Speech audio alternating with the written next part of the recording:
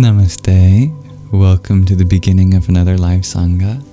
I'm grateful to be here, and I trust that you are feeling as well as you can be in this moment, despite whatever circumstances might be prevailing in your life at this time. If there are any difficulties, remember that this too shall pass, and regardless of what you are feeling, it is always a valid expression of what you are experiencing, both inside and out. I hope to be your humble host, and if I'm not, you can hold me accountable to that.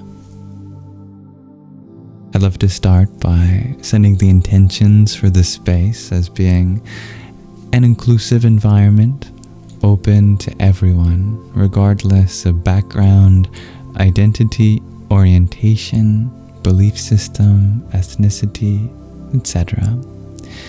May we come together as fellow students of life to uplift each other, relate in one another's experience, and share positive sentiments. Allow me to welcome our first guests who are joining now. Dear Brian, hello. Hello, dear Jolene. Hello, Xime. And thank you for your likes. Namaste, dear Sad Clown. Hello, dear Gabe.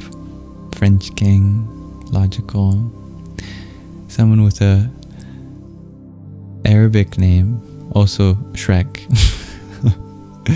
Dear Be Free Freeman. Hello, dear Caroline. Welcome, dear DYY. Hey, Shelly Belly. Hello.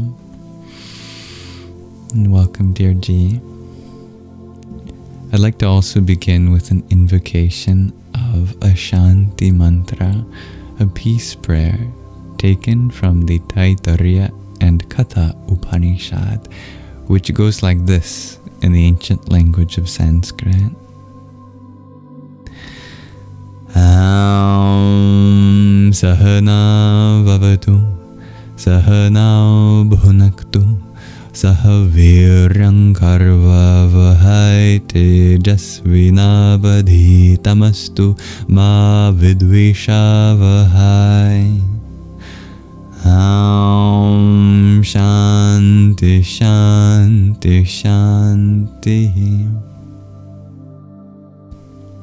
It means something like, Om, may the divine protect us both together. May the divine nourish us both together. May we work conjointly with great haste. May our studies be vigorous and effective, and may we not mutually dispute or hate any. Om. May there be peace in us. May there be peace in our environment, and may there be peace in the forces that act on us. Welcome, dear Mika Bhain. Hello, dear Daniel.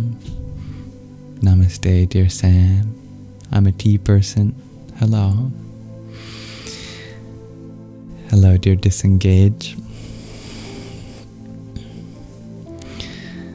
So I'm very grateful to be here, as I said. Beginning of another Sangha. Let me tell you a little bit about what's on today's agenda. As always, we'll start with another reading from the Radiant Sutras. This is an ancient text known as the Vijñāna Bhairava Tantra in Sanskrit. Here it is translated with commentary for the modern age.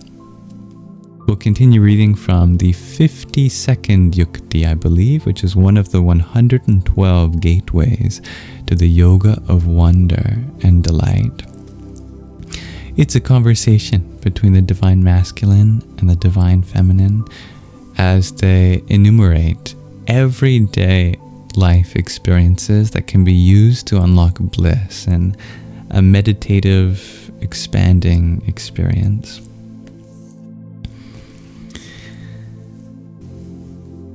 No, actually, we will have a show and tell before that. I just remembered a show and tell from dear Marcy. I don't know much about it other than she sent a 3-minute video of her for us to watch together. We'll find out more as we watch it together. Then we'll have some Q&A. We'll have a question of the day about what's keeping you from sleep. And then we'll end with a mantra meditation dedicated to household divinities or ancestral deities. It's a way of connecting to our ancestors, because in India, at least, the new moon, which is today, is considered to be associated with our ancestors. So connecting with our lineage, whatever that may be, is the focus of tonight.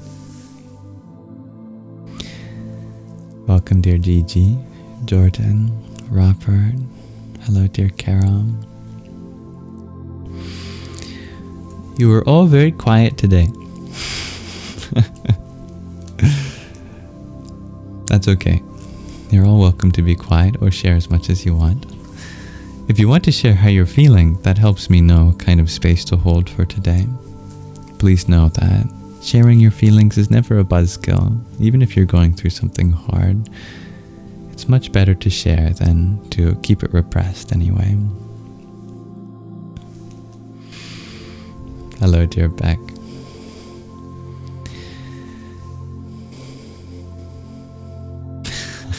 I know what you mean, dear Shanigans.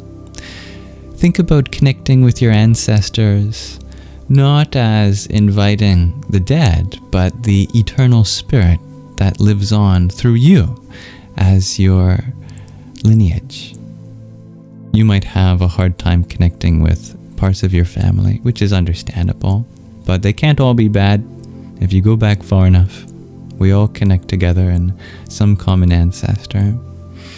I think that's beautiful, to call upon those generations which are more and more of a universal source to the rest of us. Welcome, dear Grizz. That's a funny question, dear Gigi.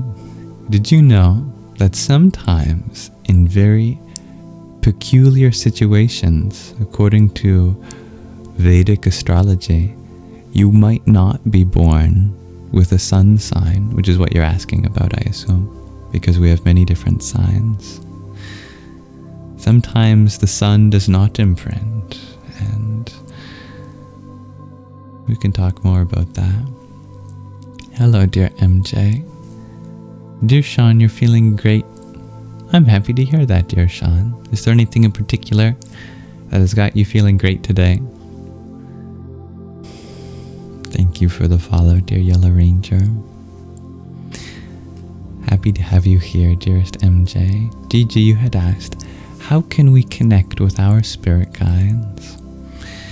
Well, it's all about the meditation tonight, opening our hearts to the forces that have guided our bloodlines for generations.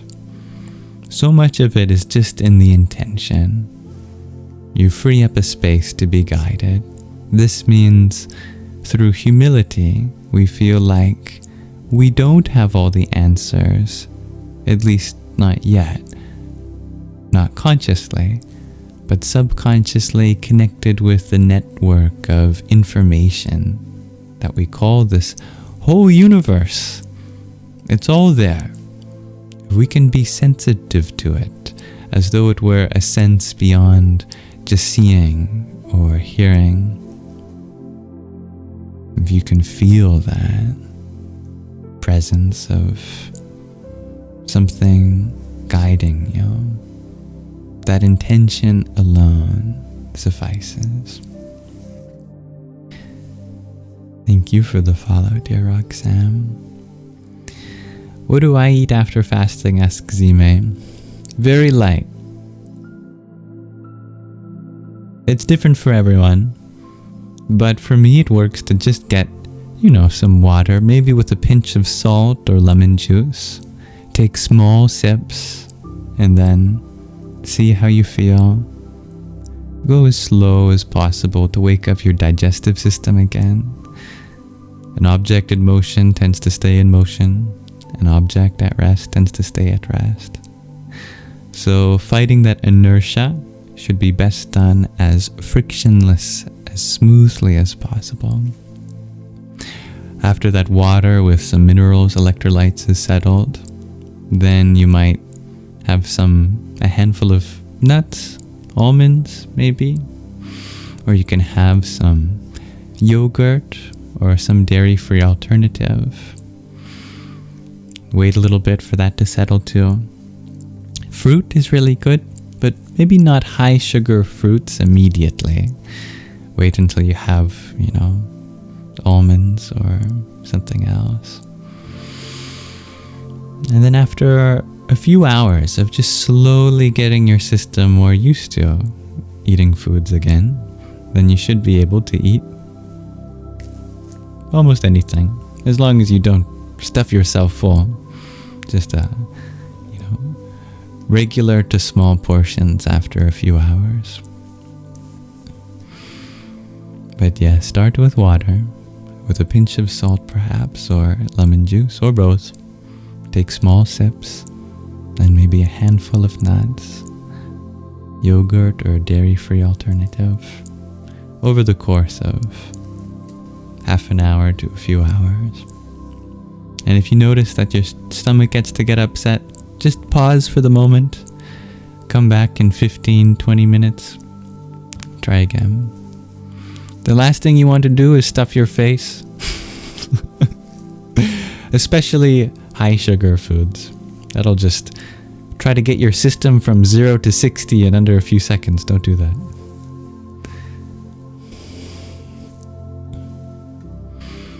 Welcome, Samuel.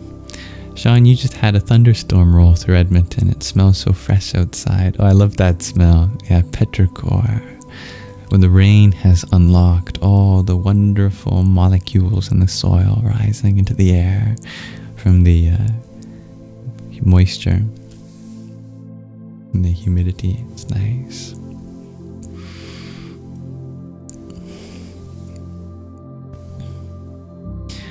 Intuition is your sacred calling, dear Gigi. Whatever is sacred that you feel called to, that is your intuition.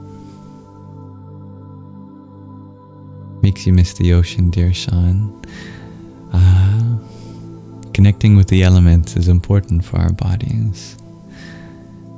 Elements such as water, earth, fire, and air. Dear Ak, you had asked for any advice on dealing with demeaning comments in real life.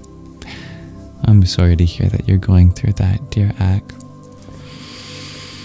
Remember, in the moment, if somebody is demeaning you, they really don't know you, because if they truly knew you, they'd know there's nothing about you that is worth insult. They only have some idea that they've ascribed to you because of their past experiences, which has limited them, and they're choosing to stay within that limited worldview that keeps you excluded from them. That being their choice is not something you can change, but you can understand that. And remember that they aren't actually attacking you directly. Because, again, if they really knew who you were, they would realize that you're not their enemy. So where is the enemy in you coming from? Well, it's not in you. It's in them.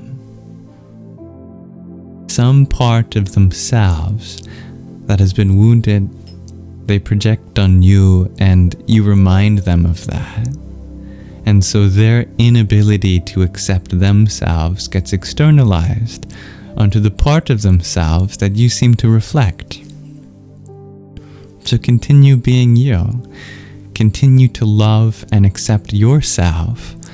And even subconsciously, that signals to them to love and accept the part of themselves that you remind them of. The worst thing you could do is to take their demeaning comments and then continue to propagate them within your own mind.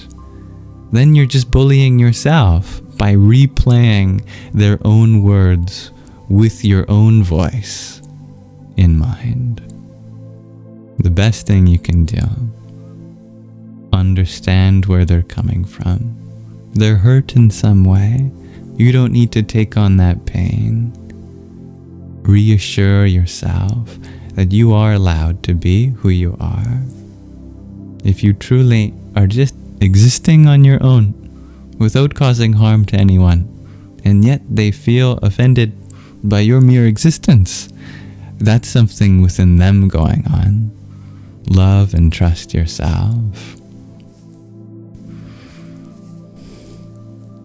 Much love to you too, dear Gigi. And my goodness, thank you for your patience, dear Shakira, Zach, and Isabella, and the gifts that you sent that I haven't acknowledged. Thank you, dear Shakira, for the heart me and the tiny that you sent. I hear him say. Thank you, Zach, for the popular vote and heart me that you send. Ganapataye Namah. Dearest Isabella, thank you for your trio of roses too. Shri Ganeshaya Namah. Welcome.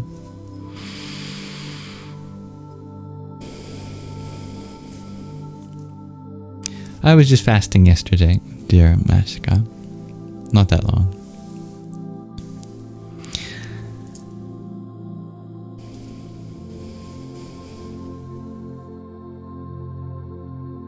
Thank you for sharing the life too, dear Shakira.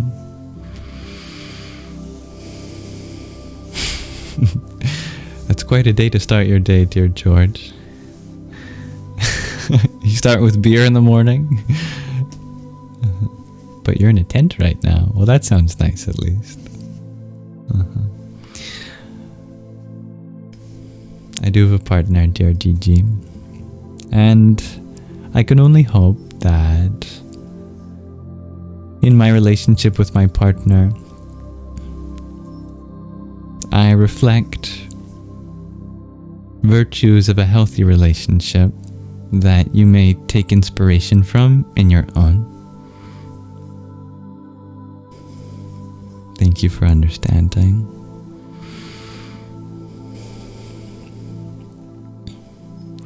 Dear Gris, you ask about protection for empathy.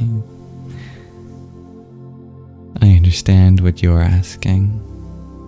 When you are so empathetic, you feel the pain from others so deeply as though it were your own.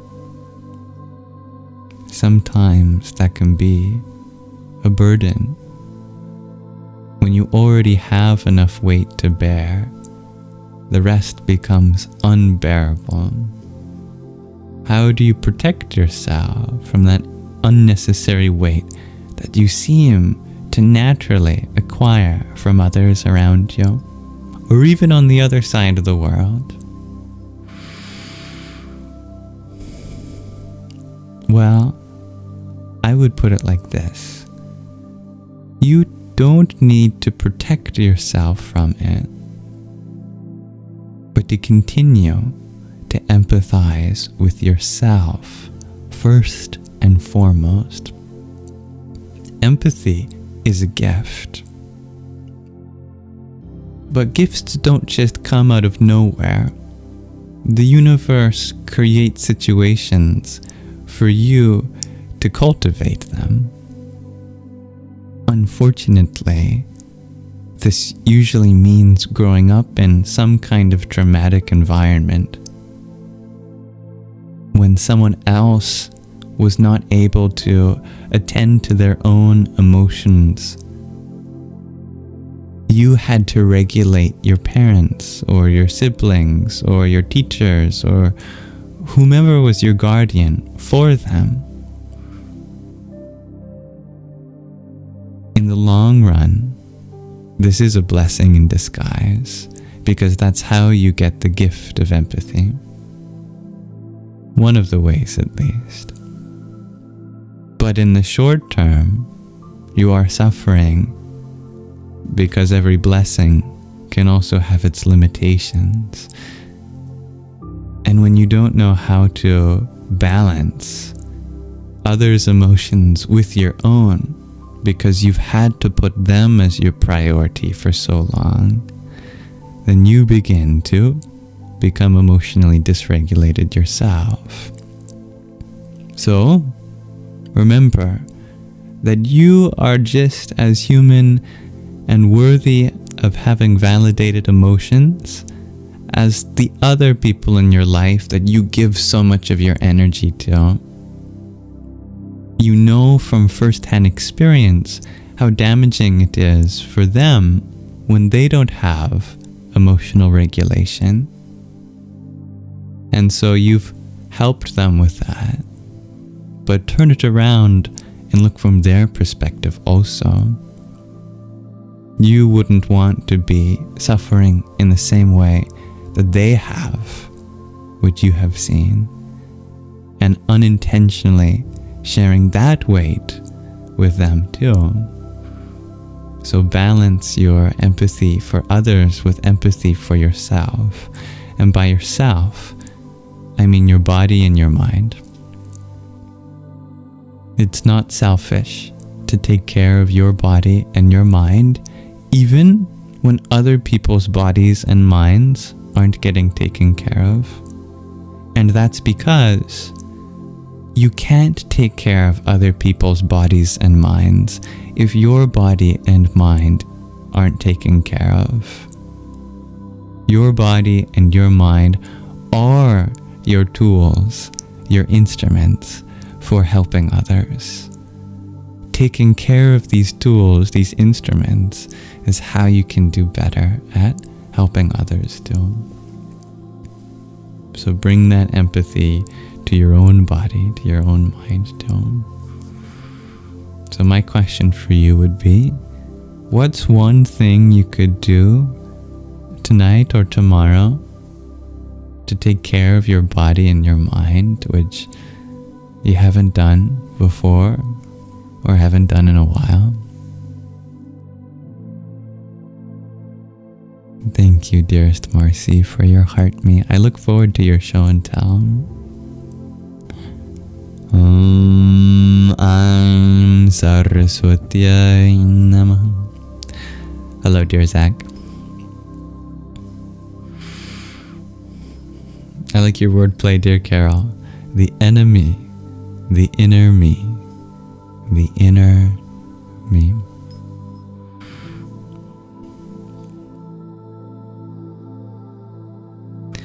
You share all of these people demeaning you are quite defensive around you, which is an obvious sign they're afraid. No one better than you has ever tried to put you down. Yeah, exactly. Why look up to other people's words as truth when they're not truly acting as a role model to look up to?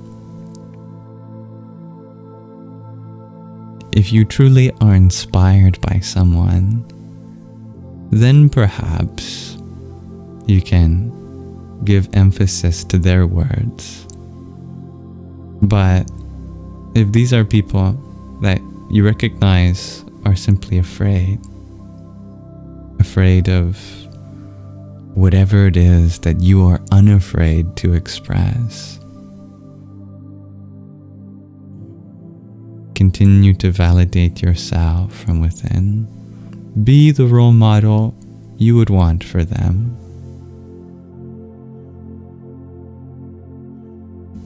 Thank you for sharing the live, dear Stefan. I'm not sure if that's true, dear Kevin. If anything I say sounds wise, just a coincidence.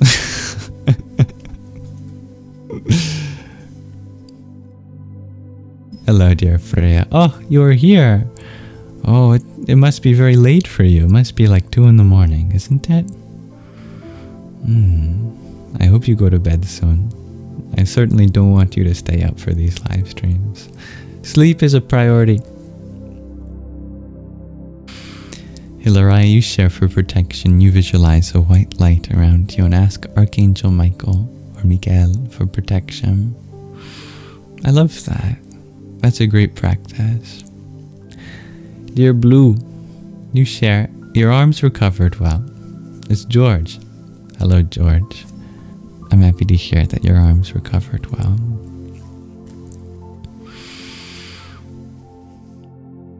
Now you can go on and continue to hug. The world needs your hugs, George.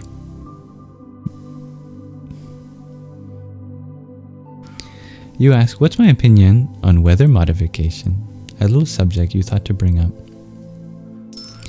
I'm not sure exactly what you mean by that, weather modification. Is that like the idea of causing it to rain or causing it to be a sunny day? You know, if you go and change the weather patterns with some fancy technology. Is that what you're referring to? Thank you, dear dancing Aurora Borealis, for your heart meme.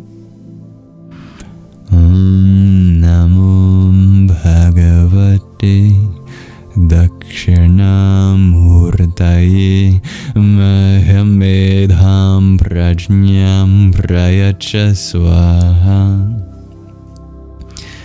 Hello, dear Mega Kinix.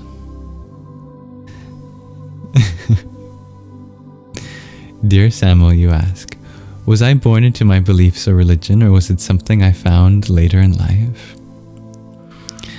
I was not born into any belief system or religion, and that has stayed the same throughout my life. Even today, I do not consider myself to have any belief system or religion, other than to be open-minded towards all belief systems and religions, value them all equally, and trust that it is up to the individual to make their own religion work or belief system, not up to the religion or belief system to decide what works for anybody else. As long as it brings out the highest truths for you, then it's meant for you. But us humans, we're so voracious. Is that a word? We're so varied. We come in many varieties. We all need a little different approach.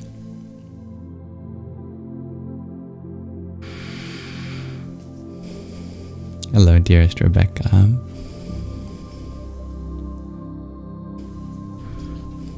Her Royal Highness Zenny, you share today you only have your words to offer the divinity within me. You extend your gratitude for my existence. Well, that's more than enough. Thank you for being here. You are always welcome to come and go as you please, and I even welcome my silent viewers. Hello. I welcome the divinity within you, dear Zenny.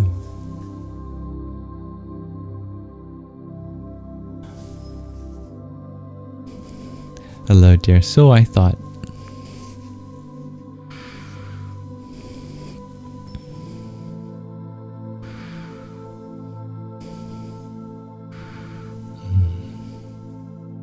Welcome, dear Samantha. Hello, dear Helga. Thank you for the follow, dear Claudia. Big Gucci. And for the share, dear Rebecca. And how do I pronounce your name? Spelled J-A-H. Is it Ja or is it Ya?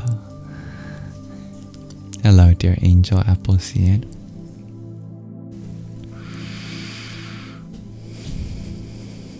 It's Ja. Good to know. Thank you for telling me. So before we get on to reading from the Radiant Sutras, we have a show and tell today. I have absolutely no idea what it's about. We're going to find out together. This show and tell comes from Marcy. She has titled it Magical Silence Chamber. Marcy has written just a drabble off the old turntable of a bad romance Navigating without an interest is like a pencil with no point. An unedited edition. Enjoy. Let me bring it to screen. This is a video she sent in.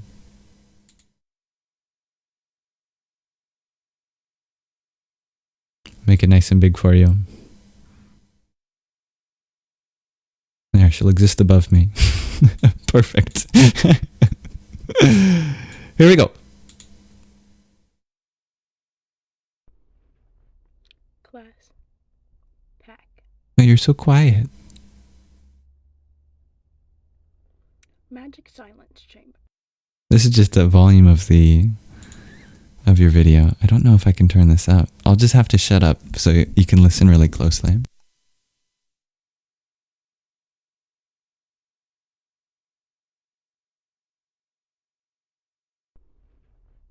Class. Pack. Magic silence chamber. The impossibility of loving a nonchalant/unresponsive type. I love sounds, and communication, and discussions, and even arguments and disagreeing. But silent, avoidant, nonchalant types of people do none of that. They simply just are. I don't know. They leave so much slack and so much of the page blank that you begin to wonder if they're even going to make their own marks or take their own liberties. And it's just frustrating to feel the need to hold back, out of kindness or gentleness. It's like insanely frustrating to an inexplicable degree, and then on top of that, it's like even when the silence drives you erratic and over the edge, for the nonchalant type, it's only the slightest smug contentment that they display. Like, was my complete and total de-evolution not enough for you? Were you not thoroughly pleased with how much your silence has affected me? And it's like, obviously not. Because, on, they continue, silently as ever. And then on top of that, when you leave them, you start to miss your silent observer. Just a little bit. And for me, that's the worst part of life. The most reprehensible type of knowledge, that which must be learned through loss. And the only time you can get your bearings on what silence means is when the rest of their person is gone too. The silence guides a mind, but in a vessel it's a harrowing experience. A combination of simultaneously nothing, everything, both, and neither, and it's quite disorienting. But when they're gone, you begin to learn a language of loss. And now, after 5 years, I understand it as its own language of love. No love is not sacrificing yourself. No love is not making yourself smaller. No love is not selling yourself short. But love is compromise, in a soul-opening way, in a God that transcends time and space, material and thought type of way, in a you may not have them, but you have the memories, or you may not have met them just yet, but when you do, you will know. And so you wait. Or you jump the gun, and you find yourself amidst the backtracking in order to sort through the wreckage. It's likely you'll fall in love with far more facets of yourself than you ever expected to if you take that route. But anyway, you wait or you don't. But if you so choose to, whilst you do, remember to make haste. Don't dawdle. Continue seeking your own inner wounds, finding peace in the solitude, making a house out of spaces forgotten. Keeping the garden gates aptly erected to filter that which is not welcome, and positively poised towards this perfection of that which is within the body that you must call home. Modifications infinitesimally available. Additions, reductions, implants, ink spots, removals, augmentations, or otherwise. I like to think of it a bit like Will. Imposable, yes, but not transferable. And unlike Will, not free. Paid for in mindfulness, awareness, and presence, clarity and cognizance, cognition and metacognition, relationship and continuity, understanding and naivety, bliss and ignorance, pain and misery, and consolidation. Class dismissed.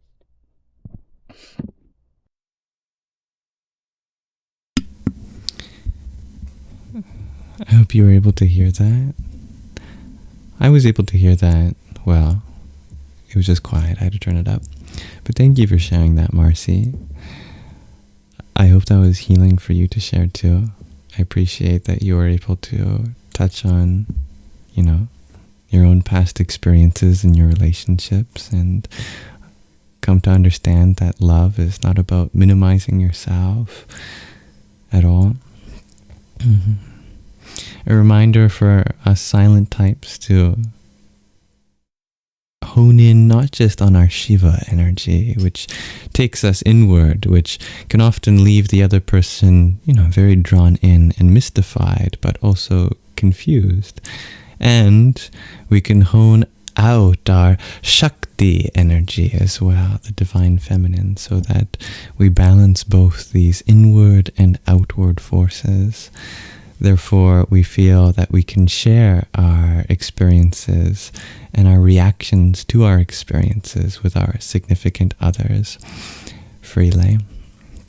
That was just some of the things that resonated with me. If there's anything else that resonated with you all as you listened, you're always welcome to share. Thank you very much, dear Marcy.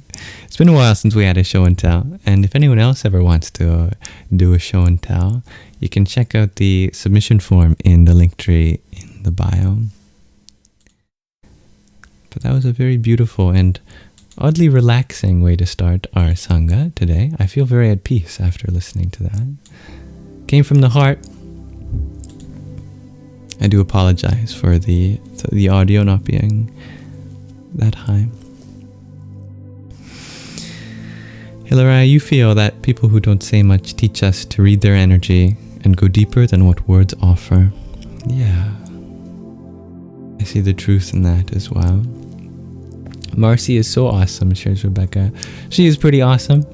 I'm happy to have her here. But welcome everyone that joined while we were doing that little show and tell. Hello, dear Emilio, Crossfires as well.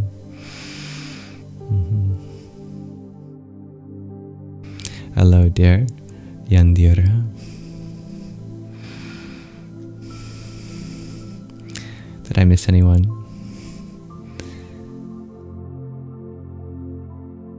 Thank you for the follow, dear. Oh, how to pronounce your lovely name. Ingeborg. If you can let me know if there's a preferred way, do so please. Audio was good, dear Zach? Oh, good. Thank you for letting me know. And it was beautiful. I'm happy to hear that. Good evening, dear Tara. Hilary, you share the lesson of silence is not one that you'll give to people because you don't really hold back. I love that. Thank you for the likes, dear Dean. I appreciate that, so they're never expected. Thank you, dear Dancing Aurora Borealis, for another popular vote too. Radhe, Radhe. Dear Kate, thank you for your heart me. Hariom Tatsat. And Talkington, thank you for your heart me as well. Dum Durgaya Namah. And thank you for your follow as well, dear Edward. So I hope you all are feeling a little more peaceful and at rest maybe after joining. If you are not already feeling peaceful or at rest, we're now going to continue reading through this ancient scripture, and I think you'll enjoy it because I always do. And if your For You page has brought you here, then it must be for a reason. Perhaps the reason may be found in these sutras. Last time I made a mistake and I accidentally read this verse, so I'm going to read it technically for the second time, but we'll really go into this one now. It's the 52nd yukti, one of the 112 gateways to the yoga of wonder and delight. I'll chant the Sanskrit, then read the poetic English interpretation. Then we'll pull out a single word from the Sanskrit and use that as a seed for the meditation practice that this contains.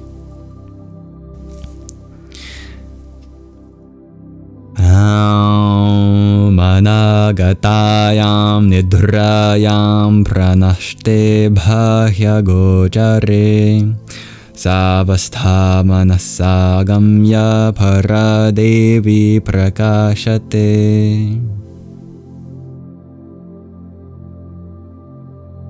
It means something like,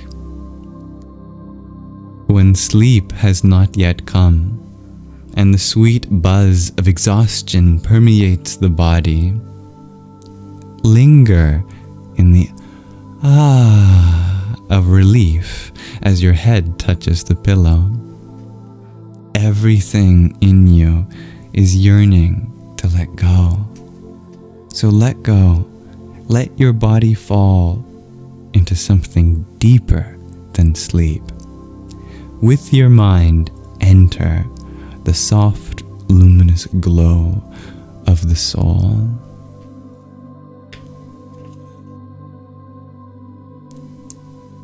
The word of the verse is nidra, N-I-D-R-A-A, nidra. I'm sure some of you have heard this word before, in yoga nidra, for example. The word means to fall asleep, or just sleep, slumber, sleep, slumber, sleepiness, sloth. Also the budding state of a flower. And it's also a mystic name for the letter B. If that doesn't make any sense, all of the sounds in Sanskrit are considered sacred, and the sound B is said to also be associated with nidra. What is the practice here? Well, sleep is an important part of meditation, and you should always welcome the impulse to fall into sleep. I will add too that I know a lot of people here say that they have trouble staying awake while they meditate. Well, here the author is saying something very beautiful, that you shouldn't fight the urge to sleep in meditation. If it comes, that's part of the meditation. Take good care of yourself and tuck yourself in. Nidra is sometimes yoga nidra, meditation sleep, a state of half meditation, half sleep. We all fall asleep for a few seconds or minutes here and there in meditation, and it's wonderful. Be prepared. Have blankets and pillows at hand so that you can luxuriate in the sleep if it happens. If you have been meditating for a while, you might also find yourself called to take naps at certain times. And many yogis find that these naps are deeper than meditation. You don't just fall asleep. You fall into magic, into the arms of the goddess. Remember that these verses are being sung out to the goddess. Meditation is courtship. You are romancing the intrinsic divinity of life, dating prana shakti. There comes a time when the goddess embraces you and takes you into her realm. What is falling asleep? It is pure surrender. Your daily meditation practice tunes your nerves and cleans up the pathways of perception. Day by day, if you honor each impulse that arises, you attend to all the unfinished business in your mind and heal your nerves. Then you are ready. Because you are tuned to your body, you can feel the call for a nap, like a cat. And you fall into something. Sometimes instead of inner darkness, it's inner light. This is Para Devi Prakashate. Para meaning beyond, transcendental. Devi meaning the goddess. Prakasha, the visible, shining manifestation or laughter. The universal sound in the form of the goddess, who is more ancient than time and younger than springtime, who is concerned for you, has come from beyond eternity to care for you, to fill you with her shining energy and light you up with her laughter.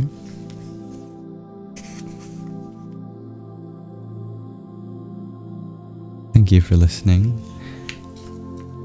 Let's read another verse, shall we? 2 more, actually. This is the 53rd yukti and the 76th verse overall in the Vijñāna Bhairava Tantra.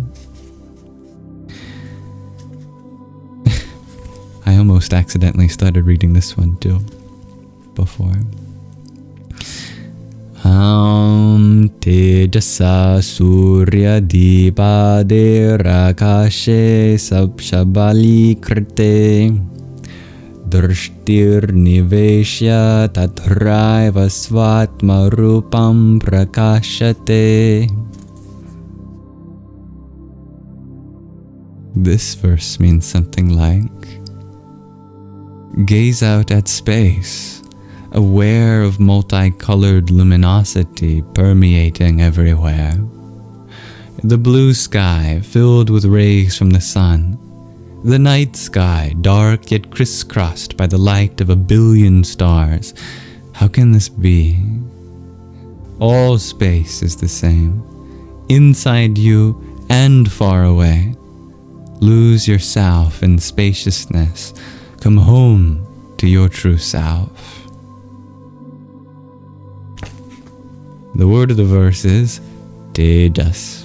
One of my favorite Sanskrit words, actually. Tejas means aura, glow, ray, brilliance, radiance, light, fire, especially as an element, luster. It can also refer to spiritual power, ardor, and splendor. The practice? This is the Sunbathing Sutra, a meditation on Tejas, radiance. Attention is invited to delight in the brilliance of Surya, the sun. Begin with the image of Surya Akasha, the sun's luminosity permeating all of space. After a while, you will dissolve into the light. As you come back from dissolution, lightly consider the thought, Swatmarupa, this is my essence. Don't be surprised if you laugh in delight. The sutra ends with a form of the word prakasha, meaning splendor, luster, expansion, and laughter, just like the last verse. But never do any practice unless you love it. Only meditate on the sun if you adore it. Love activates your instincts, the ones you need to be successful in this yukti and to protect yourself appropriately. Tejas has other meanings, including the bright appearance of the human body in health and beauty, fiery energy, ardor, vital power, essence, even vital fluids. The brain can also refer to gold. It is not just the fire of the sun that is the meditation topic here. It is the life-giving, vitalizing effect of being outdoors in the sun, the sense of being sun-kissed, filled with essence, and a sweet and subtle, natural sexuality. This is a tantric text, after all. Whenever you are meditating on the relationship of your body with an element, be aware of dosage. How much of this is healthy for you in this present form, and what amount is too much? Do not look directly at the sun, ever. The light is so intense that you can damage your eyes. So, you can meditate on the sun in your imagination. You could also meditate on the radiance of a light bulb, candle, or wood fire. And if you truly are being called to meditate on the sun, at the most, do it just as it's rising or setting, when there's more of the atmosphere to block the harmful UV rays. And never do it to the point of feeling like your eyes are hurting, which can only be a few seconds. All right. Let's read one more verse. This is the 54th, what is that? The 54th, 5-4, and the 77th verse overall in the Vijñāna Bhairava Tantra.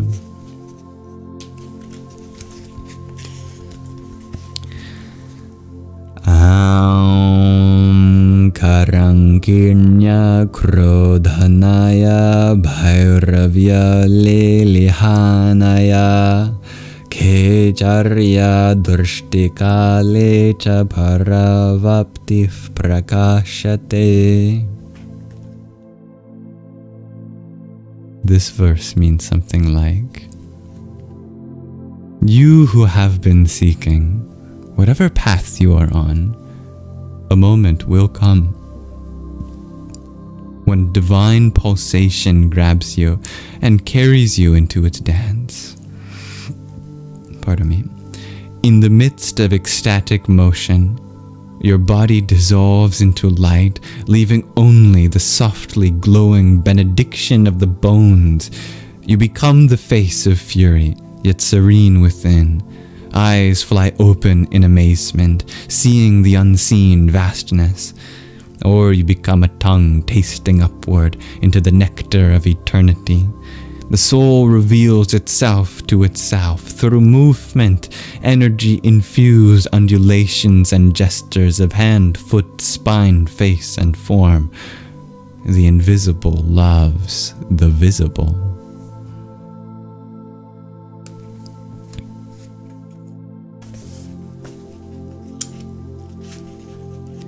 The word of the verse is kechara. K-H-E-C-A-R-A. Kechara. It can mean moving in the air, flying, a bird, any aerial being as a messenger of the gods. It does refer to a particular mudra or position of the fingers. Can also mean an earring or a cylinder of wood passed through the lobe of the ear. Many meanings. The practice? Sometimes the life force in us just wants to break out and be wildly free, as if we were flying, breathing flame on people, or able to put on such a scary face that everyone would leave us alone. Children do this as the mood strikes them.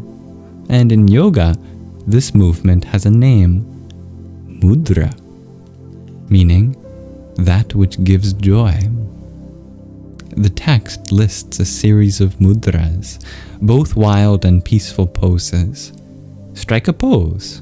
Feel free to throw yourself down to the corpse pose, as carefree as a skeleton on Halloween.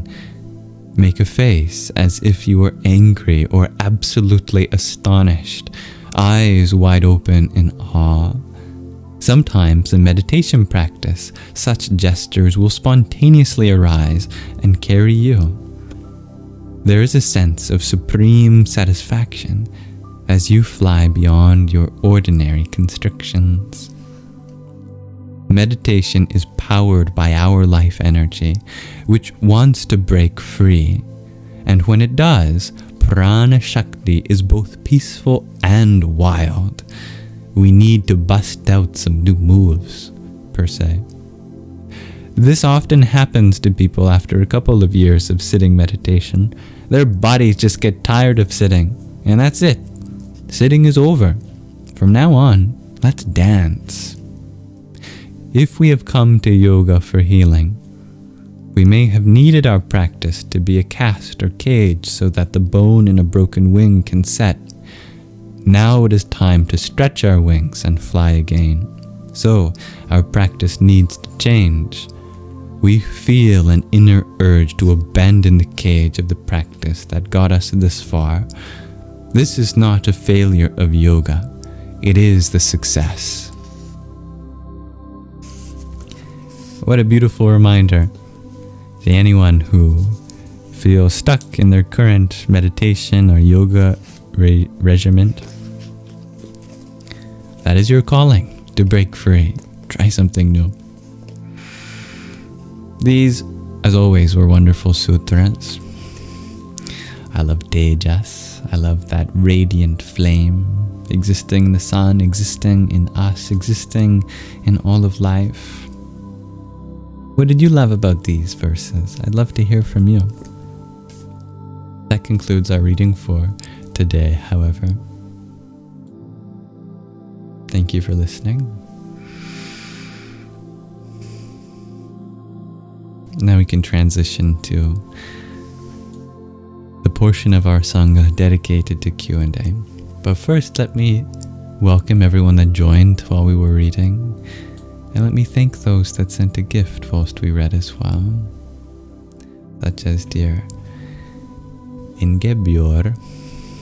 Did you comment if there's a preferred way to pronounce your name? Let me scroll back up.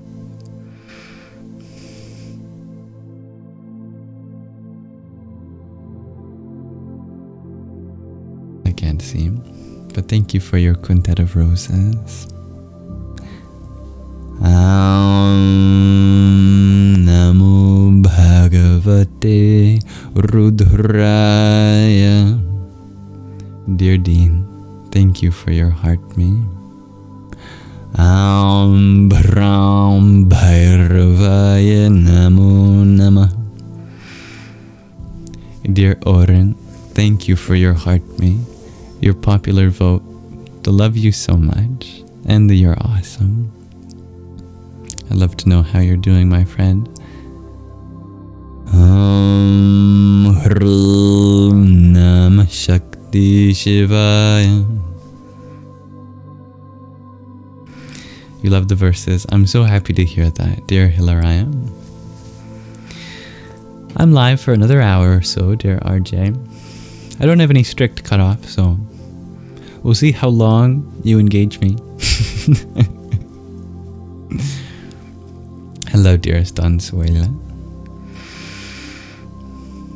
Thank you, No Visor, for the follow too.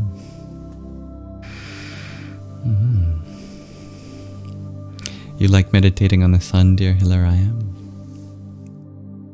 Namaste, dear Ninmax. Hilaraya, you also shared that you love going inward in meditation as one of your favorite things to do every day. Good to balance your Shiva. Rebecca, you've been sleeping so much lately, staying on a 24-hour schedule, but sleeping in multiple segments. I trust you're finding a circadian rhythm that works for you. It may be different for everyone. Dear Gabriel, you are comforted by hearing that you may have even misheard, but remembered hearing. You will soon hear a ka. A ka. I think your comment got cut off, dear Gabriel. Be gripped into the divine dance, you also share. And can't really sleep, not really getting any. I think there was a comment in between those that might not have come through. But I love that quote. Be gripped into the divine dance. But I'm sorry to hear that you're not getting much sleep. That's something that a lot of people go through. What time do you normally go off your devices? Dear Calm Damon, you ask, what religion am I? I am no religion, and I am every religion. I'm human. And I know that within my humanity, you can find all the world's religions. This is true no matter who you are. And if you have one that particularly calls to you, that's wonderful. I happen to have fallen in love with all of it. What about you? Thank you, dear Illuminate, for your heart me. Hello. Ham Jum Sa Turyambakam Yajamahe Sugandhim Pushte Vardhanam Urvarukamiva Bandhanan Mrityor Mukshiyamamritat. Emilia, you ask a great question. Is the Kundalini important? It is important, but it arises naturally.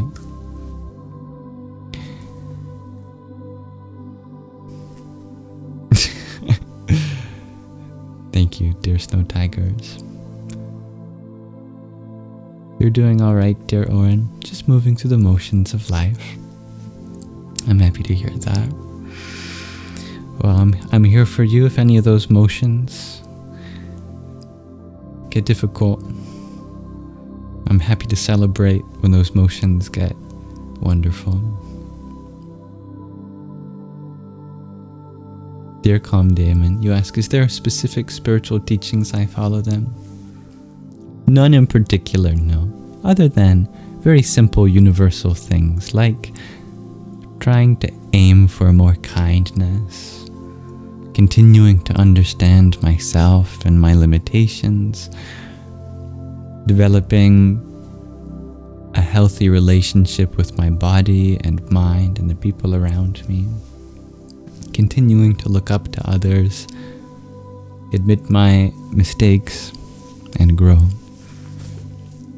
And see the source within everything, including you. What about you? Welcome, dear Hags. Dear Nayara, you ask, were I taught meditation as a kid, or have I taught myself? Or was I taught meditation as a kid, or have I taught myself? I didn't do much meditation when it comes to stereotypical sitting down, eyes closed, focusing on your breathing meditation. But kids are naturally meditative. Really what adults do when they meditate is get back into their inner child.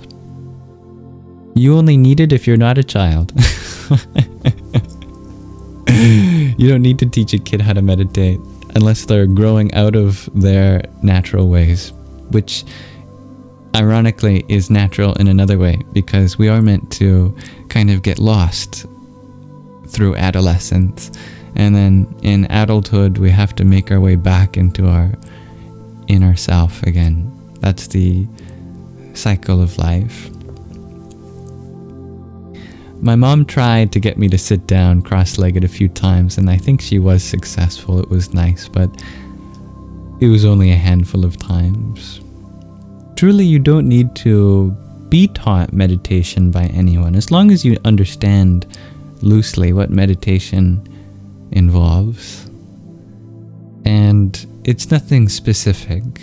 No particular practice meant for everyone the same. It's a way of releasing what you've got stored up. It can be a way of expressing something within you, a way of just being with yourself or with the present moment completely, a way of letting go or holding space for some feeling.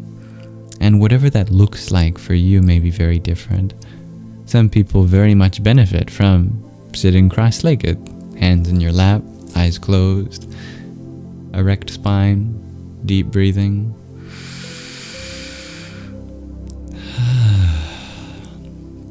Other people may benefit from something more creative, like walking meditation or doing art or singing or dancing,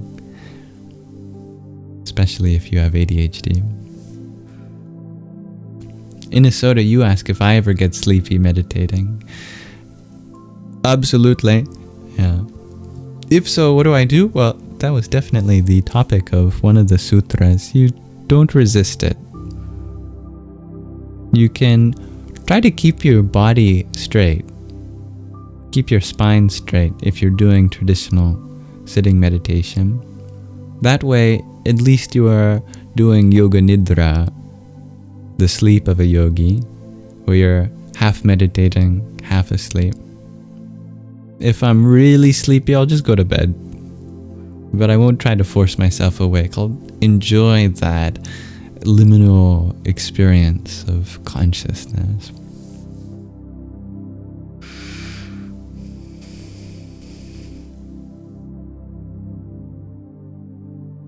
I hope I understood your question correctly, dear Naira.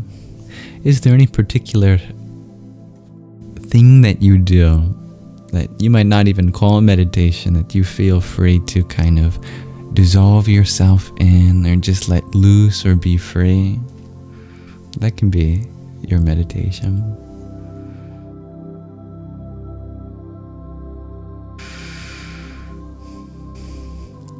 You were always daydreaming and imagining as a child, shares Hilaraya.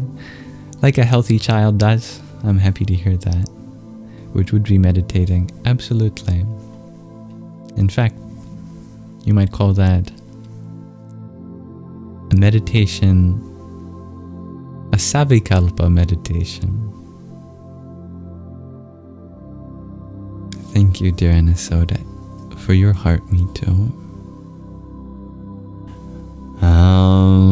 Kali Mahakali Kalike Parameshwari Sarvanandakare Devi Narayani Namostute. Thank you, RJ. I can always expand my vocabulary. Rocket Lover, you ask, are you meditating now? Listening to me while cleaning your room? You can use that as a meditation if you want to.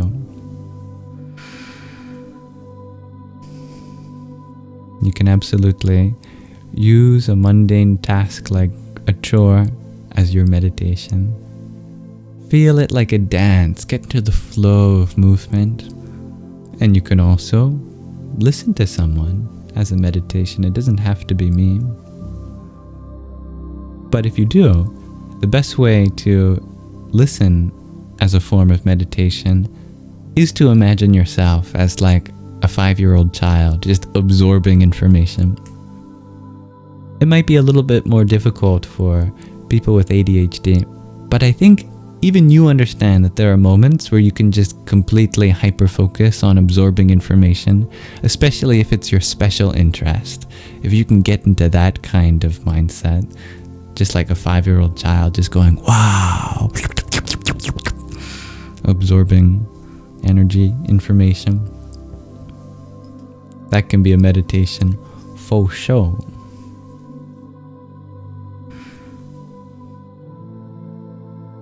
I'm glad you find these live streams meditative, dear Hilaraya.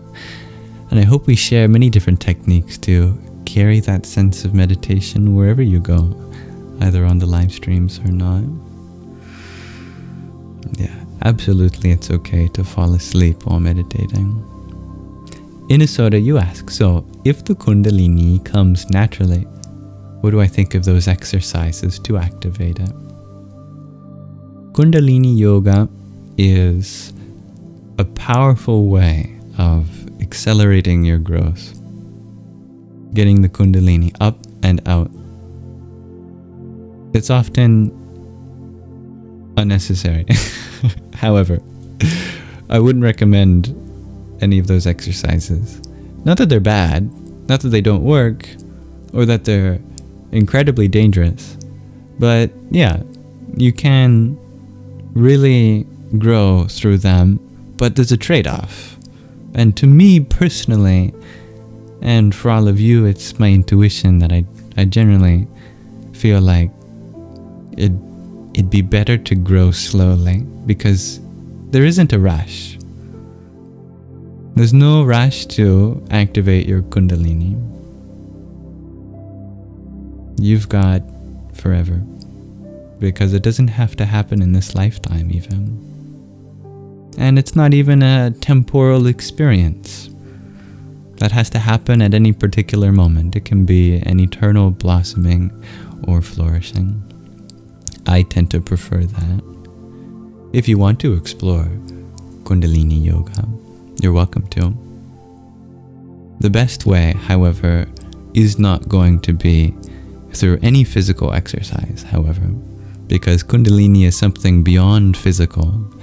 It comes from the word kunda, meaning pot, and lini, meaning female energy. So Kundalini is the repressed parts of your femininity in your subconscious, your pot.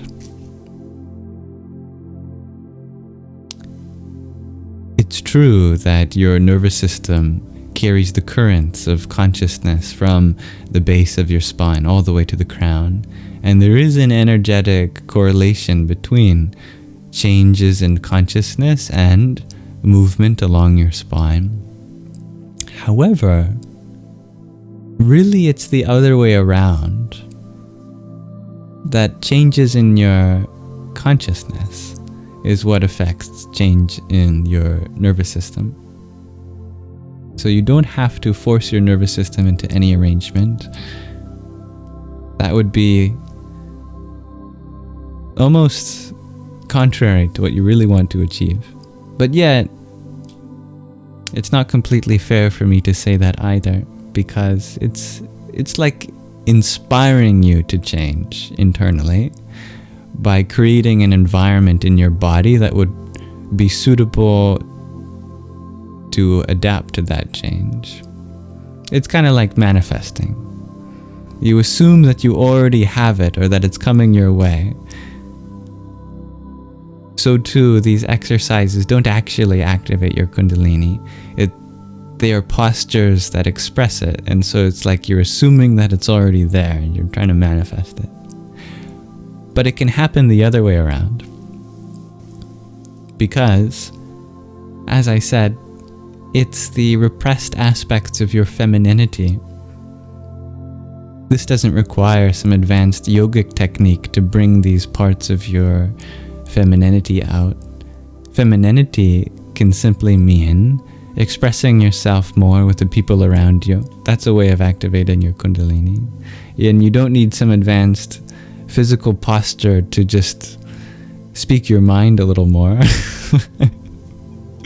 Femininity can mean nurturing, giving, loving. So you can do all of those things, like involve yourself in seva, some selfless service. Neem Karoli Baba was often asked by Westerners, how do I raise my Kundalini? He would always say, just feed people, love people, serve people. And it sounds like the opposite of an answer. It's like, oh, you're telling me I have to work on these small things before I get the real answer? But actually, he's giving you the highest answer. He's saving you the trouble of all this intellectualization over body-centric process and cutting right to the chase. Your most dormant femininity is only going to come out to its highest expression once you start feeding people, loving people, serving people. So no physical practice necessary. But it can be helpful to hone in your intentions if you want to manifest that for yourself in the future.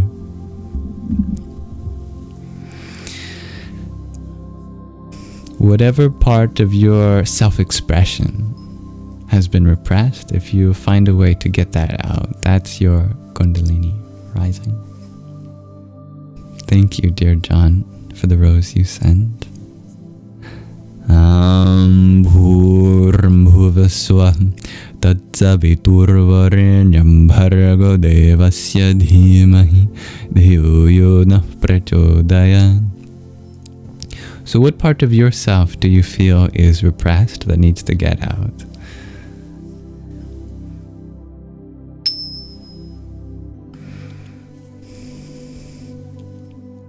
Dear Gabriel, you fantasize about being full and happy just by yourself, and then you cope unhealthily and slip further because you think your mind doesn't want to. It holds on to the grief, attachment, and vices. Even though it brings much suffering and pushes you deeper, it's time to break the cycle. Gabriel, I always appreciate your honesty and vulnerability here. I think what you're doing is incredible by sharing these things with us so freely. Yeah. Our mind is trained to think in habitual ways, even when at a higher level we've already made the change in our sense of self. This is no longer who we are anymore. The mind can take a while to catch up. Carving out those neural pathways takes time, repeated effort. You don't have to be changed overnight. but you can work on that just a little bit every day. And it's not a fantasy, being full and happy just by yourself. That is a sense of something deep inside you already there. You're welcome to continue honing in that sense.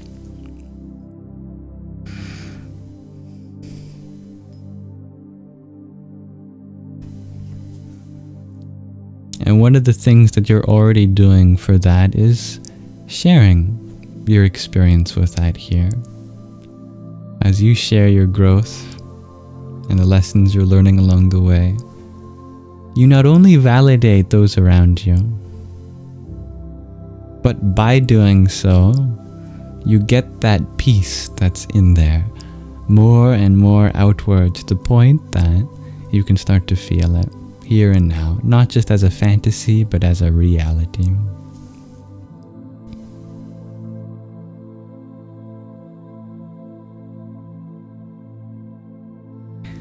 Nayara, you find watching the water or watching nature in general to be a meditation. I love that. It's perfect. Yeah. Karma yoga, awakening through action. That's a wonderful form of yoga indeed, dear Draven. You can meditate in whatever you do, like cleaning your room.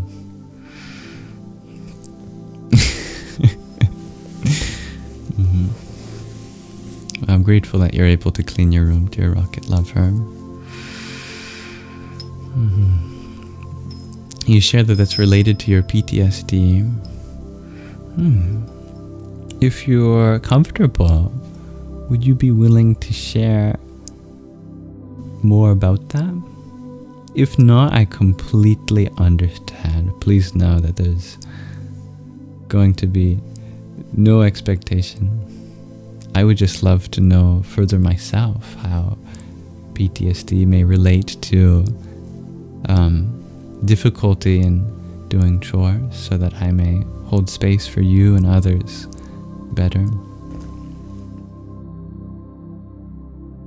Dear Taylor Ann, I almost called you Sailor Ann.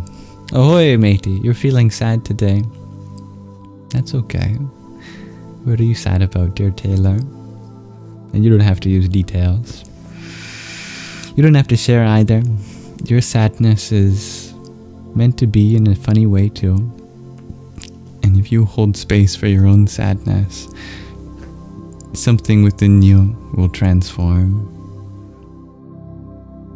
Hello, dear Mystic Neuron Star, or Neutron Star. Mystic Neutron Star. Hello. Do I have any techniques for an out-of-body experience? Sure, but none of them ethical. People say they get one, if they fall from a very large height, or they almost get hit by a car, or they have a near-death experience. So, don't do any of those things, please. Yeah. Many people, when they meditate, say they also get those experiences too. So if you continue to meditate with that intention, it's called a sankalpa in Sanskrit, when you set that intention.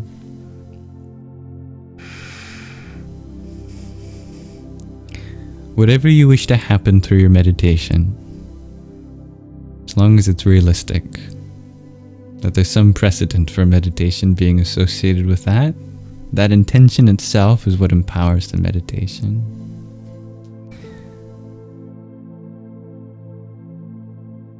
You also asked, what's my favorite frequency?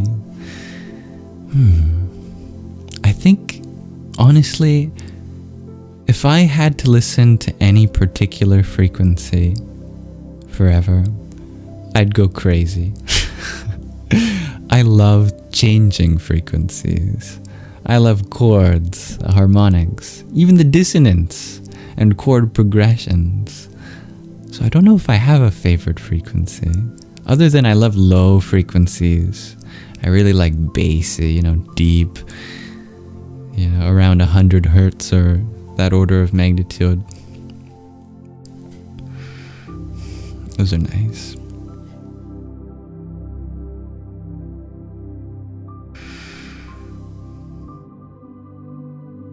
Taylor, you share you have no friends and no one loves you, and you can't even see yourself to love yourself properly. I'm sorry to hear that, dear Taylor, but thank you for sharing that. Can you make friends with yourself? And do you have to see yourself in order to love yourself? Friends are made, not found. If you have difficulty finding a friend in yourself, maybe it's time to make a friend in yourself. Play games with yourself. Enjoy putting together a puzzle, or a video game, or taking yourself on walks, or out for the movies. Take yourself on a date. Enjoy the time you spend with yourself. Genuinely give yourself a hug, perhaps right now. Say, I love you, and listen to those words as they come out of your mouth. I love me. You are the one that sees but cannot be seen. I'm talking about a mystical truth, beyond your body, beyond your mind, which are parts of you. There is the consciousness, that which is always seen. Even though your body has changed from an infant to the age you are now, something within you has remained unchanged. That you are. There's this witness inside you that looks at life as though it were a movie. That is love itself, although it's hard to see. Impossible to see.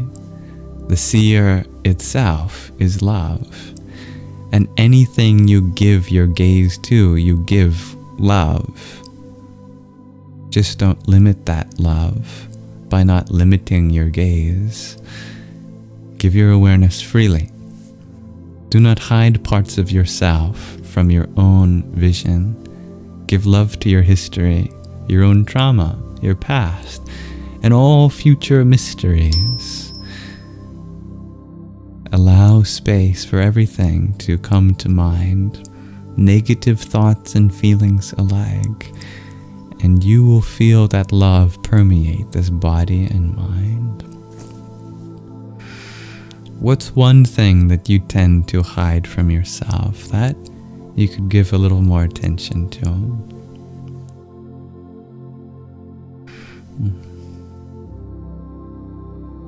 Dear Hexagon, you ask, is Kundalini tied to Tantra stuff?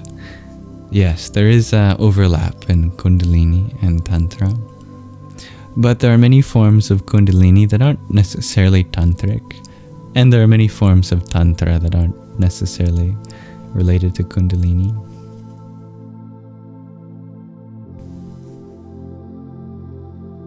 But yeah, Kundalini is absolutely real as long as you know what it is.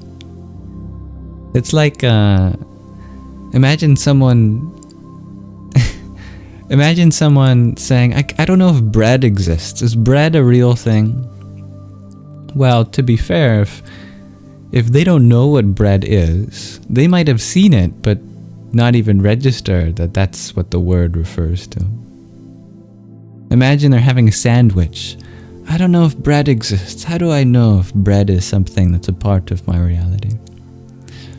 Well, you just get a good definition for the word bread that makes you realize, oh, I'm actually enjoying it right now.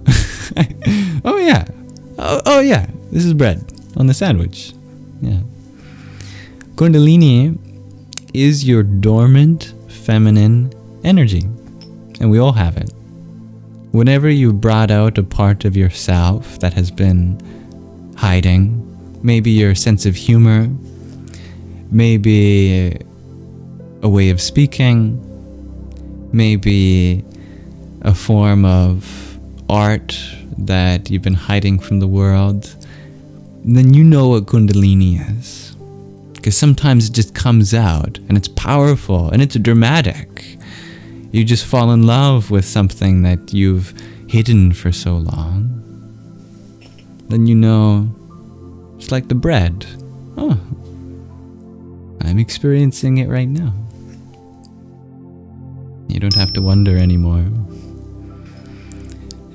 Thank you, dear John Simon, for the heart me you sent. Mitraya Namaha.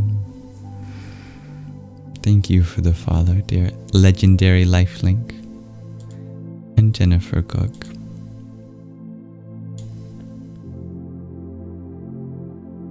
Praying can absolutely be a form of meditation and setting your intentions, dear Ninmax.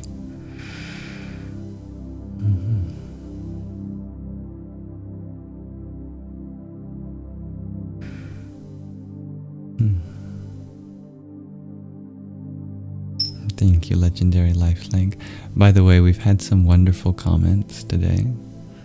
I'm about, 30, 40 comments from the top or so. So if I seem delayed in responding, it's because I'm going through all of them one by one. Dear Hex, you share I should have those bowls that create that divine sound. That'd be nice. I do have singing bowls, actually. I don't know if it would be annoying.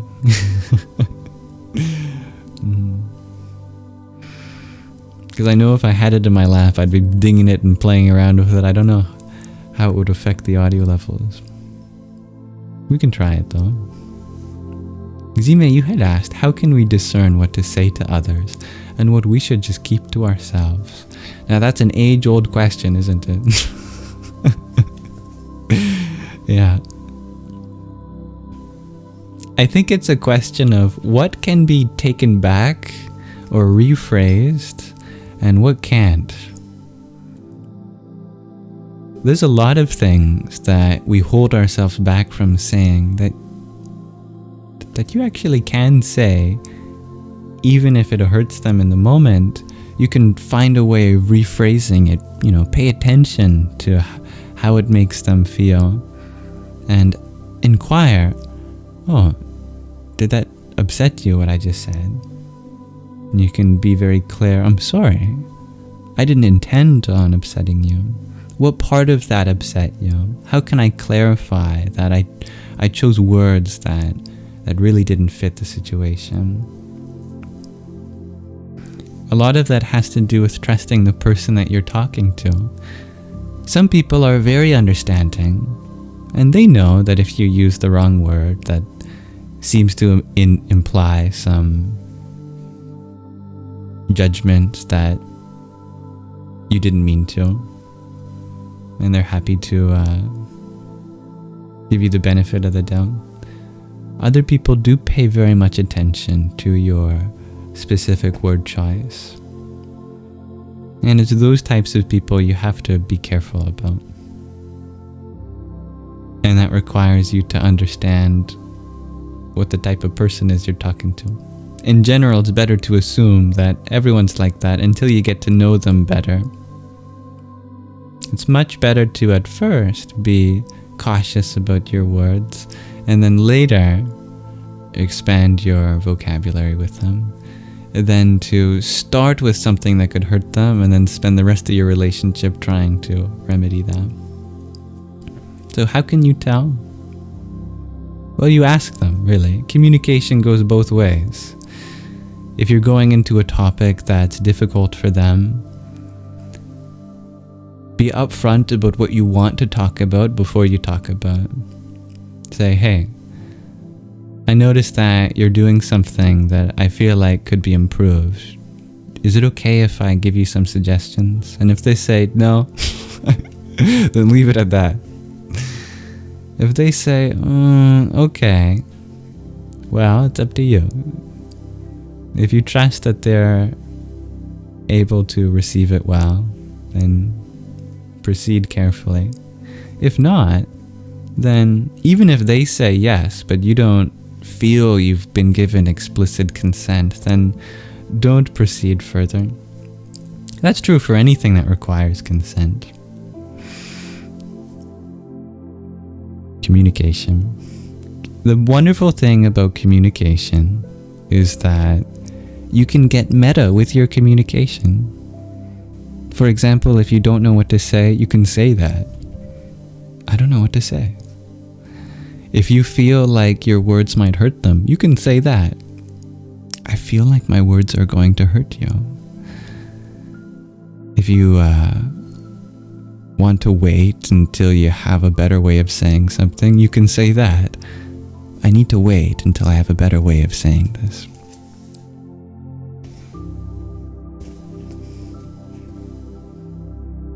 That's a very good point, dear Hex. Oftentimes people won't say no. They say yes even when they think no. So really you have to feel that. That requires a high level of trust with the person. Engaging in subtle social cues, paying attention to their face. Do they say no,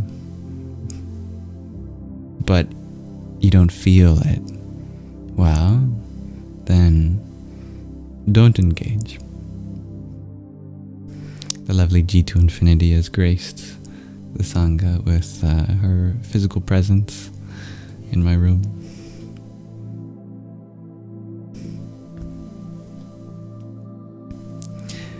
Let's see, where was I in the comments?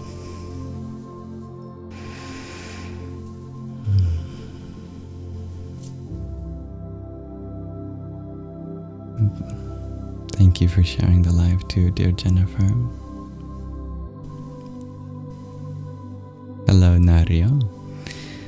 Taylor, you had shared that you are attacked often. I'm sorry to hear that, dear Taylor. Do you mean physically attacked, or verbally, or emotionally, or a combination, something else? If you're ever in an abusive situation, it's always better to leave than stay. Nobody deserves to be abused.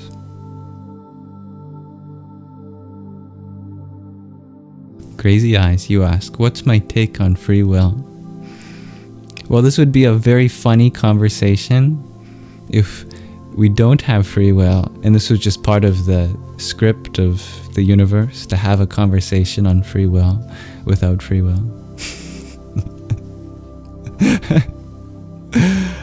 And I'm laughing, but maybe my laughter is part of the script too. Oh, that's scary. But maybe the fear is a part of the script too.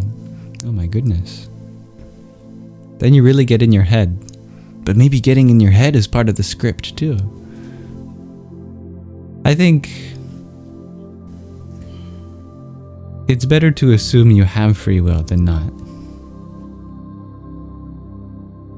And if you don't have free will, then it doesn't matter, because you can't choose if you assume that you have it or not. Isn't it funny?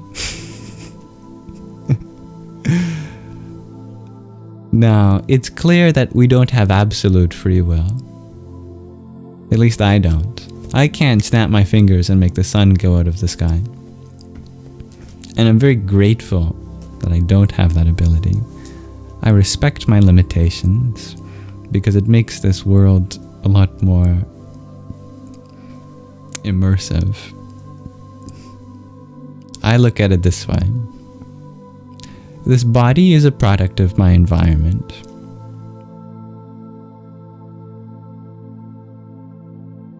It's also influenced by my mind. And my mind is also influenced by the environment. And the mind is also influenced by my knowledge.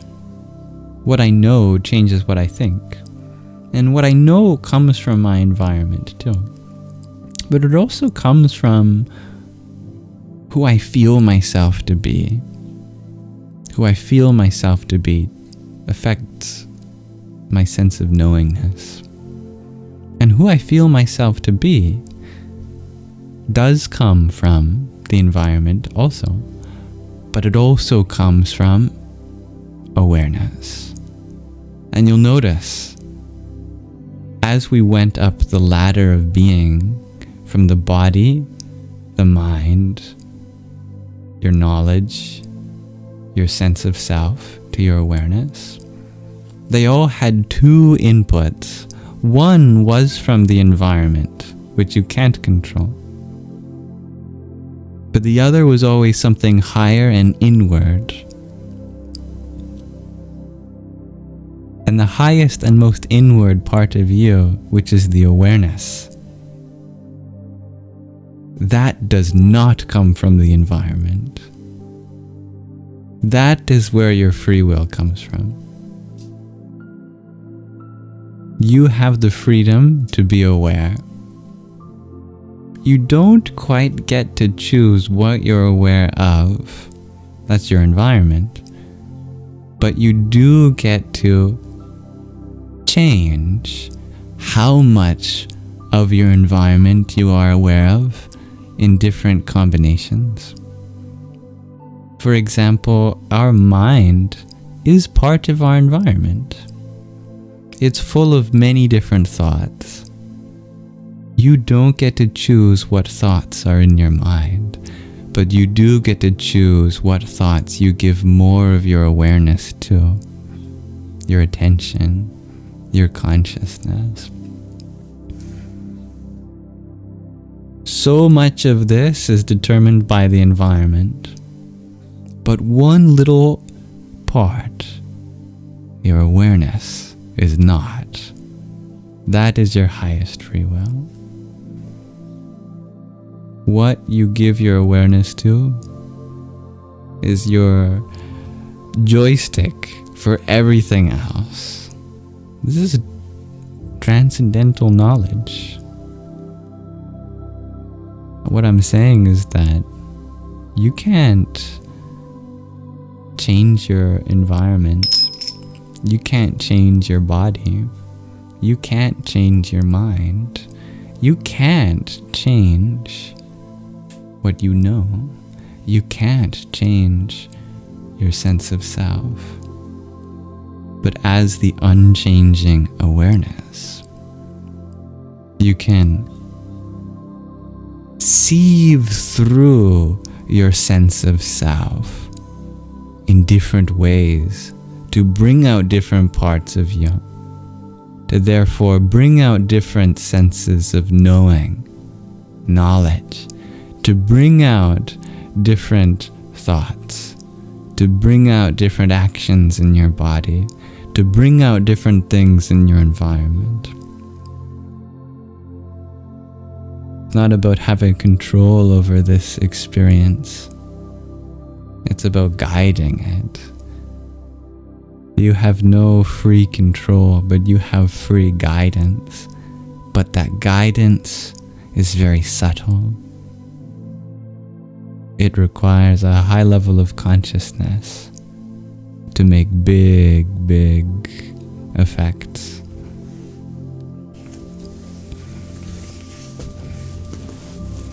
Even something as simple as some routine in your life requires high levels of conscious choice.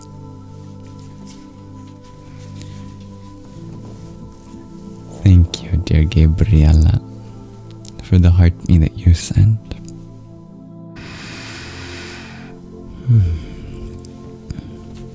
I give my awareness to gratitude for you.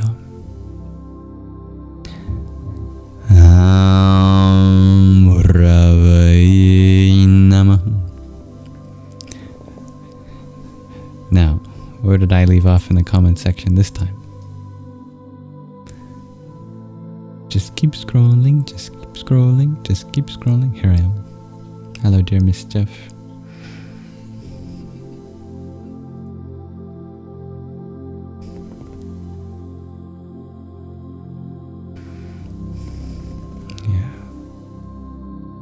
Beautiful reminder, dear Nayara. Forgive yourself. You're not guilty for feeling that way. And I hope you can remember the love you are.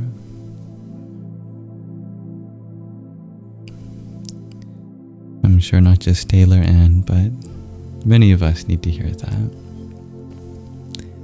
Thank you for sharing the live, dear spiritual vibes. Dearest Jack, you ask, what's my take on twin flames? Well, do you want to know the ancient origin or the modern interpretation? Because they're very different. Hello, dear BT.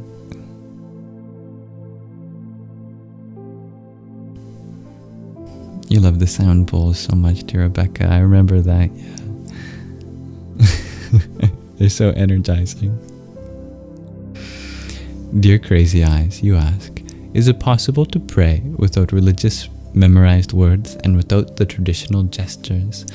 You know, I've never even thought of asking that question because I never had any religious memorized words or traditional gestures. So you are helping me remember that prayer means something very different in organized religion. I forgot that for many people, prayer means reciting something and then putting your hands together in a specific way, right? For me, that's not what prayer means, but it can mean that for you. If it's unconscious, that you're thinking about something else while you're going through these motions, and you don't even like the words that you're reciting, then what kind of a prayer is that anyway? Yeah, I would get creative with it. I would prefer to pray something unique every time, that you choose different words, and is God not going to hear you if you separate your hands? I used to think about that actually as a kid. That was something I did see my mother doing. And I thought about that. I was like, what is it about doing this? Is God only listening when I do this? I thought, what if I have it like this? Or like this? Or what if I put my feet together? And the more I thought about that, I just started laughing because it's just a ridiculous notion that it would have to be any particular way. You are welcome to do this. I enjoy doing this too because it's very symbolic, but you don't have to. You can pray with your hands on your heart. You can pray with your hands on your head. You can do the, what's it called? The Macarena? The macaroni? I forgot what it's called.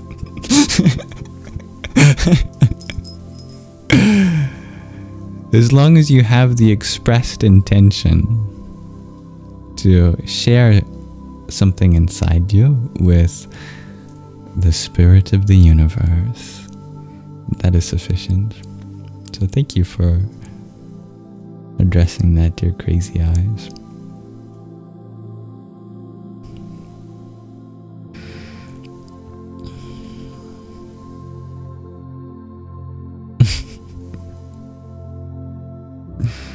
It's a funny thing to say, dear King Kenya. I think you smell good. Well, either you're a dog and you've got an incredible sense of smell,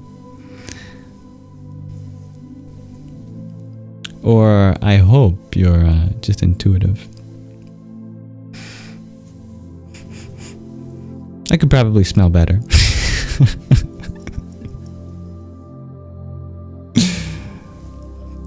Dear Taylor, you share you are not able to form so many blockages by the cycles you are stuck in. Well, think about that sentence that you've stated right there. I know where this feeling comes from because I felt that too. But the best thing you could do for yourself is phrasing something like that differently.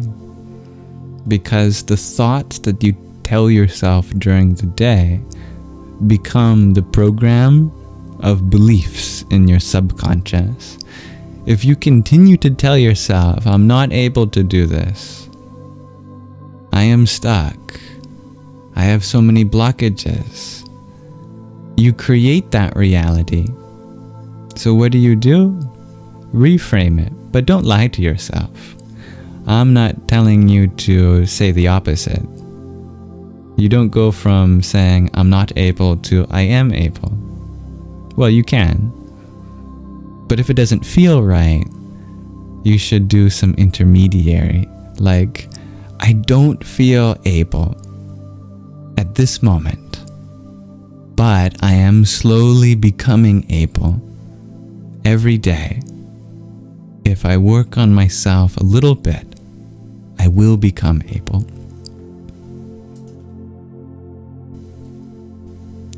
Whatever the next step in reframing that feels right for you, choose that instead.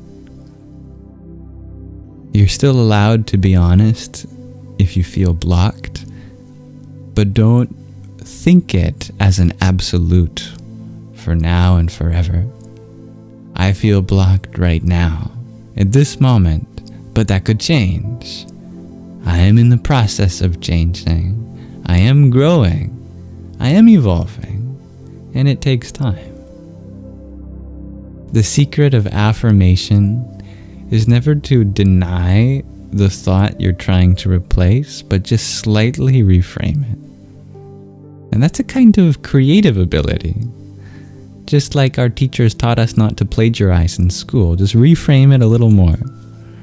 Keep doing that, as long as it feels right.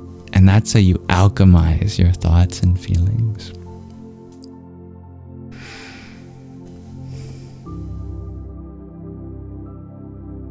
I like that, BT. Maybe free will is just perspective based in the end.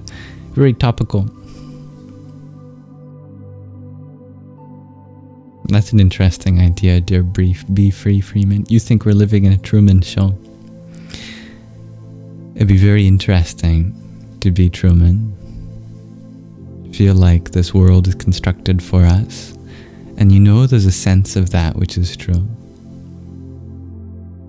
I would be a little careful with that perspective, however. Because if it leads to an isolating sense of self, I wouldn't want anyone to feel like the people around them are lying to them or part of some grand scheme to hide the truth from them. It's your choice what perspectives you give your awareness to. And it's my humble recommendation to give your energy to the aspects of perspective that bring out something joyful within you. And if that feeling of, being a part of some cosmic play and that the universe is here to enjoy your performance, then that's wonderful. I love that for you. I feel that too.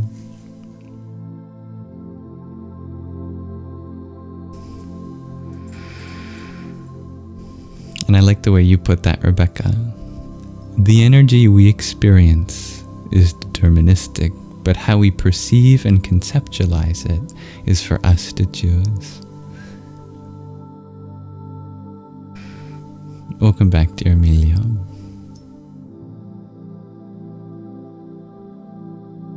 I like the way you put that too, dear Draven. Free will is relative. It's yes and no. Ultimately, you think everything is something unnameable. That's beautiful.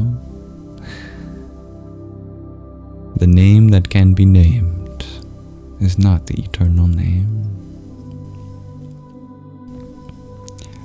Naira, you share, I always give nuanced yet simple explanations. Well, thank you. That's good feedback.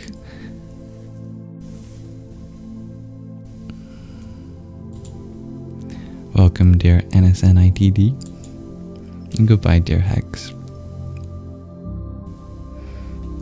Jack, you would love to learn both the ancient version and the modern version of Twin Flames, and thank you for your patience. Let's start with the modern version, which most people are familiar with. It's this evolution of and not quite identical concept of soulmates. And there's lots of overlap and there's lots of differences. It's this idea that your being, your soul, or your incarnation in this form has this complementary force that when alongside you synergize, usually in the form of another person that doesn't have to be a romantic partner. They can even be an animal, perhaps a plant, or even a spirit guide. The modern idea is this symmetric counterpart to your being that you synergize with, and you accelerate your energies together like fuel that never ends. That feeling is beautiful. I love that. And if anyone has someone or something in their life that they get that feeling with or from, that is amazing. And I wish that for everyone in some way. The ancient idea of twin flames is a little different because it's entirely internal. Rather than something separate from you being your twin flame, it's that everyone has a pair of flames in them. So in the modern version, you are a flame and you have a twin flame. In the ancient version, everyone has a pair of twin flames in them. And those flames are your masculine and your feminine energies, your Shiva and your Shakti. And you can be male, you can be female, you still have both twin flames within you. Feminine doesn't mean being female, it means being expressive, it means being radiant, it means pouring outward into the world. Song, dance, love, nurturing, all that sort of thing is your Shakti, the flame that goes outwards and upwards. And then the twin flame of that is just the inverse. The Shiva, the masculine principle, gets you centered within, channeling to a sense of stability, pure consciousness, stillness, serenity. And so when you mirror your twin flames in the ancient way, it doesn't have to involve anyone else. It's about bringing into union how expressive you are with how inwardly centered you are, so that you don't get lost when you express yourself. When you're dancing, when you're enjoying life, you don't lose your sense of self, which can happen if you have a lot of Shakti but not enough Shiva. Or vice versa. If you're very inwardly withdrawn and not very expressive, you become very isolated. You feel like everyone else is so far from you and your understanding, and you retreat into a kind of black hole of yourself. Too much Shiva, not enough Shakti. There is an ancient view that unifies the modern and this one too, when it comes to another person having some connection to this. And that's when another person helps you balance your Shiva and Shakti, twin flames, by complementing yours. So the modern view is that they're a flame and that you're a flame.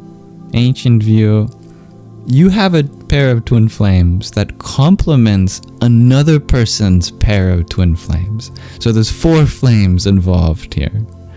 2 are yours that are twins, and 2 are theirs that are twins. They might have more Shakti and not enough Shiva. You might have too much Shiva and not enough Shakti. And so when you're with each other, one flame helps the other flame, and one flame helps the other flame. So it's like you're going on a double date. That's the great way to put it. The ancient way is you're double dating your twin flames with someone else.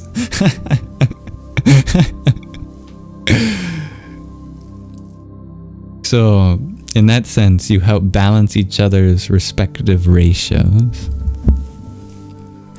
And that sense can help you find a suitable partner, because if you're very extroverted it may be very balancing to have a more introverted partner, and vice versa. And then, as many studies have shown, people that fall in love with each other tend to become each other in many ways. Whilst still retaining their individuality, they also unify in many levels, and so their own twin flames become mirrors of each other, and that's very beautiful. So the modern and ancient views are similar, but differing in one crucial way, is that you don't need anybody else to marry your twin flame within you. This can happen entirely by yourself.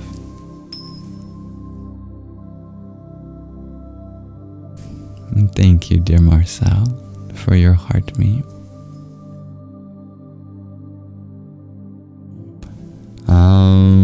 Sum Suryaya Namaha.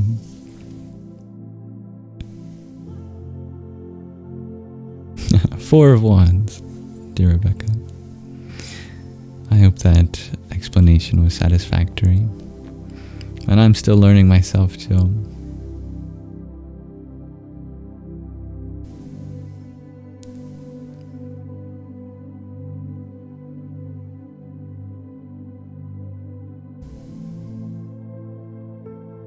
Jake, you share when you meditate, one of the first things you usually do is pray. I love that. That's an excellent way to begin a meditation. Is there any particular form that prayer takes? Is it like the setting of an intention or wishing for the welfare? Obviously, prayers are a private thing and you don't have to share them.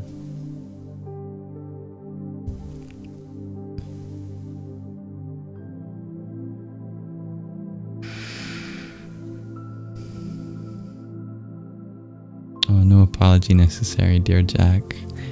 I understand that sometimes comments get duplicated or you repeat them in order to ensure that I see them. That's all understandable.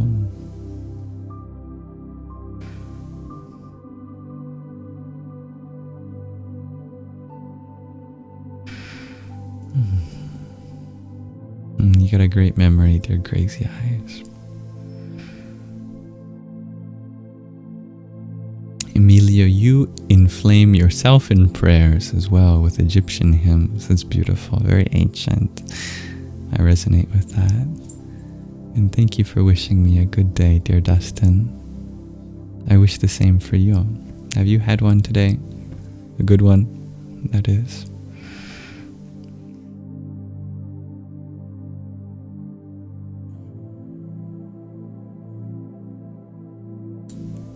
I do have a question of the day today. If any of you are interested in exploring together. Today my question of the day is, what keeps you from sleeping well? I think you know. Sometimes you just need to say it out loud.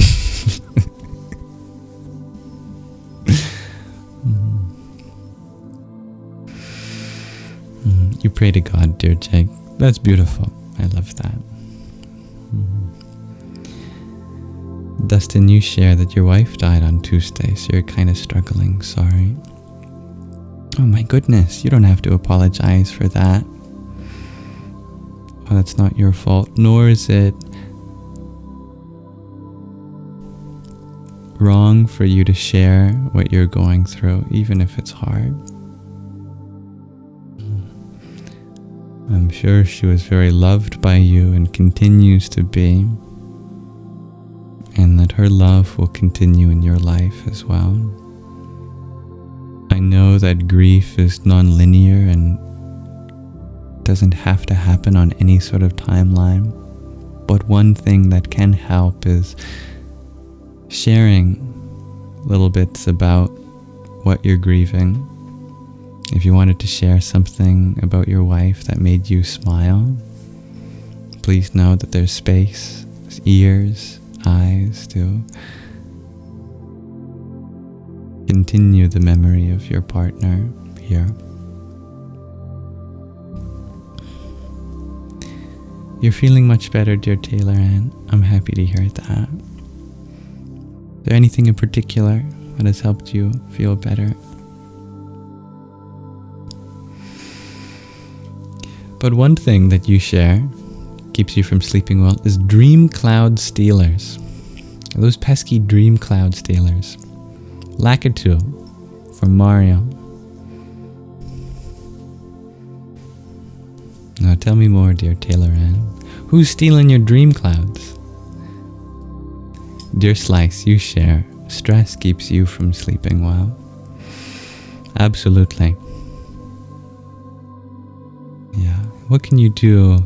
What's one thing that's stressing you out that you don't need in your life? What's one thing you can do to give yourself space from that in some compromising way? Anxiety too, and stress, shares Emilio.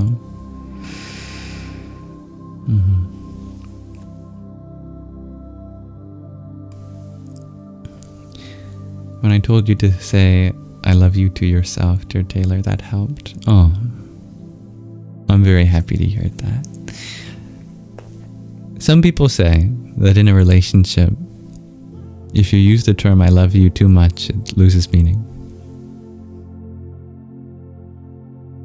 I don't believe this applies to your relationship with yourself. In fact, I think it's quite the opposite. The more you bring this love from yourself unto yourself, you energize that.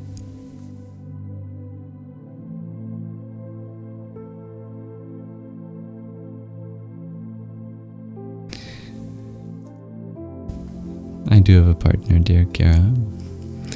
My heart is spoken for, and I am happy. People share Slice, people stress you out.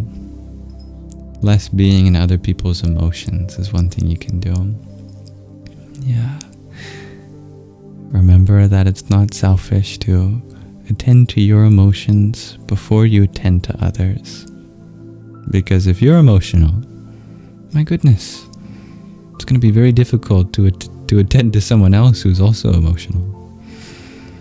The best way, if you do end up helping someone else with their emotions, is to first stay calm, find peace within yourself, be centered, be non-judgmental. All of that requires attending to yourself first.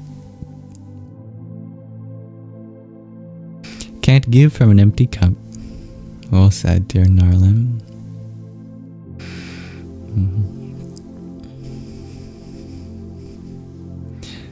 Dear Rebecca, you share that your third eye is too active while you're sleeping to rest deeply. You're suffering from success, dear Rebecca.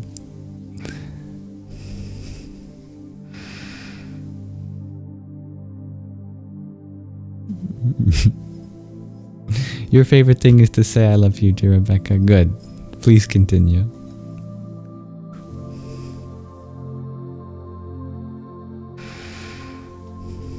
It's a funny idea that saying I love you too much wears it out.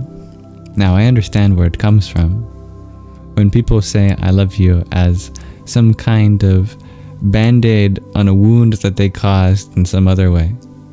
Like, hey, what I did to you is justified because I love you.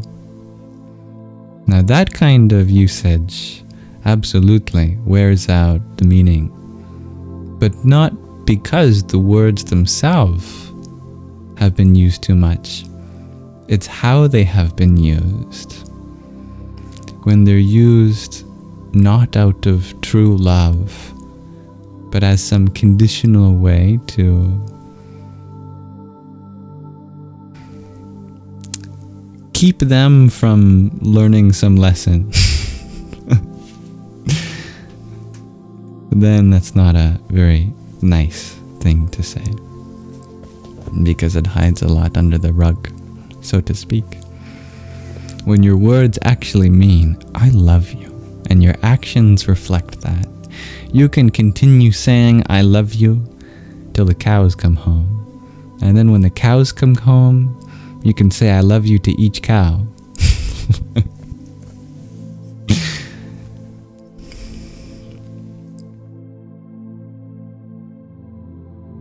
thank you, dear G, for saying that you love all of us, dear friends.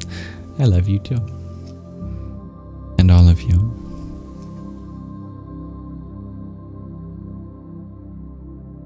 And MJ, you share, when you say it, you mean it so deeply and so can't help but say it often. I know what you mean.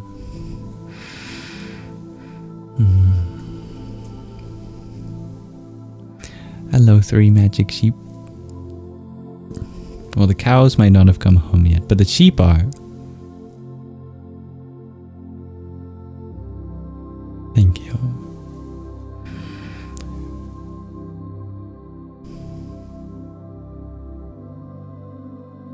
Starlight, wow. Welcome. You share, your kids keep you from sleeping well. Your youngest is up at least 3 times a night. Well, you're a good mother. And motherhood definitely demands a kind of alertness that might not come before motherhood. I pray that you find rest in other ways, even metaphorical. May you rest in every smile that appears on their face as a result of the time and energy that you give them.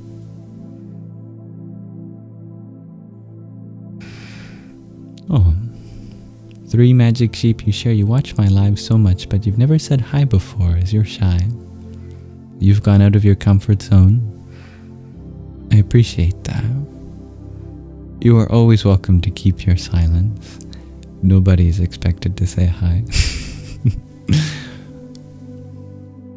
But thank you for doing so, and hello back. Don Suela, you share, it's so important to say I love you, especially to your partner, family, and dearest friends. You've given me an idea, Don Suela. What if we take a moment, all of us, to just say I love you? Not necessarily to each other, but to all the people that we need to in our hearts. Even if they're not with us in person. Think of all the times where an I love you could have helped. Though it won't change the past, it will give you some peace to your past. So let's do a few rounds of I love you for all the times we didn't say it. I love you. I love you. I love you. I love you. I love you. I love you.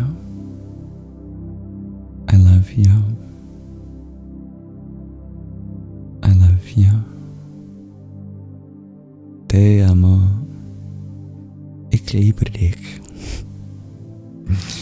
Tuam priye.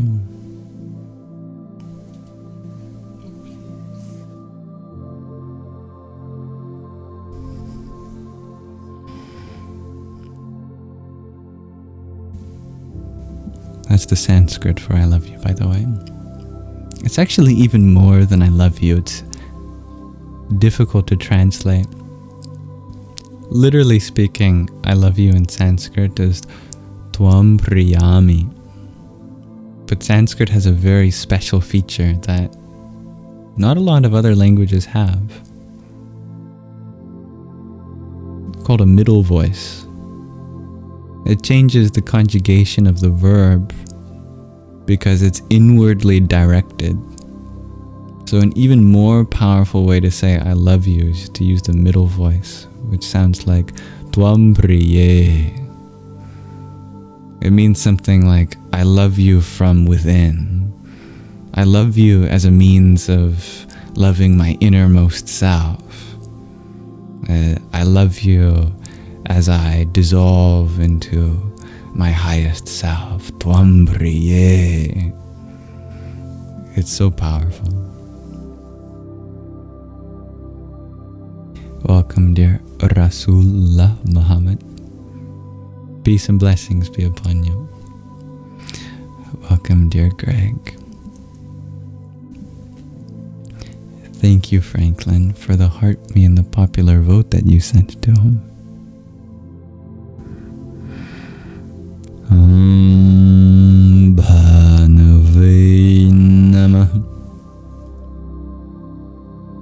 Now, were there other answers to the question of the day? Sleepy Panda Baby, you share, for you, stress and anxiety kept you from sleeping well. Thank you, dear MJ, for your paper crane.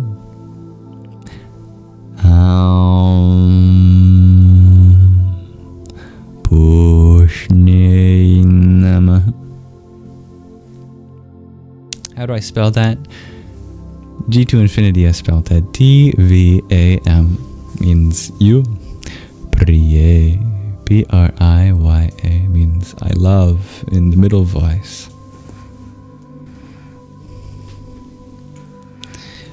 There's kind of a double entendre there too. Grammatically speaking, priye isn't just the first person singular middle voice of to love. It's also the dative form of love, which means of beloved. Sorry, not the dative form.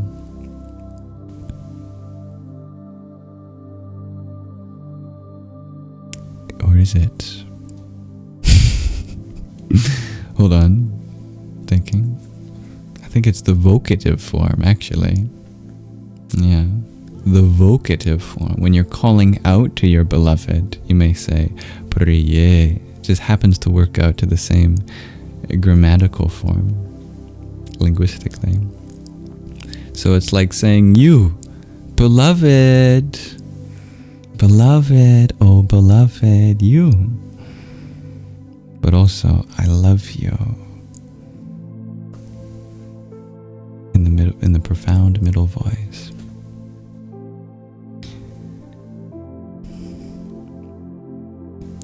Sleepy Panda Baby, also, you would tell yourself another night of insomnia. And it turns out it was a self-fulfilling prophecy. That's an excellent observation. Yes, Starlight Wow, you truly do rest in their contentment. I'm so happy to hear that.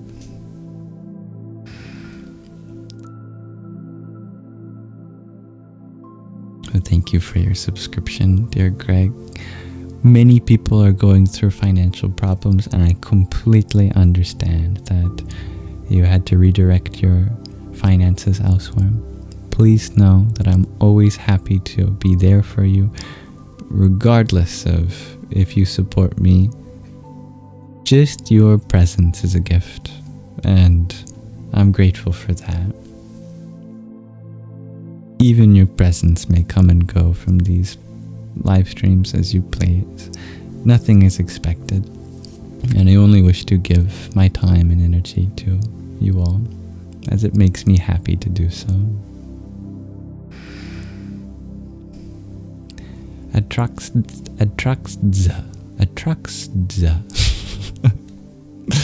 What a consonant cluster. XDS. Xdz. Xdz. Anyway, you feel like you'll disappoint people, and that makes it hard to sleep. You also have insomnia. That makes sense. Well, if you really want to be better for the people in your life, they deserve a well-rested you. Have you ever tried to do something for someone on a few hours of sleep? If you have insomnia, I'm sure that might be almost an everyday occurrence for you. And you know how it goes when you're exhausted trying to help someone with something. Sometimes you end up creating more problems in your relationship, even though the intention is there to help. That's because our bodies and minds are instruments for help. And if we don't take care of them, we can't take care of others. So if it helps, remember that your sleep is going to help you keep people from being disappointed in you. But even if they are, that's their choice from their expectations. You're not expected to do anything that you can't truly do. When it comes to the universe isn't banking on you doing something that's out of your comfort zone. That's your personal choice to go above and beyond. And when it happens, it will happen. Until then, forgive yourself. Don't let others' expectations determine your own that you have for yourself. Rest well knowing that the more you feel free to sleep, the better you will be able to help others and achieve what you want to do in life.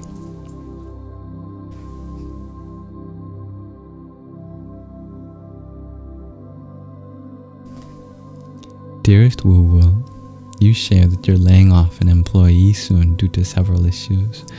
Can I advise how to approach this? Well, I don't know the context in which this person is being laid off. If it's someone who was completely unhealthy in your working environment, that they gave little to no respect to their coworkers or you or to the job, then you can be direct. Clearly that person didn't want to be there anyway. Maybe if there's something that they're going through that was leading to that, if that's the case, you can talk to them about that. Maybe you have already. I'm just covering my bases here. Ask them what's going on in their life. That's your choice. And you would be going above and beyond doing that, but it would be a lovely thing to do in that case. If it's someone that just isn't quite the right fit, even though you've given them many chances and have tried working with them and helping them be better, then you can extend that grace by perhaps being a good reference to their next position. If this is a person you like, you respect them as a person, you could say something like, hey, unfortunately, even though I have to let you go, I really appreciate the effort that you put into this place, and I would be happy to be a positive reference for your next job. And if you know any other places that they might work better in, you can even say that you'd be happy to, set them up if you can with another place. That would be one of the most beautifully human things you could do for another human. But it's entirely your choice.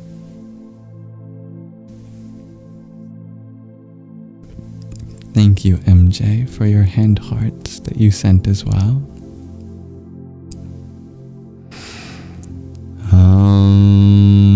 Hiranyagarbhaya Namaha.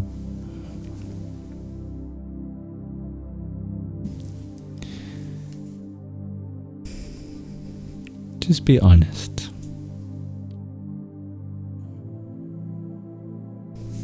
And be empathetic to any way that might make them feel too. Thank you, dear Gaia Lilac, Eternal Lotus, for your rose. Marichai Namaha.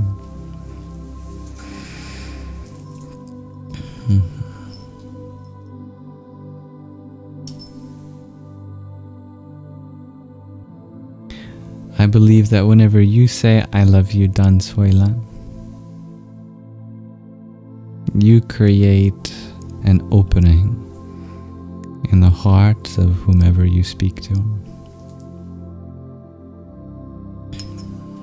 Grateful that you're feeling better too, dear Candy.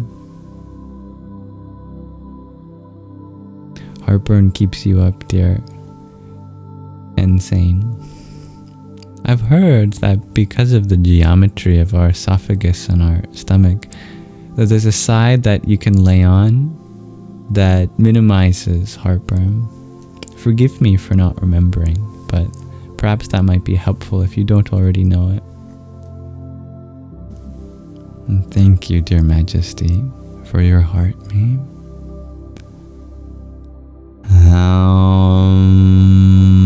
Adityaya Namaha.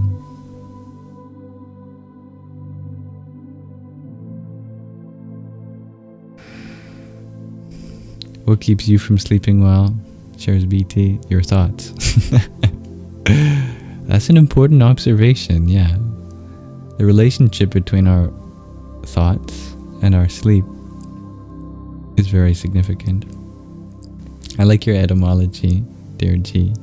Beloved is be loved. Be love. I like that. Mm-hmm. Can NASA fly? Asks Nimax. I don't understand the question. They may have rockets that can take you to the moon and beyond, but they can't take you higher in your consciousness like you can in your meditation.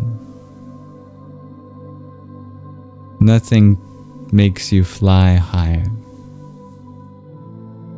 than realizing your limitations and growing from them and continuously reflecting on your purpose in existence.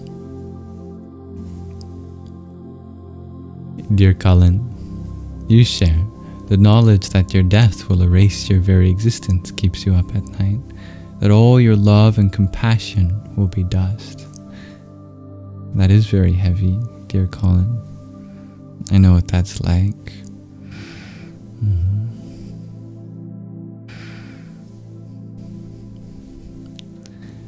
Perhaps your own sleep patterns can be a reminder that when you do find a way to get to sleep, you wake up and it's there again. And it would be a cruel joke if that didn't continue forever in some way.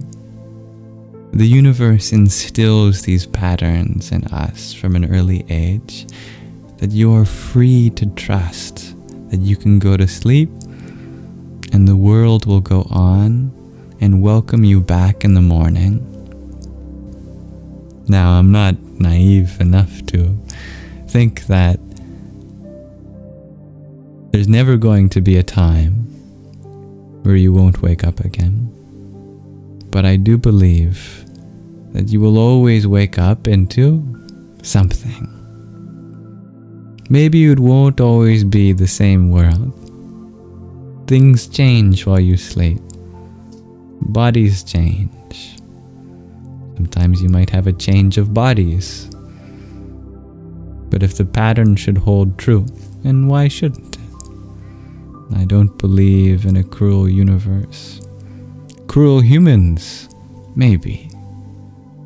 But that's not natural for us either. I believe in the innate goodness of us and the universe.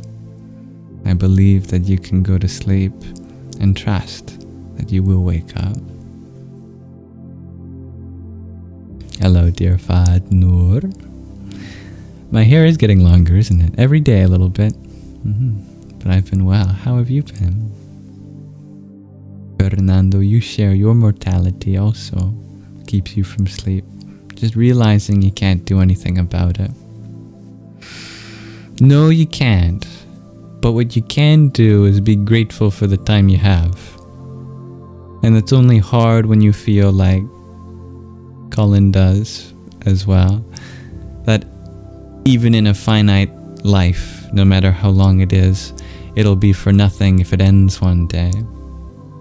But what's this attachment to the future about? all of your life takes place now. You're not dead now. That's what really matters. If you think that just because you might die later, that takes away the meaning from this moment now, then you're not even living now anyway. So what do you think death is? If death is something that takes you away from life, and all of life exists in this present moment, then you've already died, my friend, by giving your time and energy to the future. Instead, become reborn again by returning to the present moment. Truly live by not fearing death. Then you scare even the Grim Reaper away. I ain't touching that guy. He's living so fully. Gotta let him do his little jingle jangle.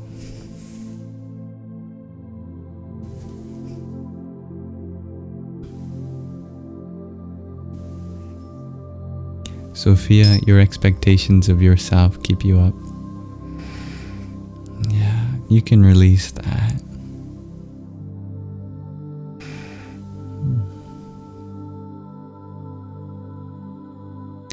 Sleep is a time for your subconscious to process. You don't need to process anything consciously.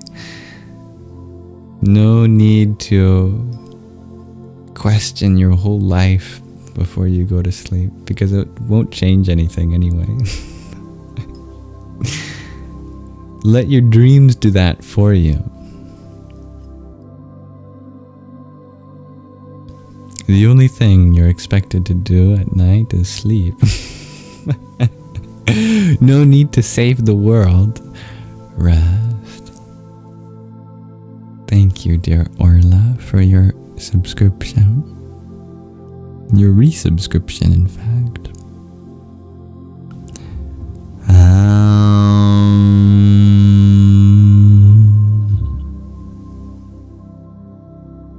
Savitri Namah. Hello, dear Orla. And good evening, dear Disneyland Paris. Hello, dear Renvox. Sleeping on the left side is the one that minimizes heartburn. Thank you, Renvox. Thank you, M36, Gabriel, Sophia, Samra, Disneyland, and Be Free Freeman. You're also knowledgeable.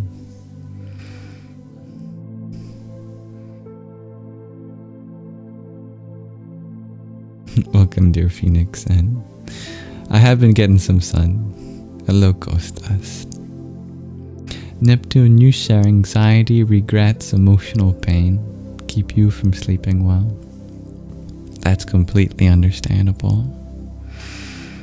Yeah.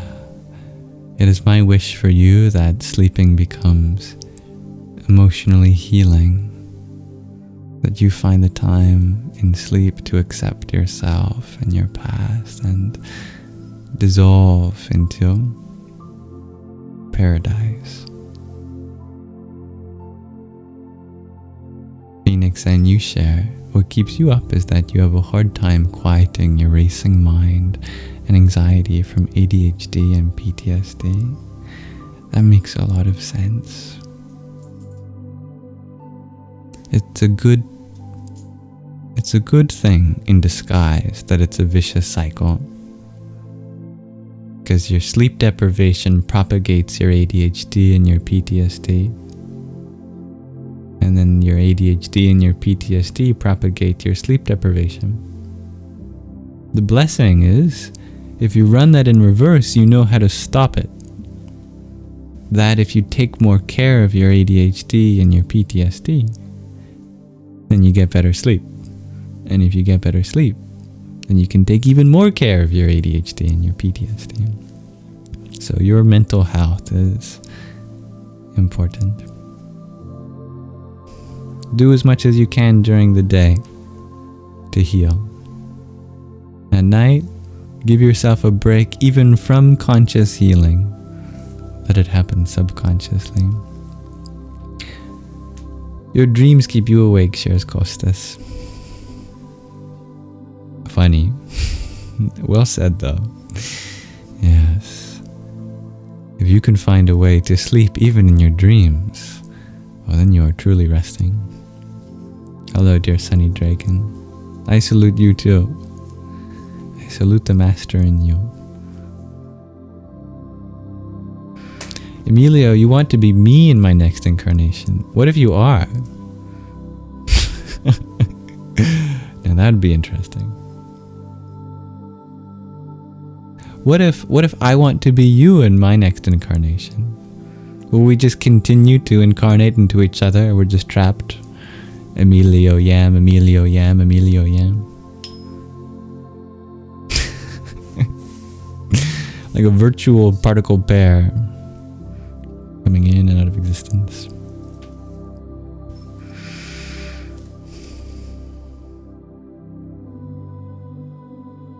We are all meant to experience the uniqueness of each incarnation.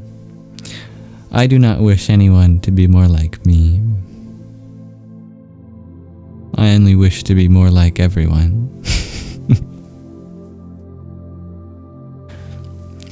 Julie, you share the thought of knowing that one day you're not going to be young anymore.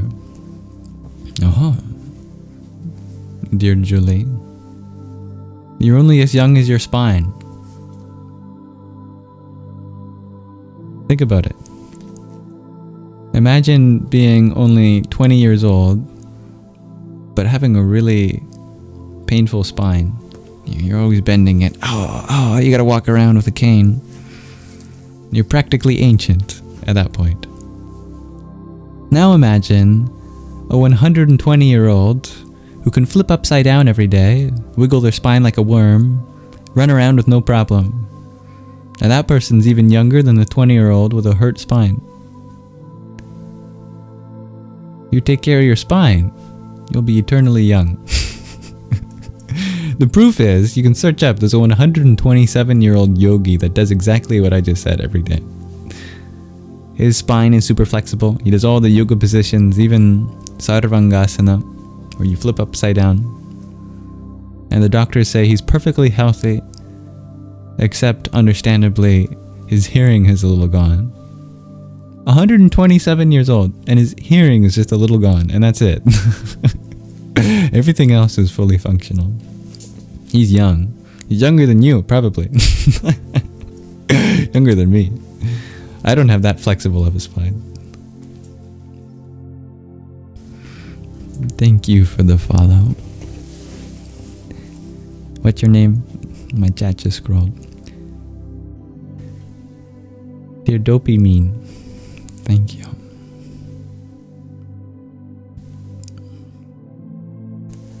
I like that, Draven. Don't be so scared of death that you forget to live. Yeah. Dancing Aurora Borealis, your answer to the question of the day is childhood trauma still. That's okay. There's no timeline for healing. You are always welcome to be exactly where you are in the process of releasing trauma. I think every sleep that you get to with a little more ease, you transform a little more of that trauma. And it's my wish that blessings be sent your way from whatever calls to your heart, that you have an easier time sleeping when you get there tonight.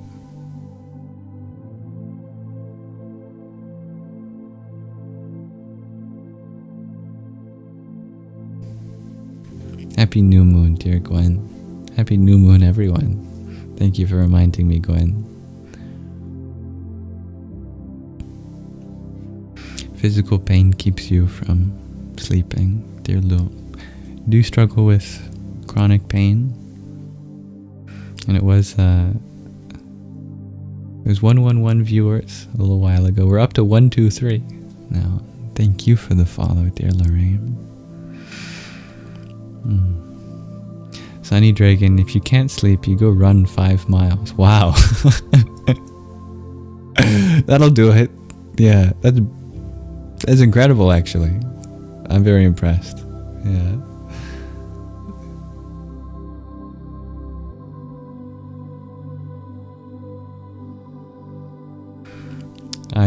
I'm not sure if I would recommend for everyone to run 5 miles if they can't sleep. But going for a walk can be very helpful. Evening walks are nice if you live in a place where it's safe. Disneyland, Paris, you share you're still struggling a little from what you said last night. You just hope everything will be good soon.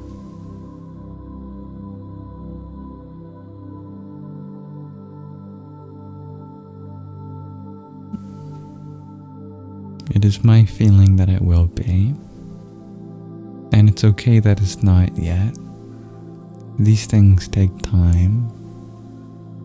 And this moment for you is allowed to be. If you feel allowed to be in this moment, that's what really matters.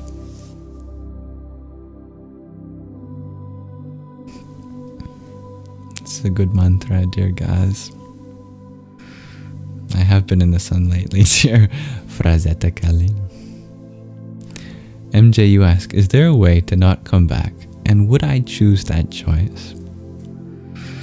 In the book that we were reading several months ago, Paramahansa Swami Maheshwarananda in The Hidden Power of Humans does describe a way of achieving a kind of oneness with everything.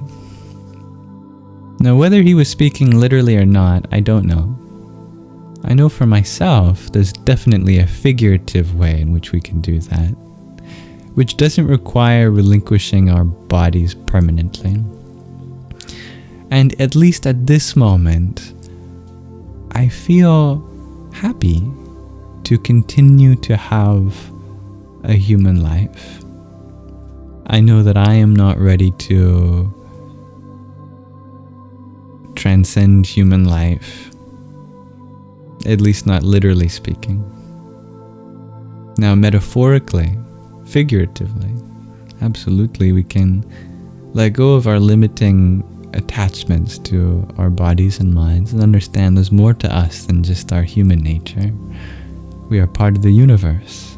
We are part of the whole animal kingdom. We are part of all of life.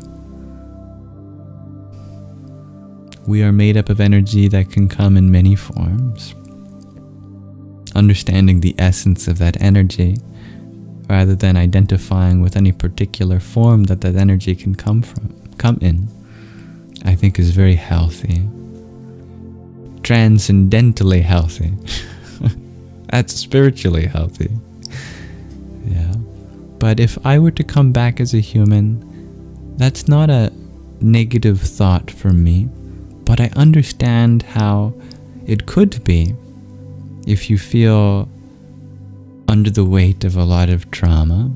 And who knows, maybe as my life continues, I will get to a point where I just feel like there'll be so much trauma that I would rather not be here. But at least at this moment, I feel like if that were to ever happen, I would hope that I would want to transform that pain into acceptance and continue to find beauty in this world, no matter how dark it gets. And that inspires me to keep going and be happy now.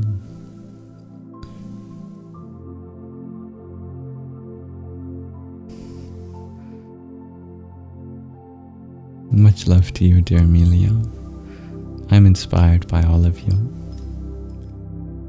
And thank you, dear Carlos, for the heart me that you sent to.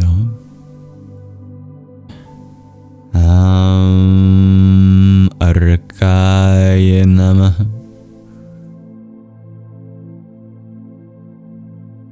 Thank you, dear Mir, for the follow. Dravenverse, you share that Alan Watts said the most profound yogis he ever spoke to said they didn't believe, literally, the idea of reincarnation. I've heard that too. There is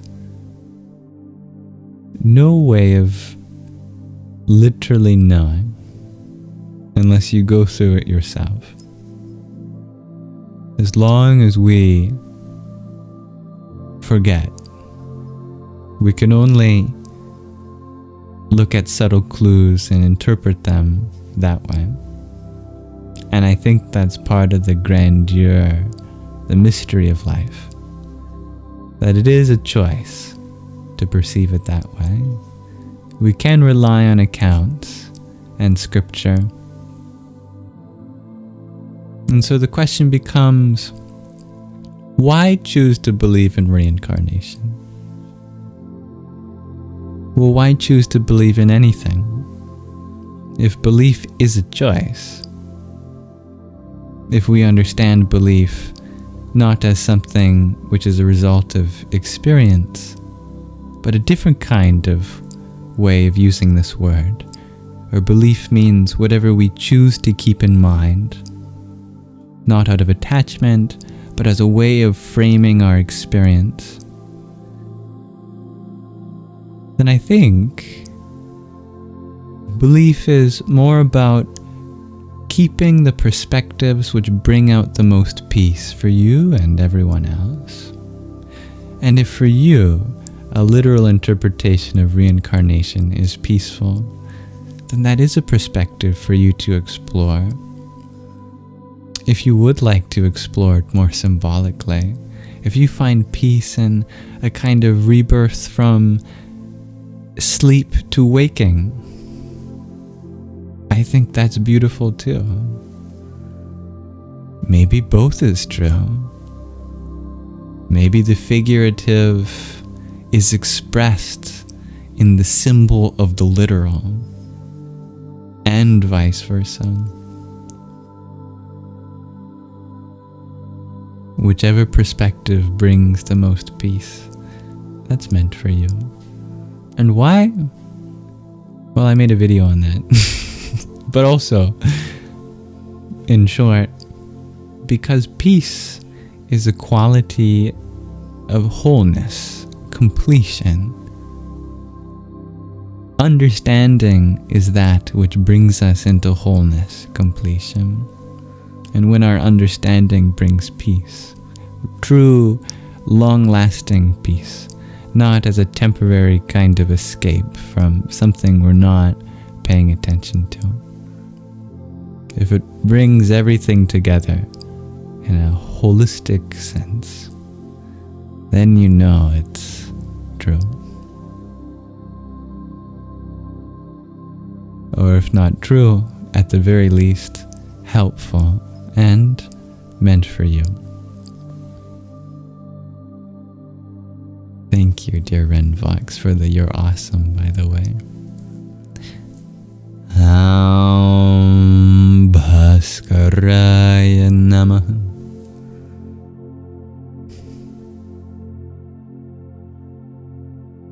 You know a yogi, dear Disneyland Paris. One of your friends is called Yogi. Is it Yogi Bear? Hello, dear Ruby.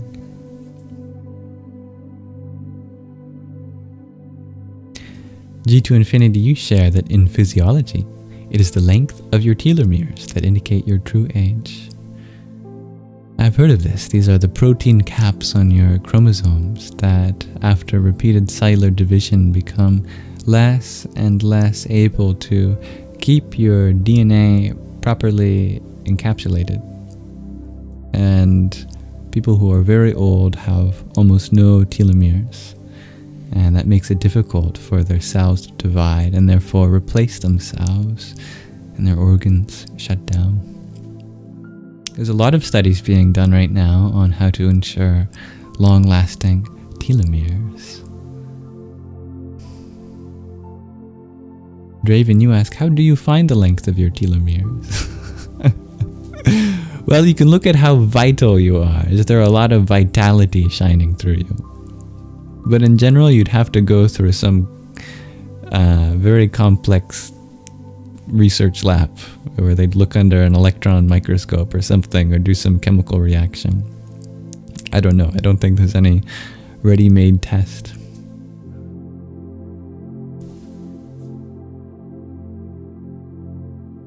Thank you, dear Cosmic Jen, for your follow too. Namaste, Sunny Dragon. Taylor, you share, maybe only a specific brand of the soul reincarnates. I like the way you chose the word brand. Yeah, what brand is your soul? Oh, me? Oh, you know, I got the Dasani soul. Oh, sorry to hear that. Dasani's a terrible brand. Sorry that your soul came from them.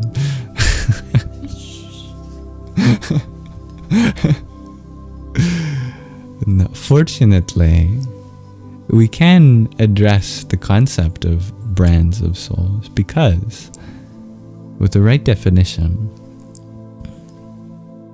we can deduce that all souls are equivalent.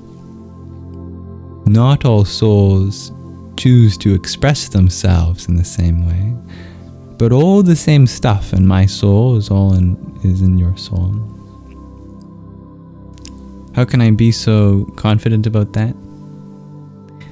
Well, it's because the soul has a very simple definition. In fact, it's so simple that it's really hard to define. Which sounds like I've just contradicted myself. Because how can it be simple to define but also hard? Well, imagine trying to define love. Love is such a simple thing. Because intuitively, when I said that word, you know exactly what I'm talking about. You weren't wondering if I was talking about the color brown. You don't know if I was talking about the bark on a tree. You know that I wasn't talking about ketchup. You know that I wasn't talking about imperialization. You know I was talking about love, that ooey gooey, juicy, bubbly feeling that comes when there's a sense of connection, unity, understanding. These are all subjective terms, but you can resonate with them because we've all felt it. It's simple, but hard to pin down. And it leads to all sorts of complex definitions. And the more complex a definition is, the further away we stray from the simplicity of something like love. It just is. And love is a lot like the soul. In fact, the soul is made up of love. True love is the same no matter what form it comes in. It comes in many forms because we come in many forms, but true love always has the same signature. Just unconditional acceptance, pure being, the beauty of connection, unhindered, nameless, beyond labels. So too, the thing that we call the soul isn't really a thing at all that comes in different forms. It simply is the very essence of being that you may find here, there, or everywhere. So, the good news is that nobody has to deal with having a soul that comes from Dasani. Everyone's soul is as vast as the ocean. And as unbranded as the ocean.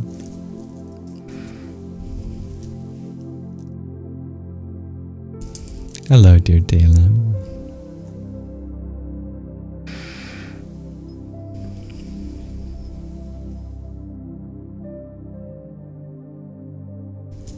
Now I'm going through all the comments one by one, just to let people know if they're wondering why I haven't gotten to a comment yet. There's a lot of them. just one by one. Hello, dear Arlie. Nom de plum. You share stress and loneliness keep you up. Back to the question of the day.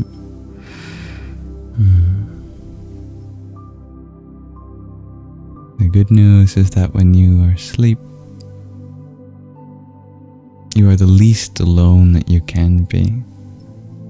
Because as you descend from your limited form, you enter into your unlimited form that connects everyone's consciousness. Isn't there a saying, shares Disneyland, that each experience shapes us and who we become? I love that. That is absolutely true at the level of the body and the mind. But there is a part of you, nay, not a part, but the container of all of your parts that by itself remains unchanged, no matter what experience shapes the parts within you.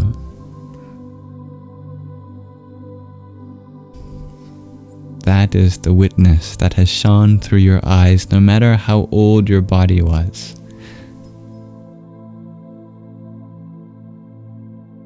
The very signature of your I amness. The being that was not born, but experienced a body being born. The being that will not die, but will experience a body dying.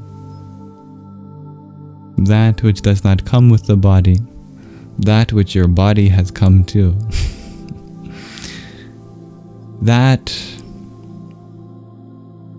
which won't leave with the body, that which your body leaves.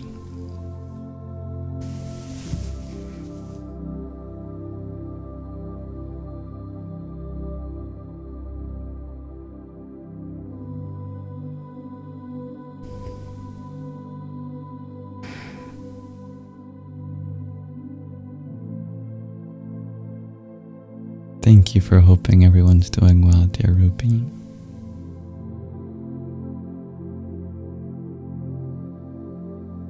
Thank you, Renvox, for the you're awesome.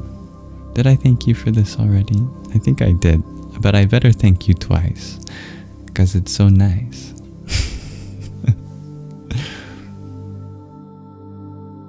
Shakira, you shared that you usually sleep well, but probably just not get enough of it. That's okay.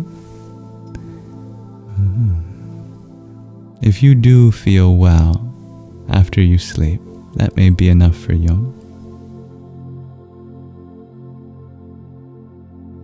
But don't feel like it's selfish to prioritize sleep when you know that that extra hour or whatever is going to increase in your abilities to do everything else during the day. Dear Ruby, you ask, how can you stay on track with a vegetarian diet? For me, it came naturally. I didn't force myself. Nor did I wake up one morning going, today's the day I'm never going to eat meat again. I just stopped craving it. And if you're at a position where your body still craves it, then maybe you're not ready, and that's okay. Everybody's body is different, but trust where your body is at. You'll know, because you simply won't even think about eating it again. You don't have to discipline yourself when it comes to being intuitive with what your body needs. If you are meant to eat in a certain way, you don't have to beat yourself up over it. Naturally, you will find yourself falling into that. We give so much attention to diet when we don't need to. We become so obsessed with diet in the West, as if it's the thing that's going to change our lives. It's a result of other changes you make in your life. Your cravings reflect your lifestyle. Change your lifestyle first. Your body will adapt. But if you really want to, you can explore culinary options that are tasty. It's only difficult to have a certain diet if you don't know how to make a bunch of foods that taste good. If you're struggling, maybe it's because you need to learn some new recipes. So you can buy yourself a cookbook. That's the old-fashioned way. Or you can just use the internet. Use a large language model. Things like ChatGPT are really great for typing in all the different foods that you have in your fridge and pantry. And then you ask, what kind of food can you make with it? And then you can give your limitations, like I only have this much salt, or I only have 20 minutes, or I don't have this cooking utensil. And the large language model will adapt to that. And if by your own judgment it seems like a reasonable recipe, and you can try it. And so far, every time I've done that, I've ended up with a pretty tasty meal. One time I had almost nothing, and it somehow gave me a recipe to make cake. And I had absolutely no faith that it would end up being tasty. But I tried it, and it was the most delicious thing ever. And then I somehow deleted the conversation, and I have no idea how to make that cake. And I forgot exactly what went into that cake. It was like a one-time thing, but it goes to show how you can leverage the age of AI to help you with these things.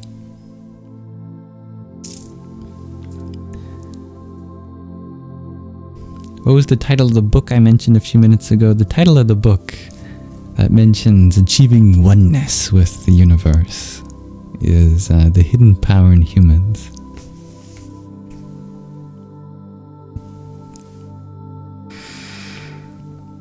Thank you for sharing the live, dear Kayla. Shakira, you share, when you dream you don't sleep well because your mind is racing. You love when you just sleep. I know exactly what you mean.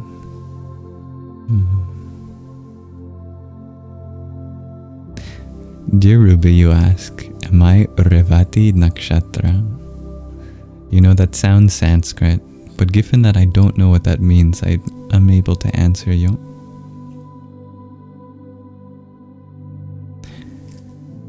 Dear Torcules, you share, someone who is bothering you keeps you up at night because he keeps joking on you. I'm sorry to hear that. You could always turn a joke around by continuing to live the life that you want to live, despite their jokes. Then the joke's on them. This guy just continues to sleep, no matter how I joke? What the heck? Am I funny? I don't think I'm funny. Oh my god. I can't even get a crack out of this guy. He's just snoring. I need to reevaluate my life. That's the mind of someone who tries to keep you awake, making jokes about you, but you're just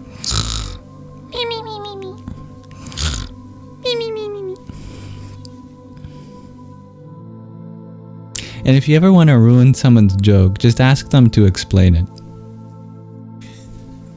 Just be completely unmoved by the punchline and go, what does that mean? I don't get it.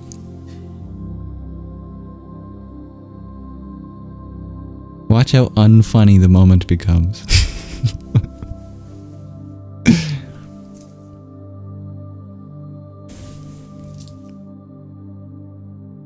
Dear Gamma Gemma Gamma, you share, letting your anxiety allow you to spend time on your phone is what keeps you from sleeping well. Thank you for sharing that, Joe. I have found it very helpful to scroll not in my bed. I still allow myself to scroll, but I've started to reserve my bed for sleeping. So I'm training my mind to associate my bed only with sleep. If I want to scroll, I'll go somewhere else. Or at the very least, I'll sit up or go over the covers, or I'll sit at the end of the bed. But I'll try not to lay down under the covers and, scroll, because I want to only use that to signal a time for sleep. You might find that helpful too.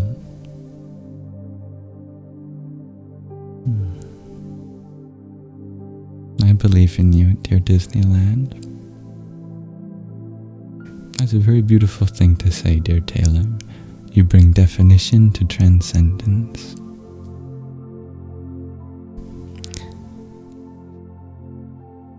Especially when transcendence is something difficult to define.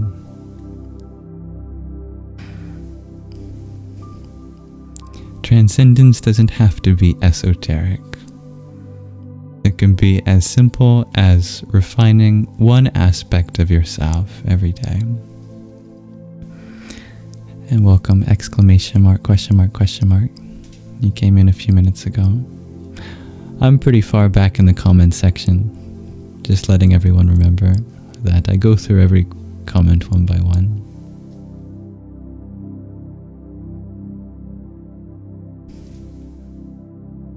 Do I remix? Asks Courtney. Am I a DJ?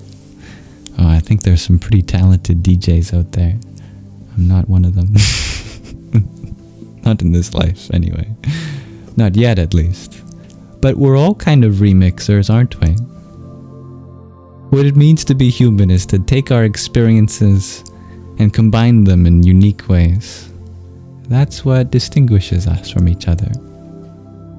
Not what we experience, but what we take from each experience and what we make of it. Life is a remix. And if you think about it, everything that I'm saying right now is just a remix of the dictionary.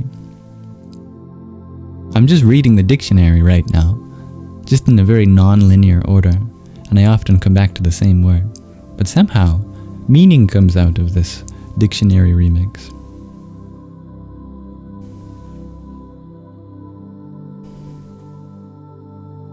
And that's okay, dear Disneyland. I know that the comment section can be full of weird bugs and glitches. It's a funny app.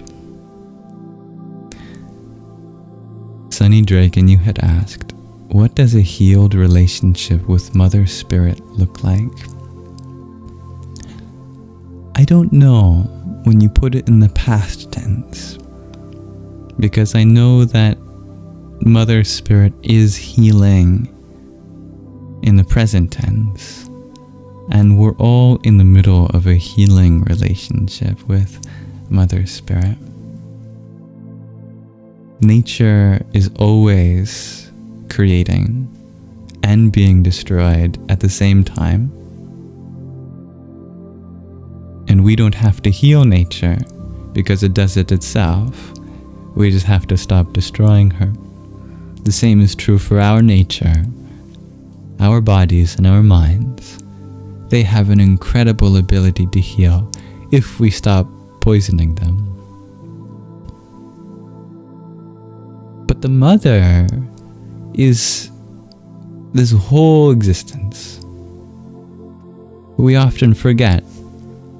Why does the Creator go by he and him? Why are his pronouns that? Well, it's not arbitrary. It's because the universe goes by she or her.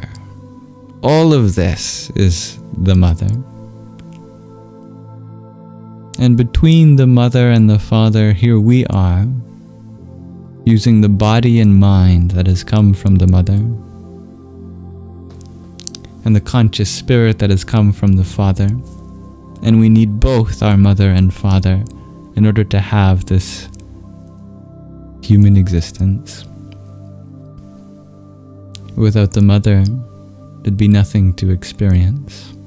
Without the father, there'd be nobody to experience. We required the experiencer and the experienced for this experiencing to happen. Healing our relationship with the mother means healing our relationship with the material world, that we're not chasing after her as an object to obtain. I'm not even talking about other humans. I'm not talking about relationships. I mean all of the mother. This includes money. This includes power. This includes control. This includes resources. When we objectify the mother universe as things to obtain, then we are in the middle of an unhealthy relationship with her. And we will suffer because we are denying our own nature, ultimately. As we try to take something from her which isn't ours to own, we end up being controlled by these objects ourselves. And so, in a poetic tale, by releasing our yearning to control her, she grants us liberation and freedom, and we become more and more of an interconnected part of her.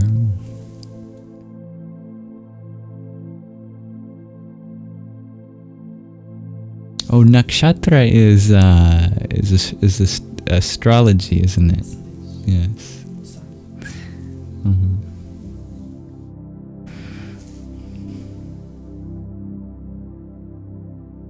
Rebecca, you ask, why choose to believe we are incarnated right now? What do those words even mean? No, that's a beautiful question.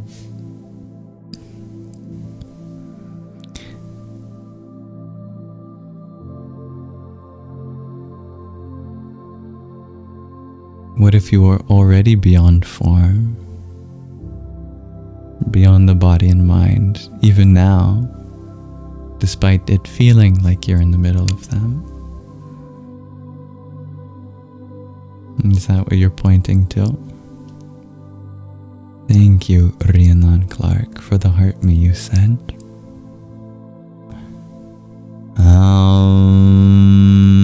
Shri Mahalakshmiyai Namaha. Ruby, you had asked, what mantra would I recommend? Whichever sounds the nicest to you. Mantra is all about finding satisfaction in sound. It can be as simple as some bijas like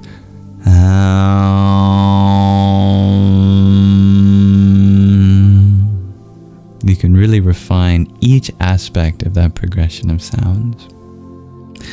Or it can be something longer, like Om Mani Padme Hum.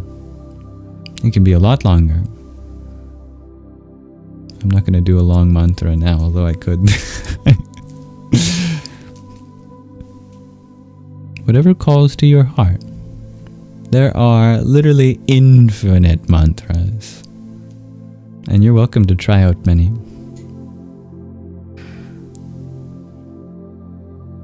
Dear Courtney, you ask if I could talk on what I believe about Christ. We could.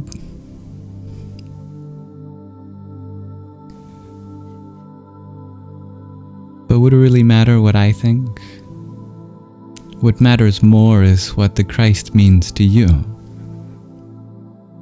And if you choose to develop your relationship with Him, that's beautiful.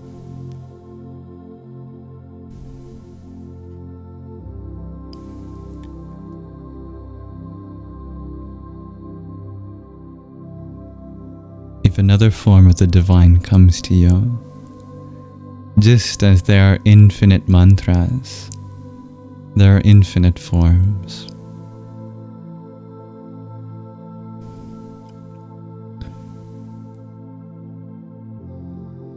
God is so merciful.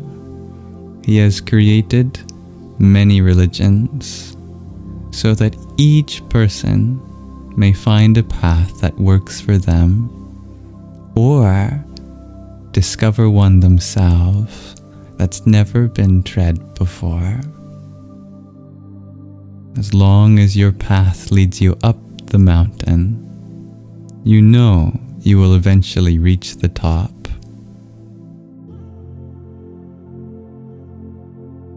And the only way to judge if you are getting higher on the mountain is not what path you are on, because not all people follow the same paths equally. Some people tend to fall down certain paths rather than go up them. If you feel like you are acclimating to a higher altitude, that you are seeing the world from a higher and higher perspective, then you know that you are truly getting higher. And when it comes to religion, this means that you are getting closer and closer to Source. Source may look like one thing from one side of the mountain, but another shape from the other side. But once on top, it's all the same. Just infinite love. So the more loving you become, the more you know that you are on a path that works for you. But if you find yourself less and less loving, that you start pointing out flaws in other people's paths, then maybe you're not even on a path that works for you. Maybe the reason you're finding flaws in other people's paths is because you're scared to address the flaw in your own path, and worried that you might have spent so much time on a path that ultimately isn't meant for you. But the good news is that even if that's true, it's not all for nothing, because every experience is worthwhile. You are welcome to take 2 steps forward and 1 step back in order to make your next 2 steps forward even more stable and secure. Some people explore many different paths, just as some people explore many different religions. And it's all meant to be as part of the divine plan. We can only hope that everyone ends up at the top. And the best way to do that is by encouraging them to rest, take their time, make sure that you can adapt to their path so you don't end up bumping into each other, tripping over each other, that you're able to be flexible, even move out of the way yourself if someone needs to get past you. All this means is having humility in spiritual practice, that we don't hold reservations for which path is better for everyone and which paths aren't. All we can do is be a role model in our paths, welcome others if they want to walk with us, or wish them well on their own.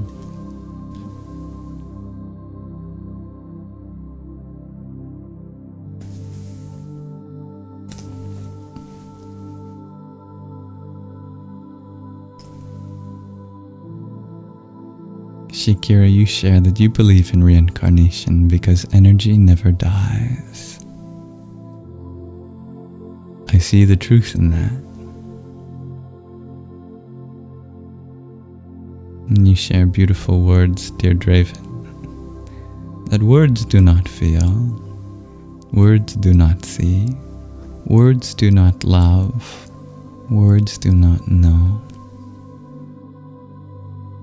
But they are the vessels for feeling, the carriers of sight, the vehicles of love, and the portals of knowledge.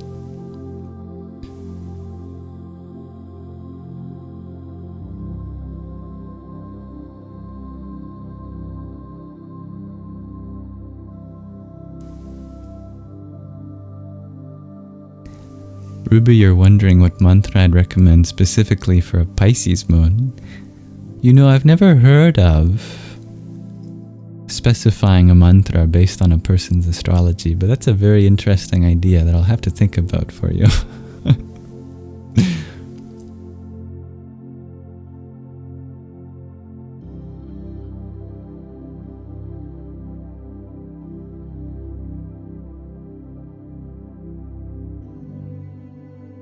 Yes, it's a wonderful mantra, dear guys. Nam Myoho Renge Kyo.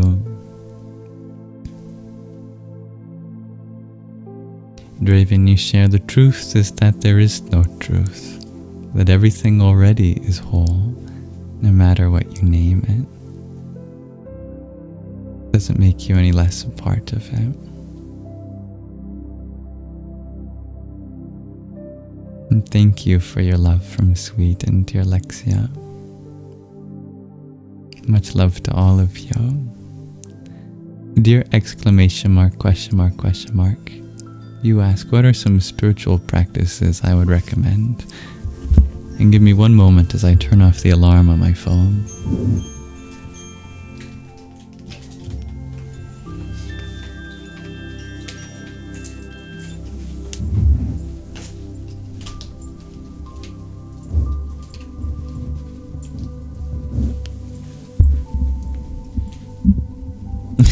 Oh, thank you. The best spiritual practice I'd recommend is practicing self-compassion.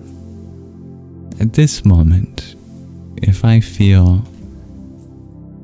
what the world needs most in terms of their spiritual practices, I think we all could use a little more self-compassion. We're all so hard on ourselves, right? Why don't we all have a sentiment of giving ourselves a hug right now? I think we're all doing much better than we like to think. Nobody is a greater critic than ourselves, and I think we all know that, right? Someone may ask, how is that a spiritual thing? Because the Spirit loves to forgive. Forgiving this mind for being the way it is. Forgiving this body for being the way it is. As these bodies and minds are the instrument for your spirit to experience and express its life. Forgiveness begins in our bodies and our minds.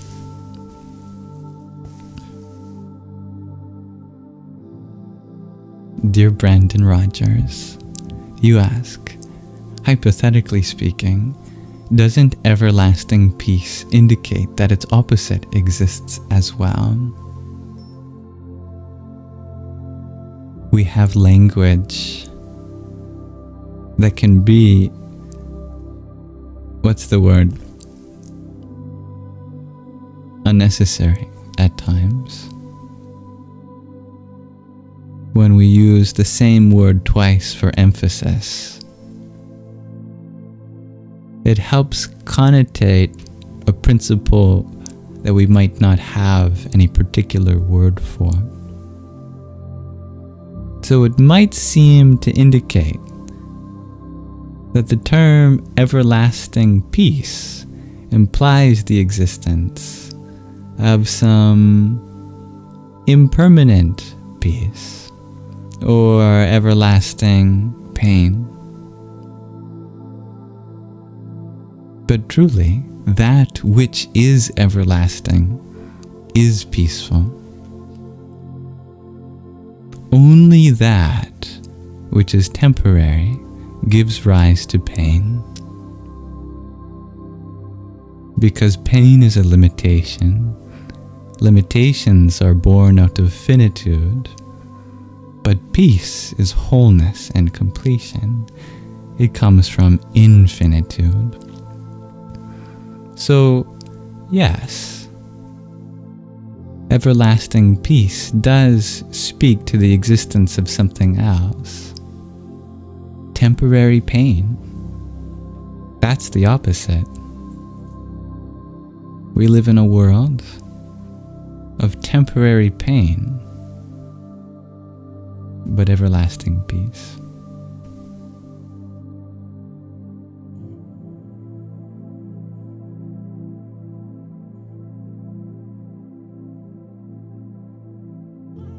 You speak such poetry, dear Draven. We can't know what we can't know. All truths here are relative. In higher octaves, dimensions, all these truths could be half true or completely false.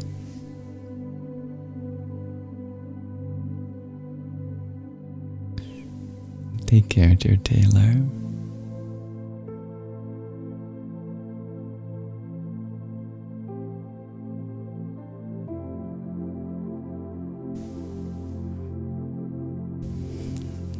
I'm several minutes behind in the past, aren't I? Many comments. Maybe I can go a little faster.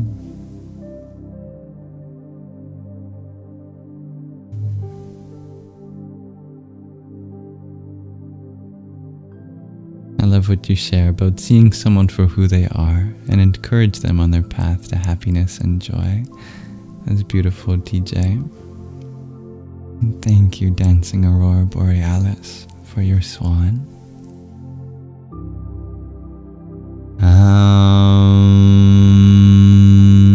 Narayanaya vidmahe Vasudevaya dhimahi Tanno Vishnu prachodayat.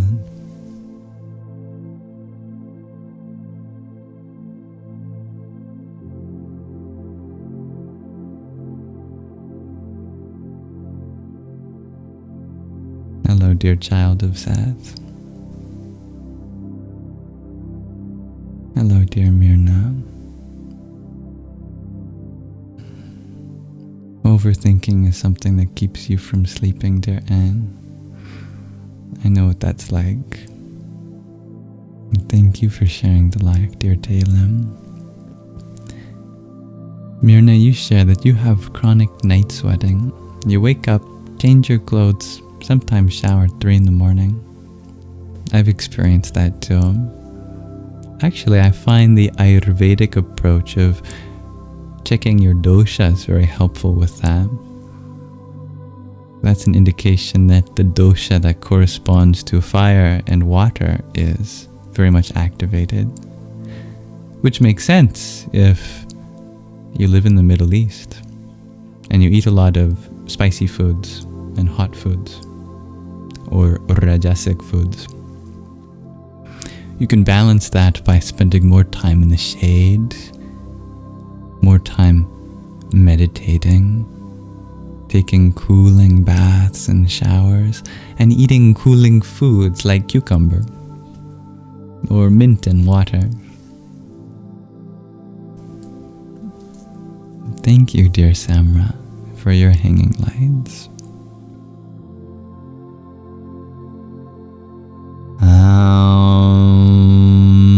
Shailaputriyai Namah. Hello, dear Uru. Hello, Anya. Hello, I love yourself. I've been a little busy the last month, but I will be more consistent with my live streams soon. Friends and family, and thank you for the follow, dear bro. You share that you experience insomnia. Is it Nox, N-O-X? Or is it just N*X? But it's quite late for you. Past 5 in the morning. I pray that you get some rest soon. And thank you for participating in the live tonight, dear Disneyland Paris. Good night.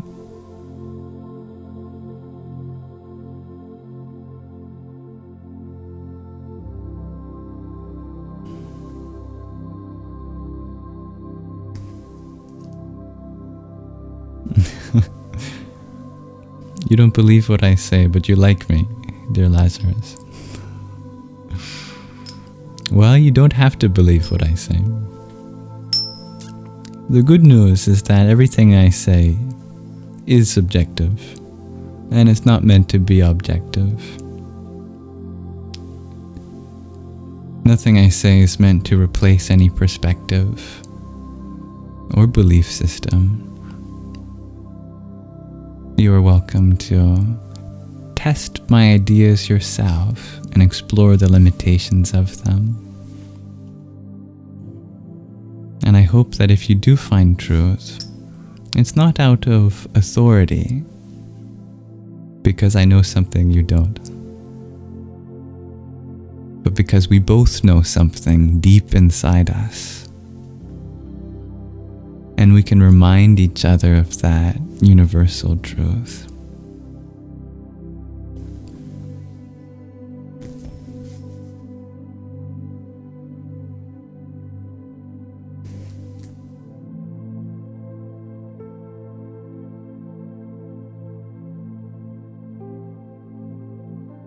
Arguing has lost its meaning over time. Indeed, dear Michael. If you take a philosophy course, you might know that argument was once a very systematic thing, especially in ancient civilizations like Greece. There's a structure to an argument that if you follow and respect it, it leads to understanding. Nowadays, we tend to reserve the word argument just for bickering, bantering, and getting at each other's wounds, trying to prove each other wrong. But that's no way to have a healthy discussion. Usually, it's not actually about what we're saying, but about what we're feeling. No matter how much logic we can use, if the other person's feelings aren't addressed, they'll never see things our way. That's why I believe that in addition to teaching logic and argument in school, we should teach emotional intelligence.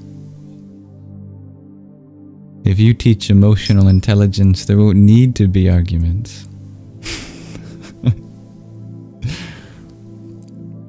It doesn't matter how smart you are. If you're trying to convince someone they're wrong, that's a very stupid thing to try to do.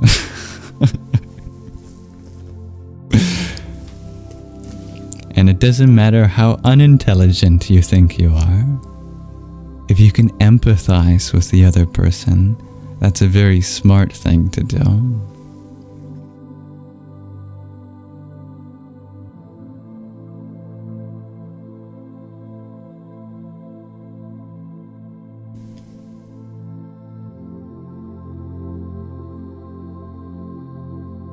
Anna Banana, your answer to our question of the day is that your baby keeps moving and pushing on your bladder. Oh, well, it is a blessing in disguise.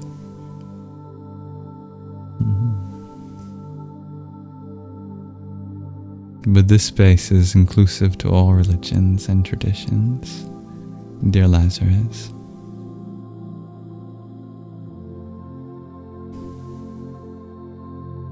Dear Neon Sunrise, you ask, is there something akin to a silent internal Om? Absolutely. In fact, that's the name of the heart chakra in Sanskrit. The Anahata Nada, which means the unstruck sound. Named so because it doesn't require the striking of any two things together to produce it. That makes sense if you realize that almost all sounds are produced by striking some part against another part. Like a hammer against a string in a piano, or your own hand against a string on a guitar or a pick, or even one hand against another to clap. sound requires some kind of striking, even if it's a gentle kind of striking, like the air molecules against each other in a flute or some other wind instrument. But it's said that inside your heart, there is a mantra that has been ongoing since ancestral times. That's why it's called the Anahata Nada in Sanskrit.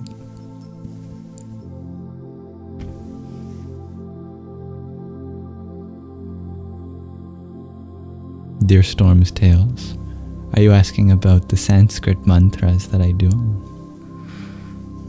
They are blessings. You can choose to accept them or not. I don't mind. It's a way to give my gratitude back to you. Always happy to go into the meaning, and I'd encourage you to explore the meaning of these words yourself. Sanskrit is a beautiful language. I have no intention on cursing anyone. I only wish to bless everyone. Not because I have some power that other people don't, but because we all have the power to bless each other. And you can exercise that as often as you want. And thank you, dear Ingrid, for your heart me.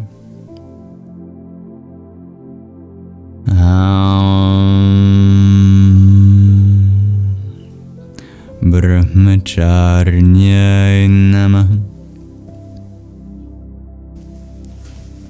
No, I'm just streaming on this app. Dear Al.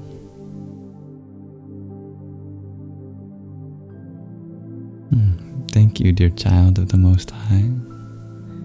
Sanskrit is an Indian language.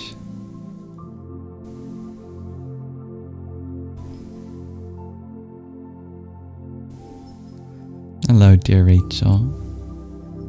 Thank you for the blissful reminder that we are divine beings having a human experience,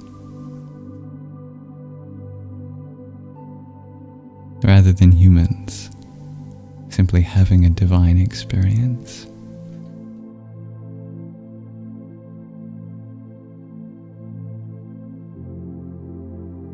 I am wearing a NASA shirt today. My mom got it for me when I was much younger, but it somehow still fits today. Clearly I haven't grown that much.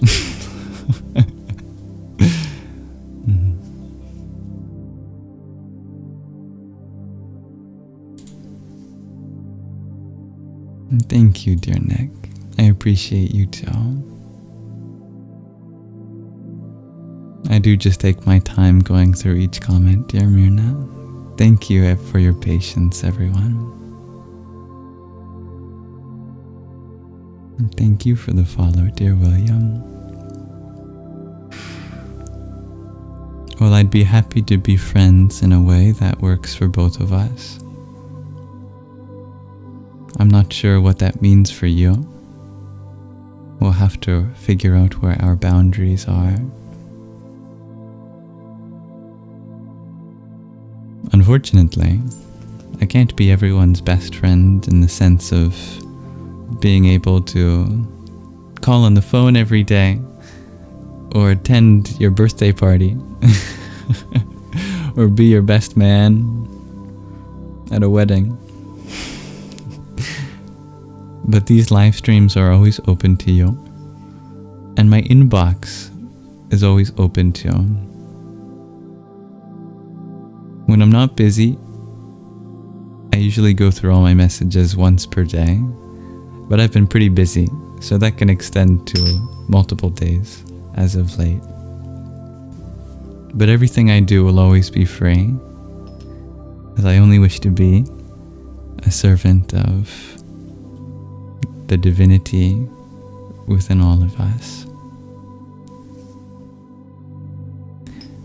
Why am I wearing a NASA t-shirt, asks Ania. It's because I have a great secret message for you, and I've implanted subtle cues in the clothes I wear. And it's all leading up to a grand conspiracy that will one day be revealed. Just kidding. The only thought that went into wearing this is that it was a t-shirt and it's comfy, and I wanted to wear it today. I have no other association with that. It was a gift from my mom, as I said, when I was younger.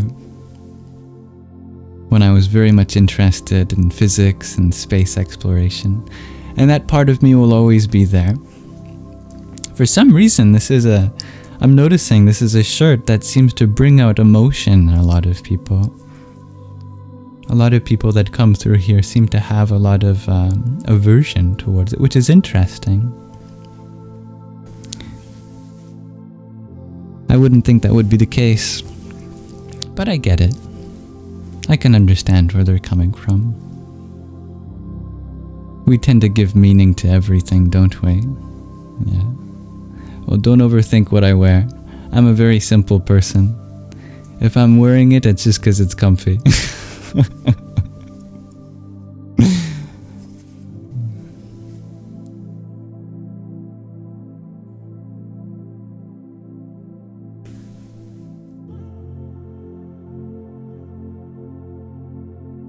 Yeah.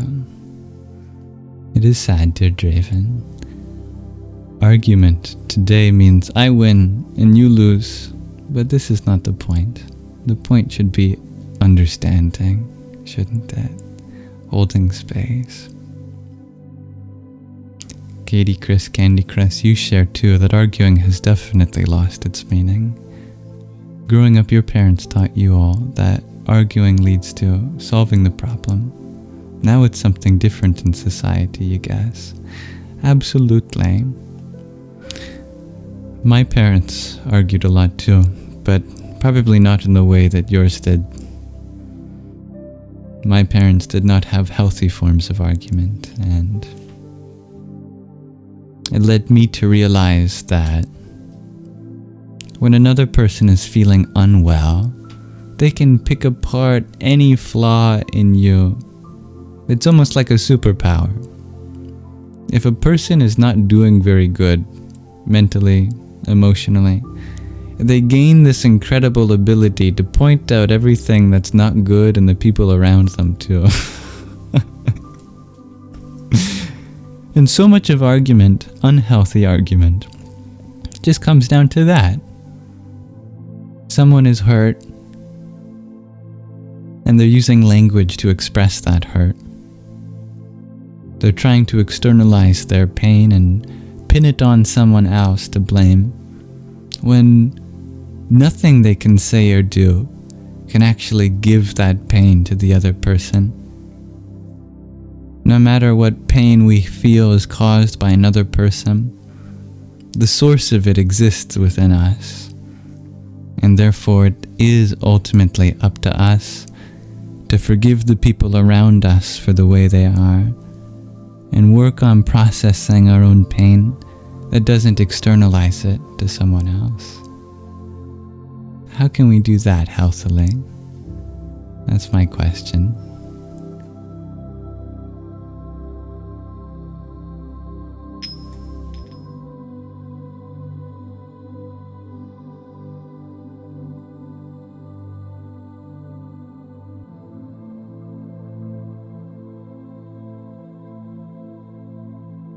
Dear Ella, you pay close attention to what you consume for your brain, so you don't understand your dreams.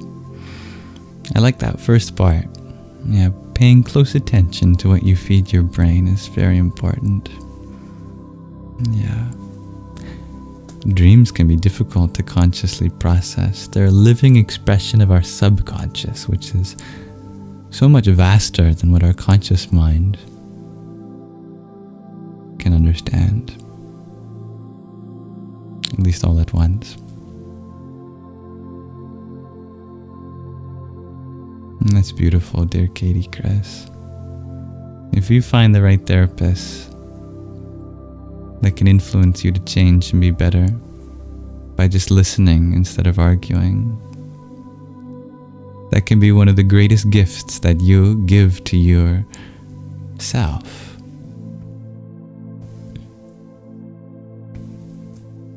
I know that not everyone is blessed to have the opportunity to connect with a therapist like that. But if you can, even if you feel like you're mentally doing all right, it wouldn't hurt to have someone that can support you in a way you didn't even realize you could be supported, perhaps.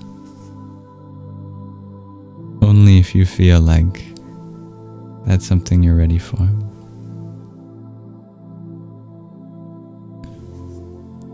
How do you spell the name of the heart chakra, the unstruck sound? A-N-A-H-A-T-A, Anahata, Nada, N-A-D-A.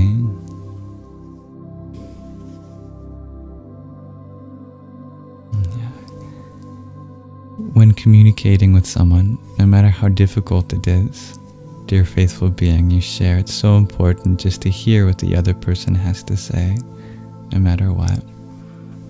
And even in the end, we can be wrong, right? Even if we don't realize it. Even if we believe in that moment 100% we are right. I have experienced time and time again, even if it took me a long time, that you know what? I was wrong. I was right from a limited perspective, but they were actually helping me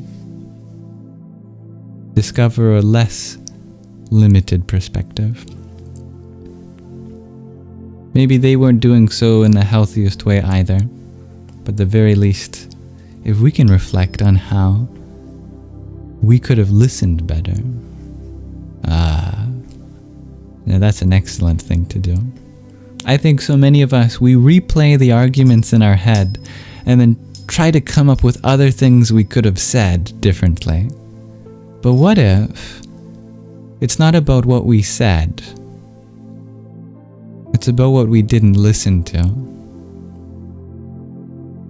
Instead of trying to cognize another word that might convince them of your perspective, what is it about their perspective that you didn't pay quite that much attention to?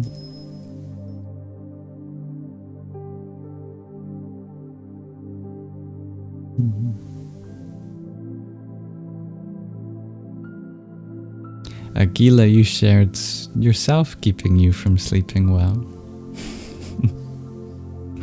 Sounds like a part of you is in conflict with itself. So where have I learned Sanskrit? It is a language used in religions in India, but you have to understand the concept of religion doesn't really apply to the things that are happening in India. This is a very difficult topic to explain, so please forgive me for not being able to accurately convey it. The idea of religion itself as something that can fit into a category, that these people practice it and other people don't, they have to convert in and out of it, that's a very non-Indian idea. The people that live in India, at least ancestrally, did not consider spiritual practices to be like that. They didn't consider themselves to even be religious. So what we call religions, like Hinduism, Buddhism, for example, we're not really using the term religion in the best way, because to truly experience Hinduism or Buddhism is not the same as to experience something like Christianity or Islam.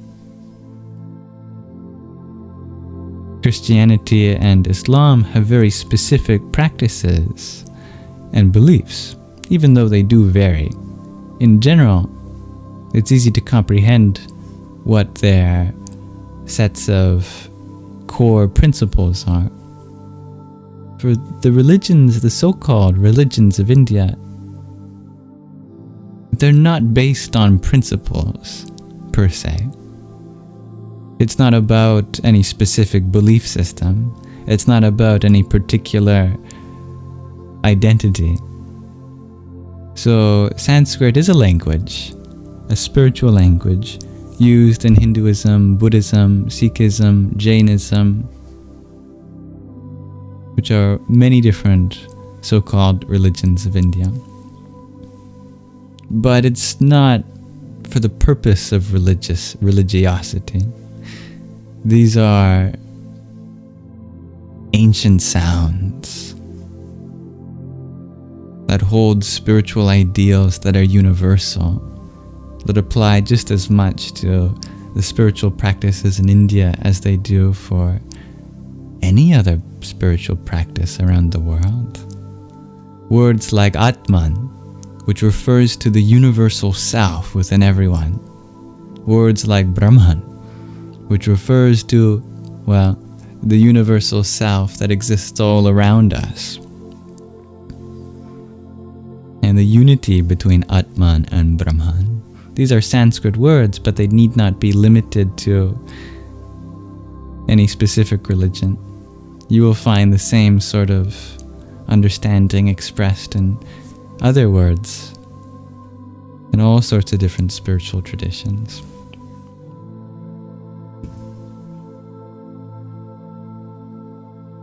And in a strange way, Sanskrit is one of those languages that teaches itself. You don't need to go anywhere to learn it. It's already inside you. Thank you, Tanhaoyu, for your heart mate.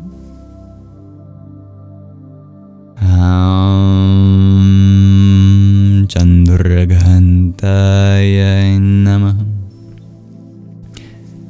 Dear Scully, you share that PTSD and traumas and years of addiction and suffering that your body can't seem to forget brings you bad sleep.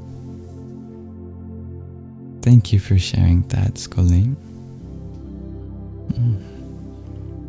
Even working a little bit on any of those things can help improve the rest.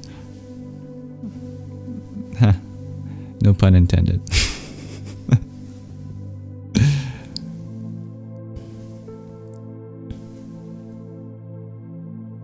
I can see the divine in you, dear Enya. Welcome back, dear Anne.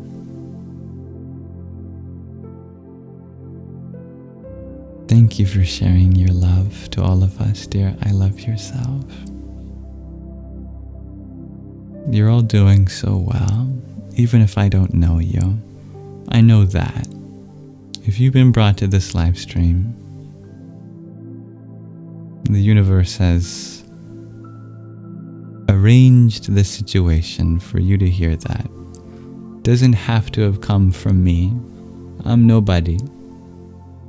But I think everyone here needs to hear that you are doing well. You can either accept that or not.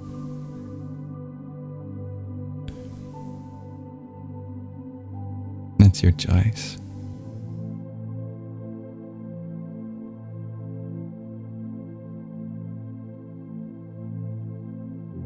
Dear Curtis, you would say your trauma and abandonment issues keep you from sleeping well. I've done for 20 years. You know, as you heal from your trauma and abandonment issues, that sleep is gonna feel so good, having waited 20 years for it. I know it. You know, when you haven't had something for a long time and you finally have it, it's like, oh my God. I think that's gonna happen with you. You're gonna get that one night of sleep and you're not even gonna realize it at first. You know, you'll get up and do your morning routine and you'll go, wait a second, I slept. Oh, hallelujah. I can foresee it. Thank you, dear Myrna, for your subscription to Kushmandaya Namaha. Your brain sometimes keeps you up, shares Ingrid. That's completely understandable. Our brains are powerful machines. Finding a way to turn down the volume of one of the most powerful machines requires a skilled operator. Yeah. Sometimes we have to read the operation manual. But where is it? I've misplaced mine. My brain's operation manual. I forgot where I put it. Having to relearn it. Manually. Get it?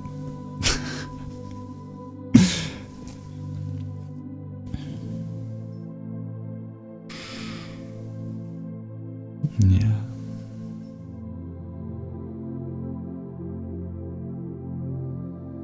We are the sources of meaning. Therefore, what do you want to see in this world? What means the most to you?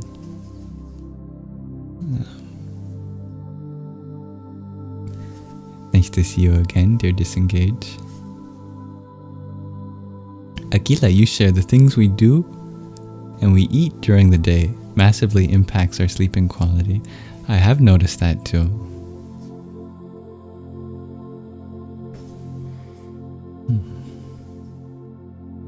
I'm sorry to hear that for you, dear asking questions. It would all be wonderful if we had loving parents unto each other. But even if we can't have that, at least we can learn from them, just like you shared, taught you a lot. Every experience, no matter how hard, is something we can grow from in some way. Having parents that are angry at each other, that dislike something of each other, can be a lesson of discovering our own values that aren't an expression of our parents' love for each other. They were meant to bring us into this world, and sometimes that might come with the feeling like their relationship with each other says something about you, therefore. But truly, your relationship with them can be independent. You can have a great relationship with your parents even if they don't have a great relationship with each other. And sometimes they're just the impetus for your physical existence, but you find true family elsewhere. Learning to forgive and to not propagate generational trauma. Oh, now that's a gift you can give to this world. Curtis, in your sleep you feel constantly watched and unsafe, with no idea why. Shaking and worrying keeps you unsettled. I've felt like that too, especially when I watched horror movies or I'd play Slender, the video game. Anyone remember that game? Terrifying game.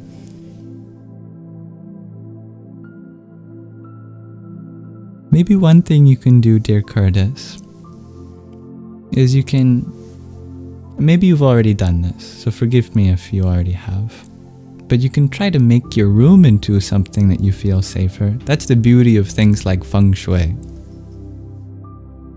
People forget that feng shui isn't just about harnessing the power of wealth and cultivating money. It's also simple psychology about feeling comfortable in your own home. So simple things like having a bed against a window can signal subconsciously that something's looking over you. Even if you know that, that window just faces a wall or you have the blinds down, just that image of a window behind you seeps into your subconscious. Feng Shui is actually pretty scientific in that way, that you can arrange your bed in a certain way that you feel safe to fall asleep, because it picks up on the subtle cues that your subconscious does, so that you don't have to deal with it unknowingly. And that might be a fun thing to give your attention to. Spend a little time learning about that. You might have fun rearranging your room too. And worst case scenario, you'll still tire yourself out from rearranging, And so you might fall asleep after that.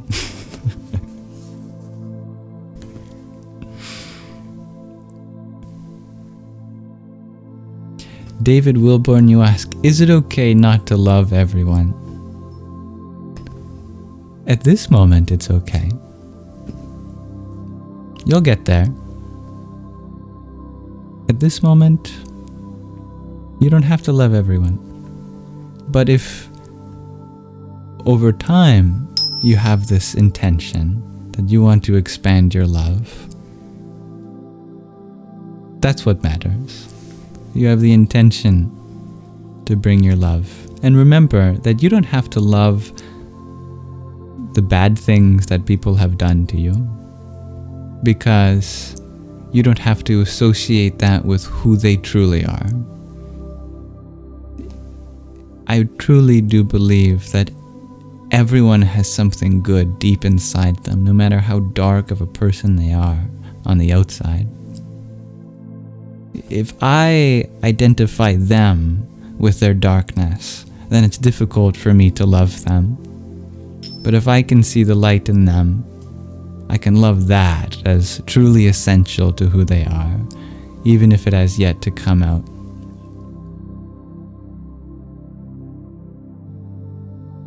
You forgive the person, not their actions.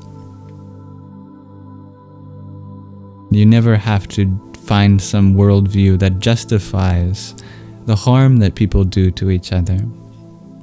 But you can open yourself up to empathizing with more and more people. But that takes time.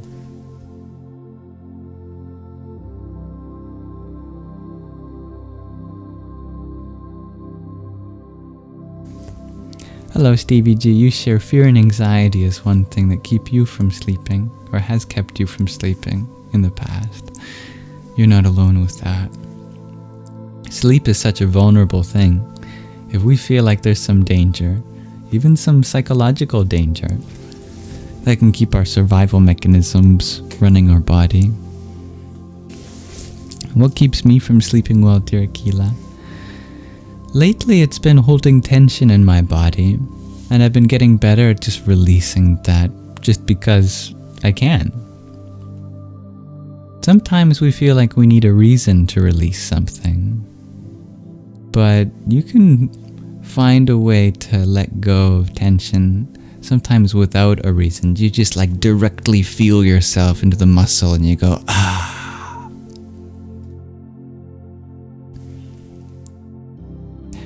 That's a skill that I've been trying to hone in lately, and it's been very helpful for my sleep.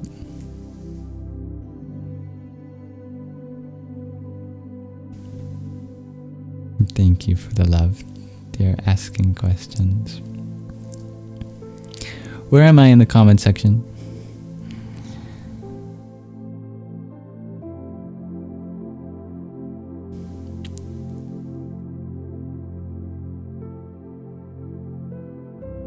Here we are.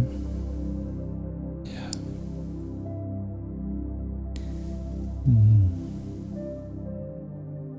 You find yourself, dear Nick, often wanting to react that way when upset, even if you hold back.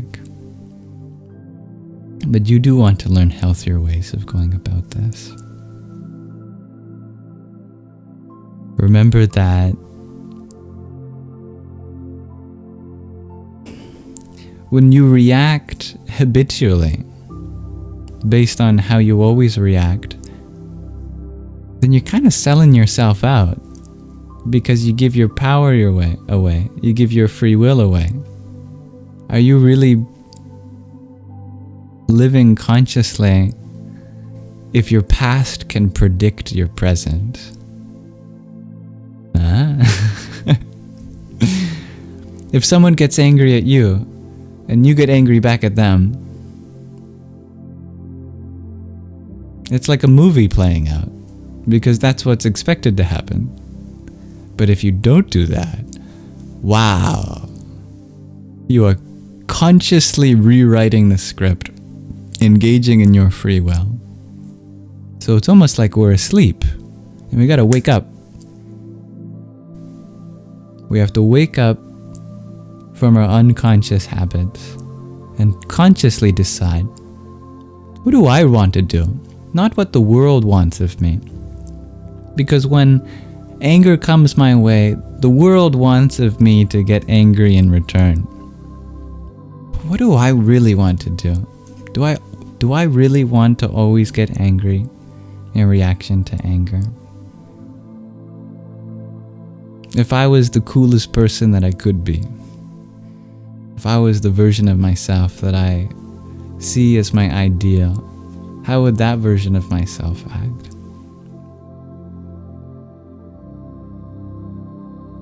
If you can remember that the next time you feel you have to react to something, anything. I use the example of anger, but it could be any kind of trigger. Remember that you have free will. And or you can't sleep because you're obsessed with the person you loved. Wow, that's deep. Yeah.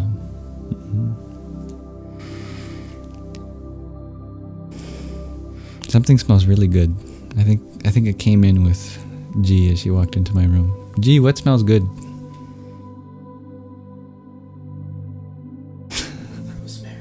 Rosemary. Rosemary. That's good. Yeah, that's it. If you have someone in your mind that you just can't let go of, and that's keeping you from sleeping, maybe you don't have to let go of them in order to fall asleep. You can keep them in your mind and begin a dream about them. Not a fantasy about how things should be or should have been, but something new. You can visualize maybe walking side by side with them, holding hands. Maybe you give each other a gift and then you walk separate ways. And you visualize a smile on their face and a smile on your face. And then you visualize yourself going and having an adventure. And you still feel you got the gift that they gave you, and maybe it's something that helps you in your adventure. Just like they gave you their experience, their love in the relationship you had with them. And even if you go your separate ways, that doesn't mean that love that you received isn't going to help you in whatever adventure you have next.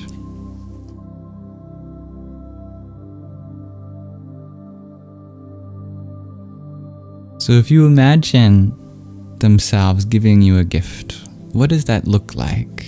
What tool or instrument or technology or object seems intuitive to you that represents what they have given you? Good morning, Radhi. Radhe, Radhe. And thank you, Jay. You're gonna have to help me pronounce your name. Lakusiak for the follow. Asking questions, you share, we are only wrong when we want someone to think as we do to validate it. That's beautiful, humbling words.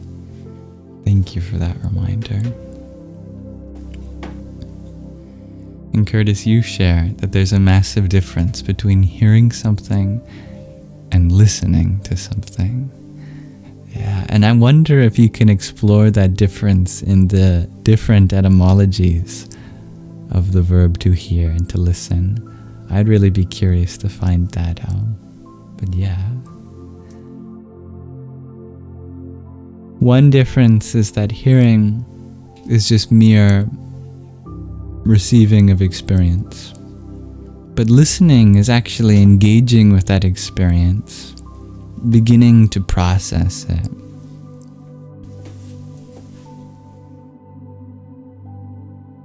Connecting with your own experience. Hello, Psyche. Your crazy mind keeps you up, dear Celine.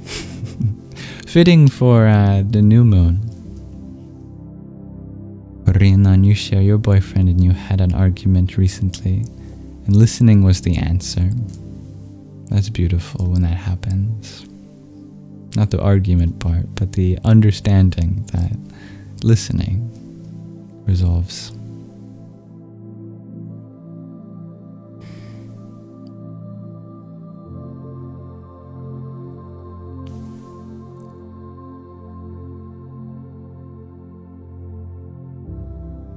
I love Sanskrit. There's some Sanskrit sent by I love yourself. Aham, that means I am. Uttamaha, I don't know what that means. Asti, that is the verb to be. So I am something. Uttamaha, uttamaha. Now what does uttamaha mean? I feel like I know this word.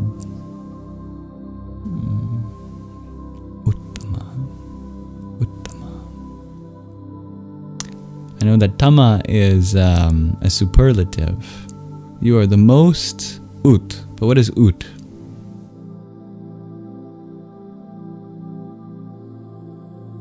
I don't know.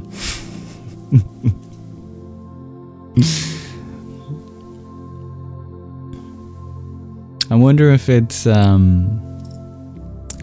the root of vat, which might mean like speech. You are the best speaker. I could be completely wrong with that. I'm just having fun. I'll find out, I'm sure, if I keep scrolling. Thank you, dear Ron, for your heart me.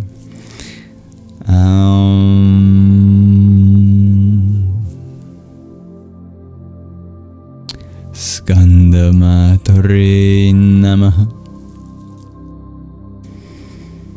Lazarus, you asked, do I believe there is an afterlife? Well, I don't truly know, but I do know that this could be the afterlife. And it very well may be. And so if I treat this as an afterlife, then I can be grateful for it. Maybe this is a kind of heaven, but also a kind of hell at the same time. Maybe we've made a hell out of heaven and we just got to get it back to where it was. I'm inspired by that idea, but it's just an idea. Dear Thomas, you ask, if Atman and Brahman are the same, then why are you and me not the same? Beautiful question. This is the ultimate identity, the unity between Atman and Brahman.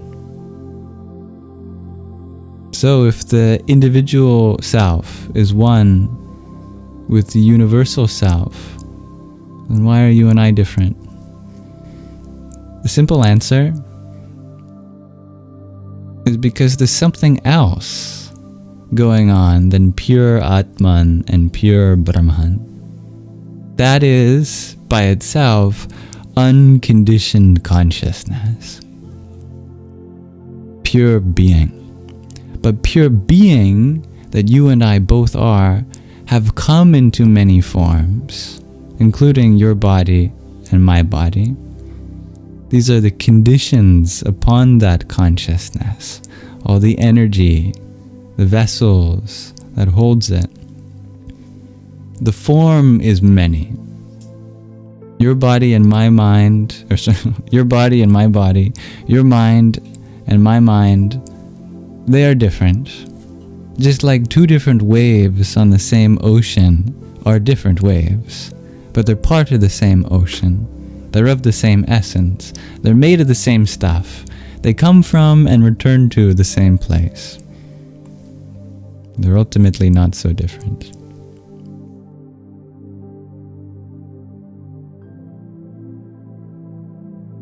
I love the mantra, Om Mani Padme Hum.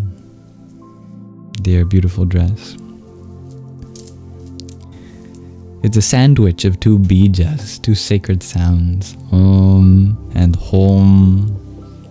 And then it has two Sanskrit words, Mani, Padme. Mani means jewel. You'll find it in words like Manipura, which is the city of jewels. It's the name for your solar plexus chakra in Sanskrit. Padme is the locative form. It's a certain grammatical case ending of Padma, which is the lotus. So Padme means like in the lotus. So Mani Padme means the jewel in the lotus. What an interesting mantra. Om, the jewel in the lotus, Om. Om, the jewel in the lotus, Om. What could it mean? Well, that's the purpose of chanting the mantra, to find out.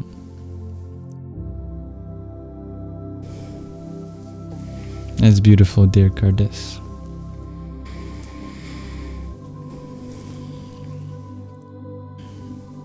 I respect your faith. I see the truth in it. Stevie G, you ask such a beautiful question. What are good ways to handle trauma? Well, I can tell you some terrible ways. Get an addiction. Be hard on yourself. Be hard on others. Judge yourself. Judge others. Isolate yourself. Try to drown your sorrows. Avoid your wounds. Avoid people. All of those things are not good for your trauma. Well, with some minor exceptions, some people you should avoid if they were related to your trauma. For the meantime, of course. But if you take the reverse of those things, now you've got some pretty good techniques. Get into some positive habits and routines. Communicate with others. Express your vulnerability. Share your experience. Don't be afraid of your memories, what you've experienced. Explore what's inside you. Connect with people. Go for walks. Have fun.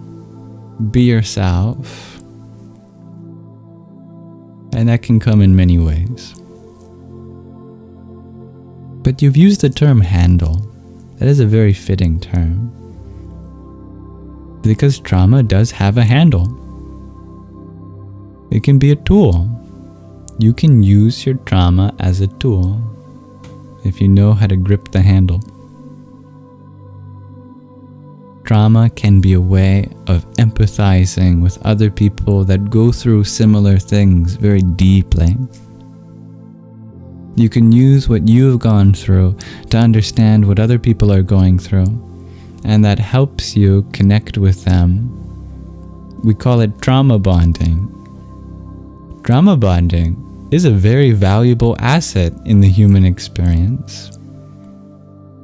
It allows you to simultaneously validate the other person because they're no longer alone, and you validate your past self because you're no longer alone. Someone else understands.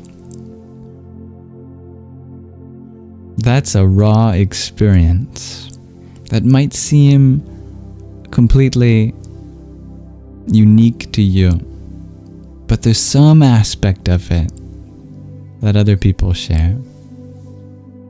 What you went through specifically, nobody else has. But in general, you know what it's like to cry. You know what it's like to feel so deeply conflicted for someone. You know what it's like to have some tender insecurity. You know what it's like to have been mistrusted. Even if it showed up in different ways for other people, nobody is truly alone in absolutely everything that they go through. So use that raw experience as your connection with others, and that settles so much of the fears about being alone and what you have to go through. Thank you, dear Angela, for for your heart me and level up sparks.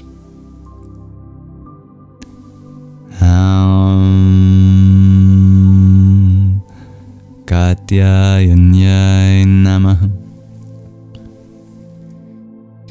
Asking questions. You find sleepy time teas can help a lot with sleep. Lavender oil on pillow. Also less light after dusk. Thank you for sharing that. I hope other people may benefit from that. Pardon me. Celine, you ask, what do I do to ease my thoughts? What are my rituals?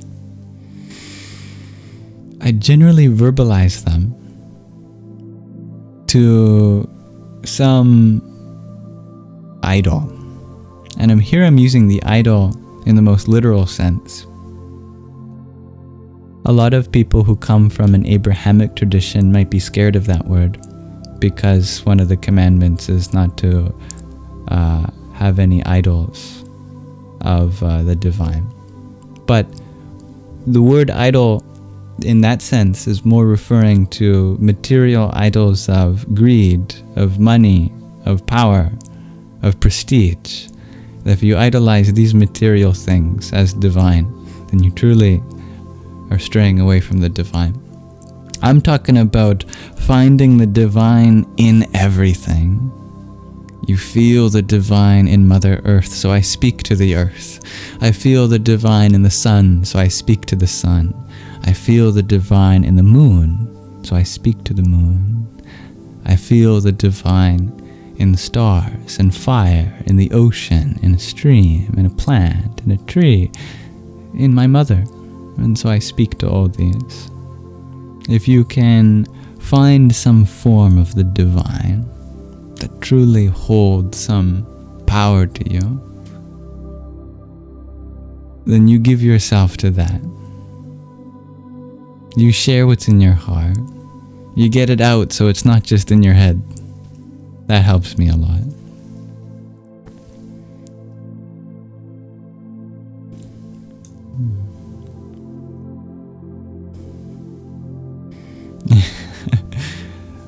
Curtis, you share your wife is pregnant with your second child, so you need all the sleep you can get to help her. Definitely. I'm sure you'll be able to learn as you go and use all the skills you've learned so far with your first child to be able to help with the second. One of the simplest things that I learned from my mother when she raised me and my sister is to sleep when we sleep. I know a lot of parents try to make the most use of the time when their children are asleep to do the things that they finally get a chance to do. But my mother took a different approach, which was to use the time that I was asleep to finally sleep herself. And then it became a very symbiotic experience for the both of us. That it became a mutual kind of, let's rest, rather than you rest. No, you rest. If any parents find value in that, maybe you can try that. Easier said than done, I'm sure. Thank you, Dob Darker, for the heart me and the popular vote that you sent.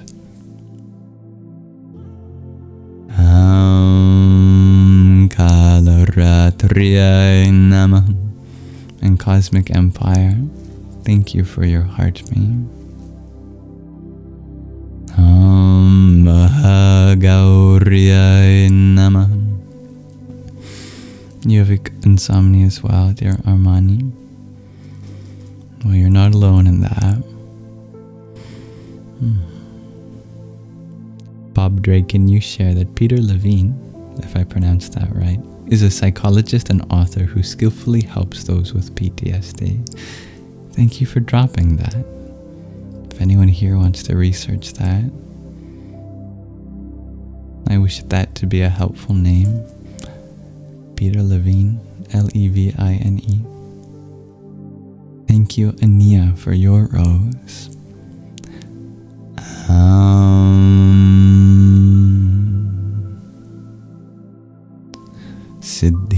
Siddhaturya Namaha.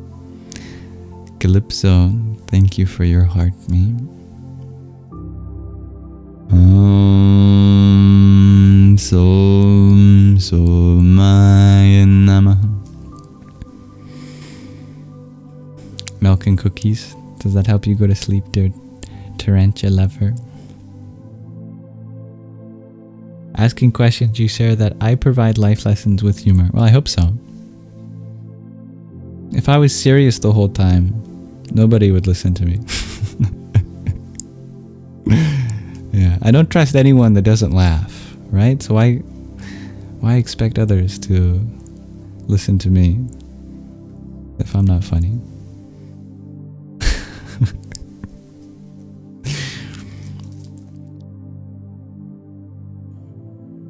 Why take myself seriously when the universe doesn't take herself seriously?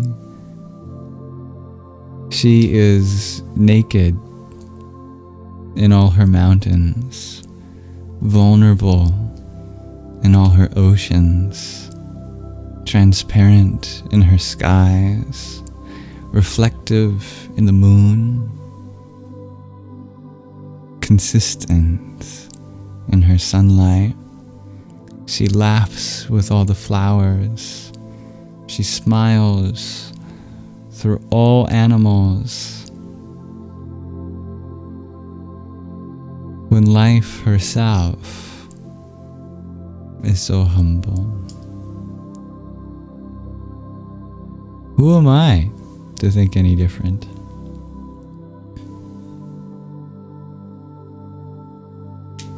But I've got a big ego, it gets in the way sometimes.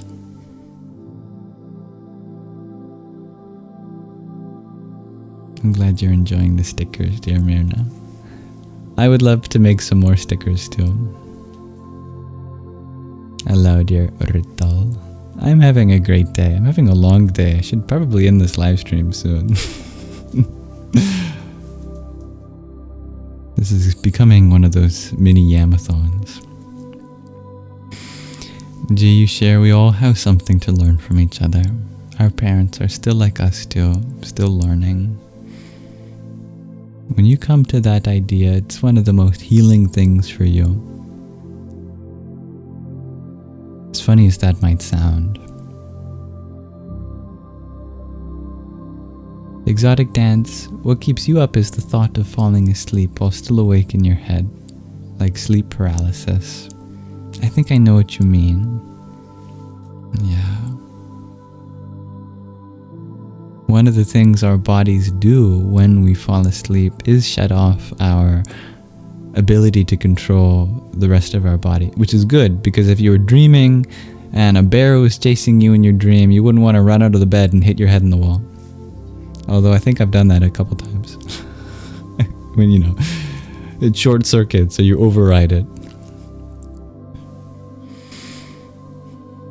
Learning how to surrender and feel safe, withdrawing from your own body, is a natural skill that yogis acquire.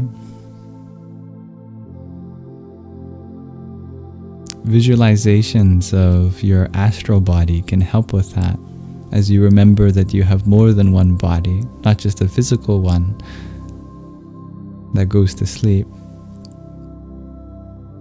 but an astral one that awakens in dream.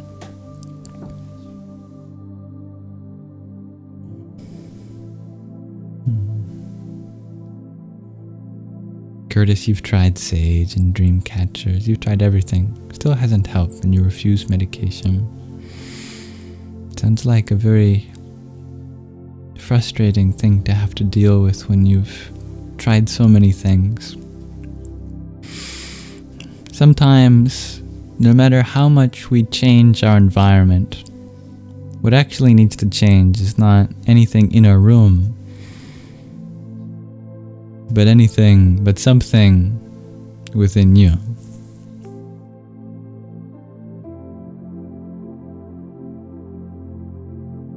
It's not about what you need to see before you close your eyes, but what you choose to see after you close your eyes.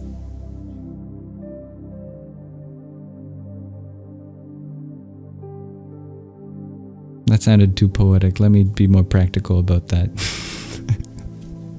What I mean is, when you close your eyes, what thoughts and images do you bring to mind?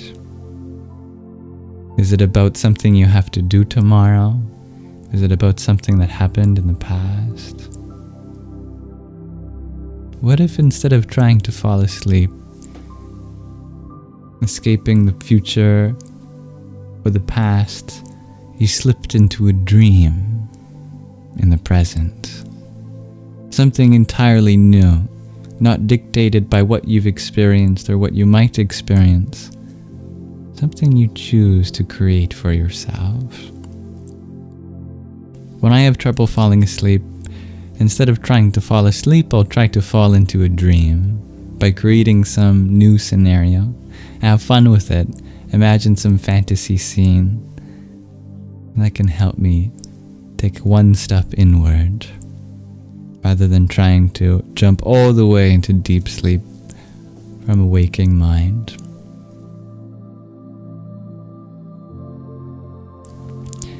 Medica Misadventures, you love the comment that we can find family elsewhere.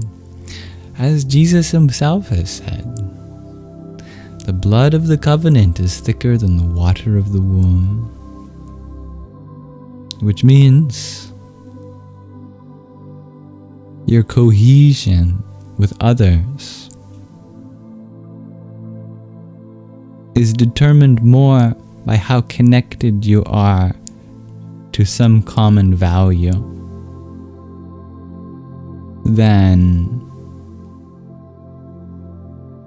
your blood relations.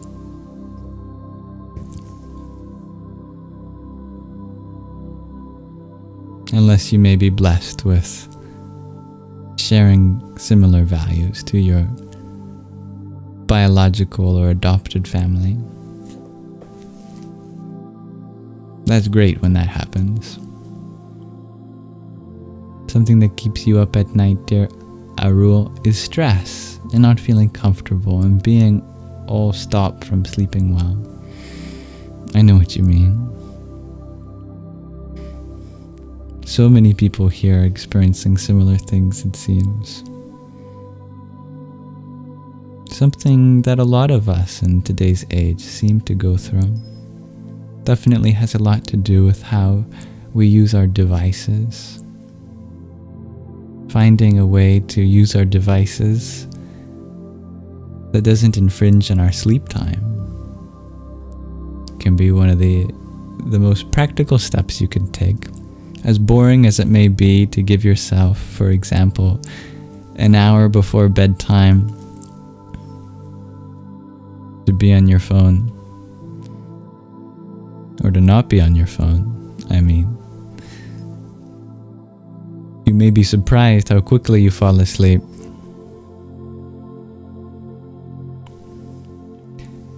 Dear D, you share overcompensating for the lack of productivity during the day. You said it yourself. That is such a poignant explanation why so many of us struggle to fall asleep.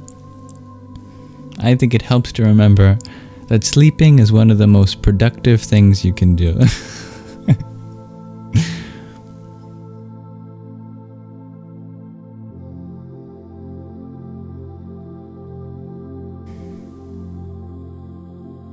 Myrna, you would say that societies would not heal well before parents start apologizing to their offsprings. Yeah.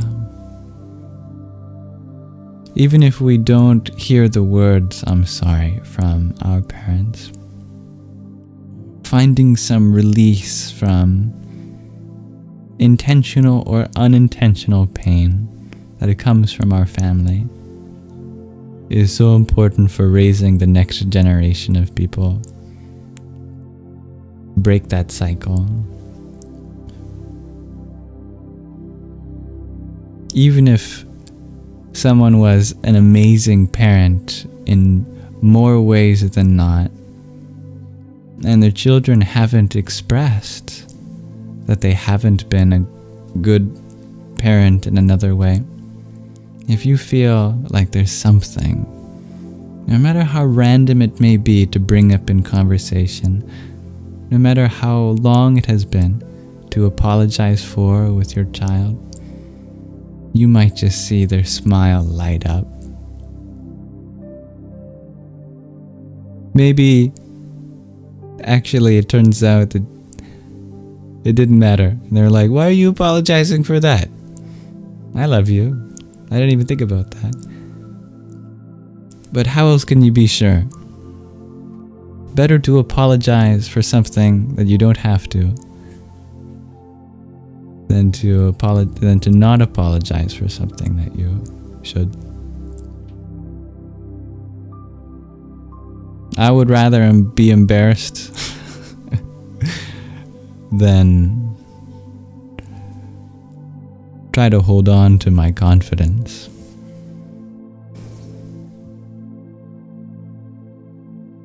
Thank you for the follow, dear Miriam. Oh my God, I'm 100 messages from the present moment.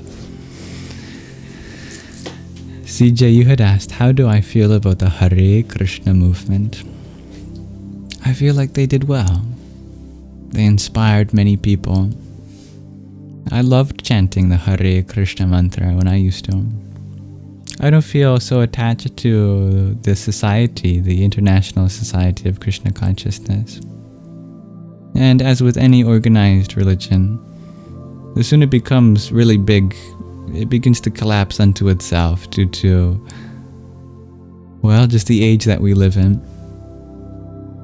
I think you don't have to be tied to any religious organization to still have a spiritual connection to the divinity that organization represents. Your own personal representative is in your heart. And if you want to chant the Maha Mantra, that's great. I love that mantra. I was chanting it today actually. Hare Krishna, Krishna Krishna, Hare Hare, Hare Rama, Rama Rama, Hare Hare.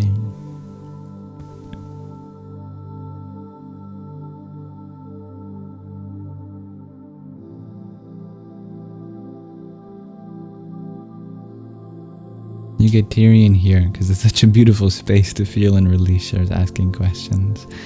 That is such an honor. I hope to hold that in the honor that it deserves, because your vulnerability is sacred.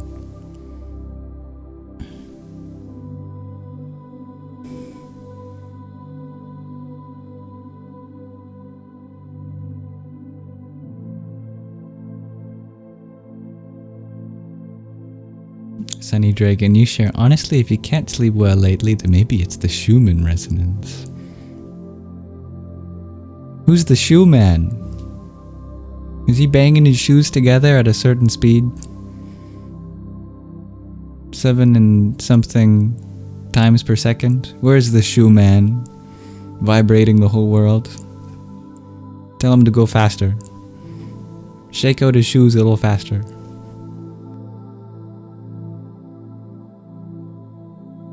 Amanda, you've been working on decalcifying your pineal gland. Do I know anything about this? No, I don't look much into the science behind decalcifying your pineal gland or that kind of physical practice in your spiritual journey. I find it to be very body-centric, and to me, it's kind of fear-based. It comes with a whole lot of baggage. I think it's beautiful in theory to free up any blockages and sacred organs in your body. I love that. But it kind of comes with this idea that there's some blockage in your brain, and that people who have this blockage aren't open-minded because they've been being fed some intoxicant, either physically or mentally. And I don't vibe well with that idea, because to me, spiritual practice is something transcendental to the state of your body. And I'm specifically keeping an open mind to people with disabilities or neurological conditions, that you can find people that have differently wired brains. You can have people that have disabilities in their bodies and nervous systems, but still be very spiritual people. And that leads me to believe that the spiritual path is something other than trying to get your body in a certain way, trying to get your brain chemically in a certain way. It's not really about the substances and molecules that are in there, but you can explore that road, and I respect it. But to me, the relationship your body and health has with spirituality is not about trying to cure yourself of some disease or trying to fix something wrong with you. It's just about understanding that your body is an instrument, a tool, and you got to keep good care of it. And you don't have to have this idea of some enemy inside your brain keeping you from truly being yourself in order to really take care of your body. Just make sure you sleep good, you get good exercise, and that you eat good. Take care of your body, you can take care of others. Your highest purpose is not to get your body into any particular way, but just to use it for the greatest good. And that just means, being a loving and compassionate source to the people around you. Even if your body isn't that healthy, you can still make your mind healthy, and you can use that to be a source of love to people around you. Even if you're in your deathbed, even if you've got some chronic or terminal illness, you can still be a source of wisdom. You can still be a source of love, even if your brain isn't working well. And that's because your consciousness is something truly beyond your body, truly beyond your mind. Yes, your body and your mind is a transmitter of that consciousness. But even if the transmitter isn't working as well as it can, you still can change the lives of people around you by just transmitting that song that gets them to dance what they need to hear. So I wouldn't worry so much. But if you want to explore that, you feel free to. I just personally don't feel like it's necessary. I don't worry so much. Thank you for the follow, dear Bastard Deck and Mira. Hello, dear Emilio again. Dear Chuck, you ask, what sparked my interest in spirituality, or has it always been there? Well, to me, spirituality just means understanding myself. And I've always yearned to understand myself, especially my place in everything else. I didn't realize that's what spirituality truly meant. For a long time, I thought spirituality was something about chakras and crystals and doing headstands and spinning around and I don't know. I don't even know what I thought it was. I didn't realize that spirituality was the most intrinsic thing in every human living being. I was going to say human being, but it's actually every living being. Spirituality is the process of becoming involved with your spirit, the very conscious awareness that you are. I thought it was this weird, I don't know, like pseudo-mystical kind of nonsense, some kind of religious, superstitious, whatchamacallit. But I had no idea what spirituality actually meant. I was always spiritual. I just didn't think I was. I thought I was logical. I thought I was into math and physics and understanding the science of how this universe works. But now I've come to understand that logic and math and science are deeply spiritual. Refining your abilities in the gym, in athleticism, on the field, with your teammates, is deeply spiritual. Serving others through what you do in your job is deeply spiritual. trying to cultivate a living for your family is deeply spiritual.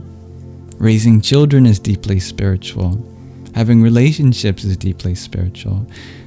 Everything is deeply spiritual.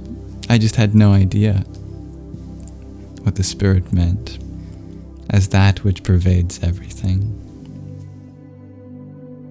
So the next question would be, what helped me realize that? And I don't even know, to be honest. It just kind of happened. There's no specific moment, just a natural unfolding. And I'm sure it'll be a natural unfolding for everyone else too. And thank you, Kyukyu Melos, for your trio of roses. Kameshwaryai Namah. Dear Kate C8, thank you for the love you so much. Bhagamalinyai Namah. Domi, you ask, am I an angel? If I'm an angel, I give a bad rep to all the other angels. Because there's a lot more things I could be doing if I was. If I am, I've got to be the bottom of the barrel in terms of angels, because my goodness, I've made a lot of mistakes in life. And I'm sure I've been someone else's demon. Thank you for the follow and for the share, dear baby spa. Welcome, dear Arcacia. I'm happy you see yourself in me, dear Mercy. Dear Adam Yusuf, you ask, am I Hindu? Well, it depends. What do you think that term means? It's funny, it's not an easy term to define. Thank you, dear Kara Evans, for your tiny pee. I don't care what you see in me, as long as it's not something that makes you suffer. But if it is, tell me, so I can work on that, preferably with you. Whatever I am, as long as it's kind, I'm happy with that. Christian, Muslim, Buddhist, Hindu, Jain, Jew, I don't care. If I'm kind, I care about that. And if I'm not kind, I especially care about that.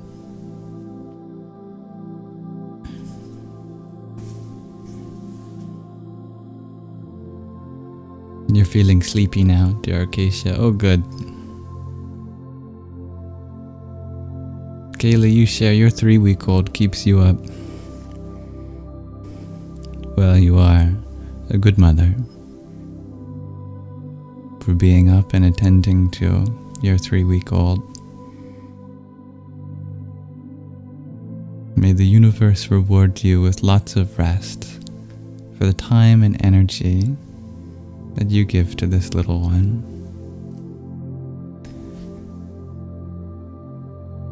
Dear mental health, you share your bed keeps you from sleeping well. My goodness. Please invest in proper sleeping equipment. A good mattress is worth it, but sometimes a good mattress doesn't have to be expensive. Some people find the best sleep just sleeping on a mat, or sleeping on a cot, sleeping in a sleeping bag. Especially if you're struggling financially, you can explore those options too. Hello, a day late and $1 short. Bernie, you ask, how do you get women? You don't, because women aren't meant to be gotten, as though they were things to achieve. To be fair, to have a woman in your life is a blessing, but that's something that she must choose to give you when it comes to her presence, her time, her energy. And there's nothing you can do to affect the free will of another human being. But what you can do is have a value system which is admirable. You can be working towards something that other people want to be a part of. You can live a life which would be something for others to want to include themselves in because they find beauty in the adventures that they can share with you.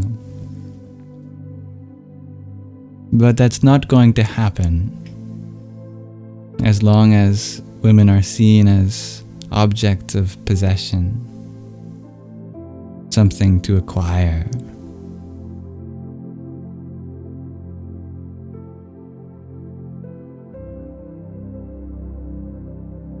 These are goddesses in living form, literally able to bestow life. If you can recognize the divinity in that, you'll be a lot more likely for women to want to associate with you. Because then they'll truly feel seen at the deepest level.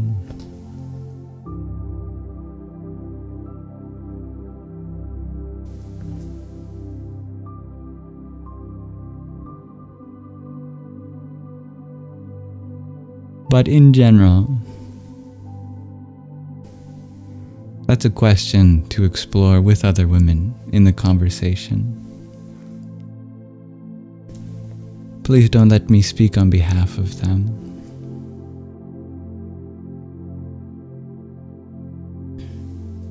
And you can correct me at any point, dear G, if I've said something that you disagree with. Okay. Thank you. And thank you, dear Kara, for your tiny pee. Now let's see, where was I back in the comment section? Very far up. Let me go back up. But I love what was just pinned. Claire said, no one needs a guru. They just need to have a good heart. I love that. The greatest guru is a good heart, isn't it? And thank you for the follow, dear good pup, Emilio.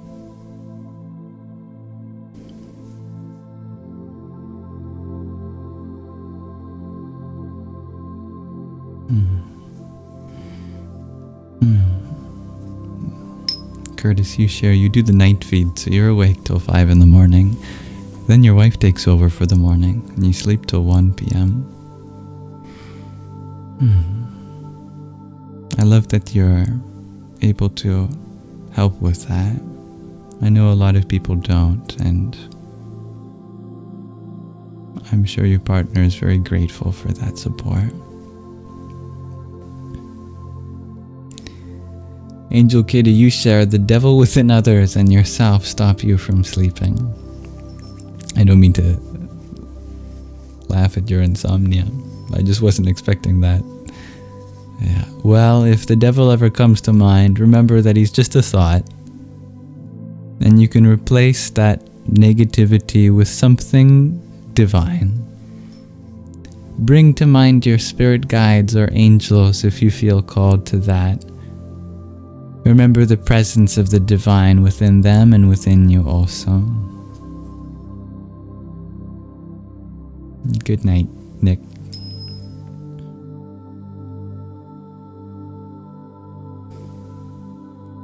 Miriam, you share, my energy is from another world. Oh my goodness. I don't have the receipt, if that's true. If I gotta return this to another world, you gotta help me find the receipt. I misplaced it a long time ago. Angel Kitty, your soul wants to escape. I know what that's like. Sometimes the greatest thing we have to escape is the feeling that there's anything to escape.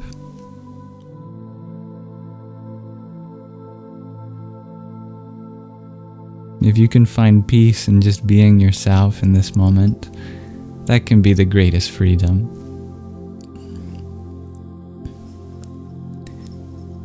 But I certainly know what it's like to just want to leave this world behind at times, when the darkness becomes overwhelming and we forget our own light.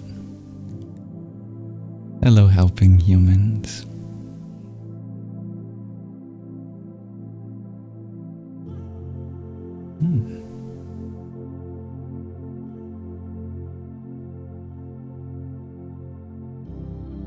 Thank you, dear Megs, for your knowledge.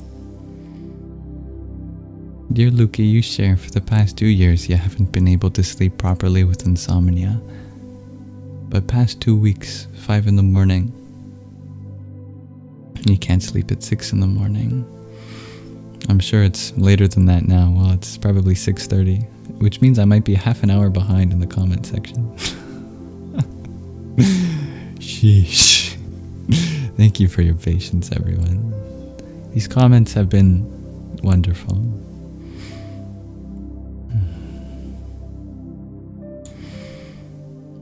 Dearest Luki,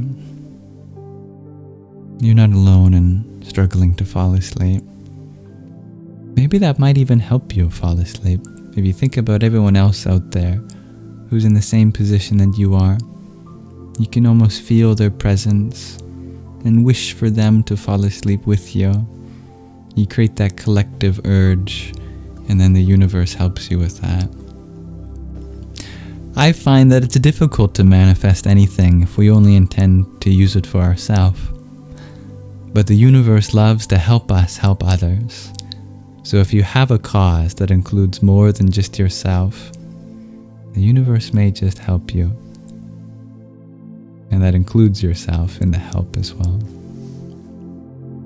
And thank you, dear Oren, for the heart me and love you so much and the popular vote. You're so generous with your time and energy. What can I say about these unnecessary tokens of gratitude in addition? But thank you. Thank you for the additional love you so much. I love you so much.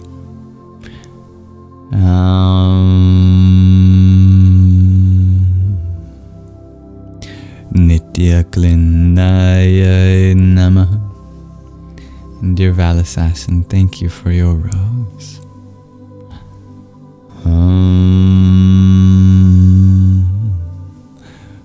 Bhairundaya Namaha. I love you all so much. And not in a parasocial way. I can't exactly be everyone's best friend, as I said before, but my inbox is always open, and I truly don't get a lot of messages. Sometimes I'm just busy with other things, but not busy from the amount of messages. I might not be able to respond immediately, but if you're ever struggling, please know that there's at least somebody out there that will look at your message. I'm happy to read them. I can't promise that I'll be able to help, but I'll do my best. My love extends regardless of who you are. I don't intend on receiving anything in return, because really the gift is to be. I know that one day I'll have to give this body back and everything that I own. So material possessions don't matter so much to me. But being able to be of service to this world does. Because I can't take anything with me into my next life other than the lessons that I learn from being able to serve you. Thank you, dear Icarus, for the heart me that you sent.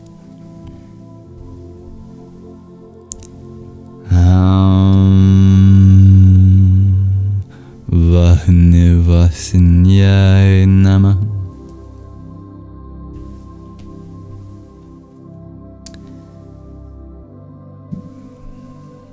If you were serious all the time, you wouldn't be you. Well said, dear Deanne.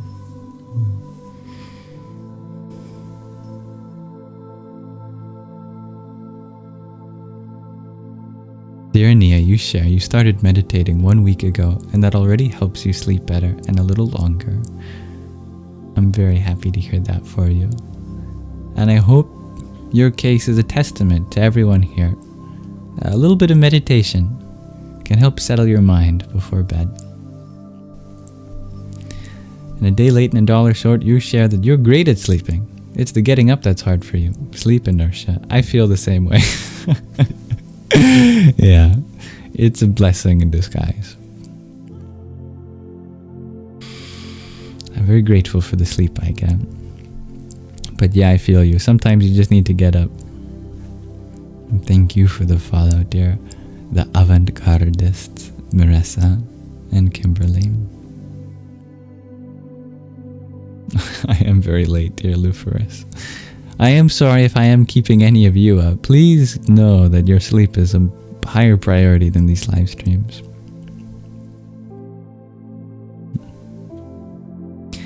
Emilio, you share, I'm the calmest dude you know. Well, you must know not many dudes. I feel like there are many more people calm than me. What's my secret? Honestly, if I have a secret, it's not that much of a secret. It's that I've spent a lot of time in my life not being calm. And I think about those times a lot.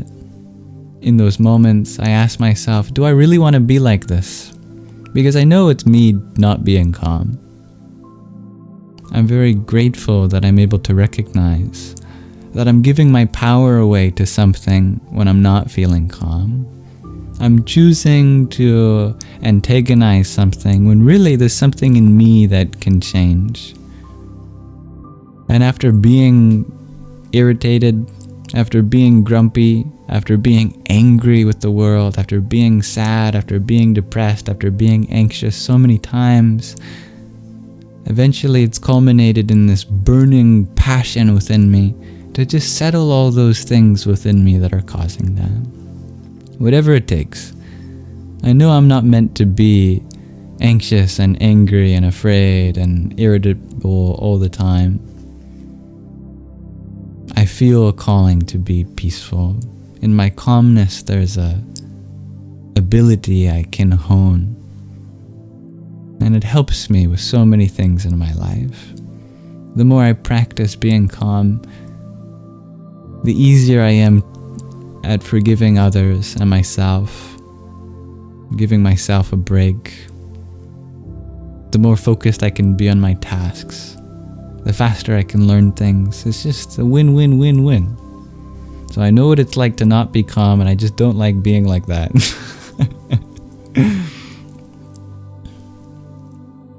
But it's a learning process. I've got a long way to go. You see the best of me on these live streams. If I'm upset, I won't go live. Which is practical in a different way, because it wouldn't be helpful for you either.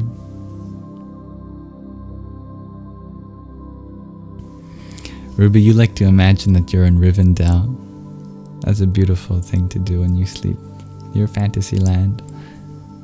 And thank you, Glitter Lover, for your follow.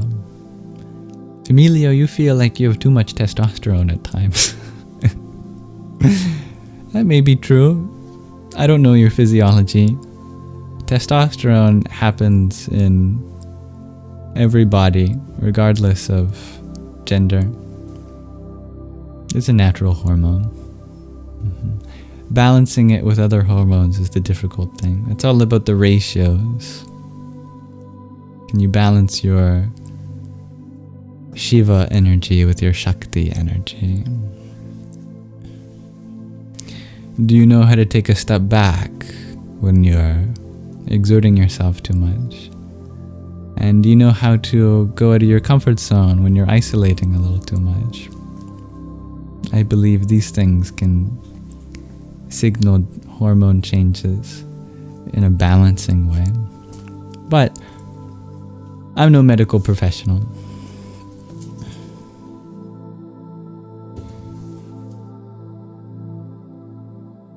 Radhe Radhe. Dear, how do I pronounce your name? Rahir Rahanama. I have to solve a one-piece puzzle to prove that this is live. Solved. Only took me 15 seconds. Thank you, Melissa, for your heart me as well. Hare Krishna. Now, where was I back in the comment section? Still scrolling.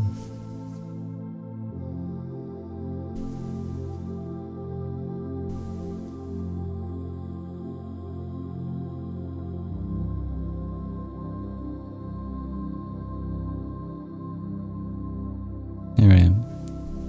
Yeah. Judo girl, nothing keeps you from sleeping. You love to sleep. Oh, I'm happy to hear that. What's your secret? And thank you, Chuck, for the follow. Sunny Dragon, you also used to study math and eventually found your way to India and Buddhism and stuff. I love that we share that. I feel less alone in that. And you like dreaming rather than sleeping, dear Emilio. It's more fun. It can be exhausting, though. You think math and spirituality are inextricably linked. I feel the same way. You're a fan of sleeping, dear Ruby? It's the best. That's good. Sacred geometry. Shows metallic ahead.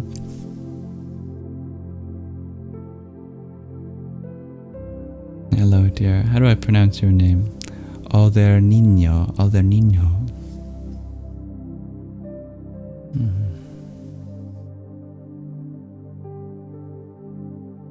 Dear Jenk, you're wondering what keeps me from sleeping well. We've had such a long question of the day. I have answered this, but happy to answer again. Generally, lately it's tension in my body. But to go a little bit deeper on that answer this time, I've noticed that a lot of the tension in my body I carry from what I'm thinking in my mind. And depending on what I'm thinking, that affects what tension I'm either releasing or holding on to. So if I'm holding on to some idea or thought, sometimes that's associated with my thigh being clenched, or my abs, or my glutes.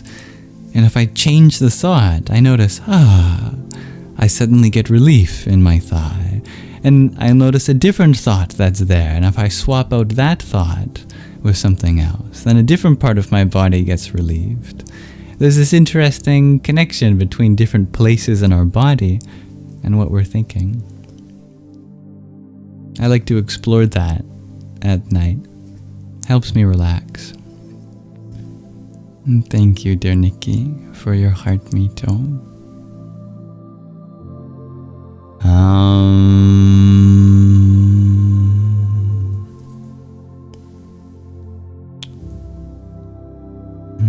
Vajreshwariyai Namaha.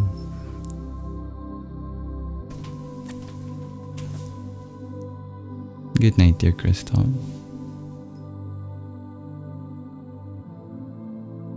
I'm very grateful for the moderators who help keep the peace here. And thank you for adding to the beauty, dear Emilio. What are my favorite hobbies? You know, I used to have a lot more, but I've gradually become a lot more simple in my days. I think right now one of my favorite hobbies is taking care of the tulasi plants. Makes me happy. Dear Claire G, you share you can't sleep lately. You think you're dealing with a Pisces dreamweaver. Oh, I've never heard of that. Would you share more about that? Thank you, dear dream traveler. Dream traveler, is it you?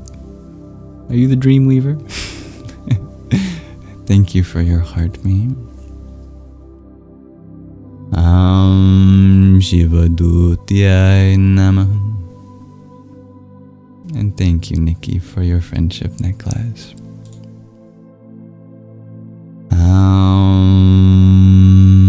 Tvaritayai Namaha. What about you, dear Emilio? Sorry if someone's keeping you up there, Claire G. It's beautiful how empathetic you are, but it's good to remember to be empathetic to yourself, that you deserve to hold space for what you're going through and spend time taking care of that emotional body in your own time.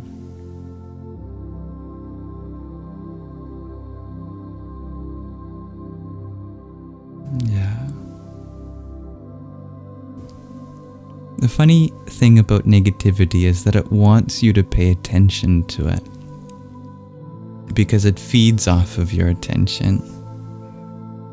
And negativity itself tells you that you're naive if you only pay attention to the positive. But pay close attention to where that's coming from. The idea that you're naive if you're hiding from the truth actually itself is a naive idea, because truth, higher truth, is always relieving to the soul. Highest truth is the nature of your being. Therefore, if anyone says that you're ignorant of the suffering in the world by paying attention to what's positive, they don't even know what true positivity means, because it doesn't mean hiding from the facts of life. It actually means going so far into the facts of life that you're able to see how every problem that arises in this world is meant to be. And you are meant to participate in what you can, but understand that you're not meant to suffer just because everyone else is. You can hold peace for yourself as the first step in creating a more peaceful world. Because when the world is not peaceful, how can you expect to create a more peaceful world if you're just paying attention to all that which isn't peaceful? The lack of peace only continues to exist because we collectively give our energy to what's unpeaceful. If everyone, the oppressors, the oppressed, the supporters, the ignorant, if we all gave a little more peace of mind to what needs to be healed in us first, then we can stop spilling our own wounds onto others and propagating our own pain. That's the true beauty of real optimism, of real positivity. That you're aware of all the horror in the world, but it doesn't take away your own peace. Because your own peace isn't meant to be taken away. You're not meant to hide from these things in order to protect it. You don't have to protect your peace by hiding from the world. You give yourself to the world. You are true peace. You are what the world needs. You have not come into this world with anything other than your peace. You acquired this body. You acquired this mind. You acquired your belief system. It's the peace that you give this world that truly makes a difference. Everything else you have to give up anyway. Therefore, your positivity is your real power. What you give your attention to, energy flows in the direction of that. That's how we change the world. It's slow, but it's efficient. And it is the only way. Thank you, dear Kali, for the heart me that you sent as well.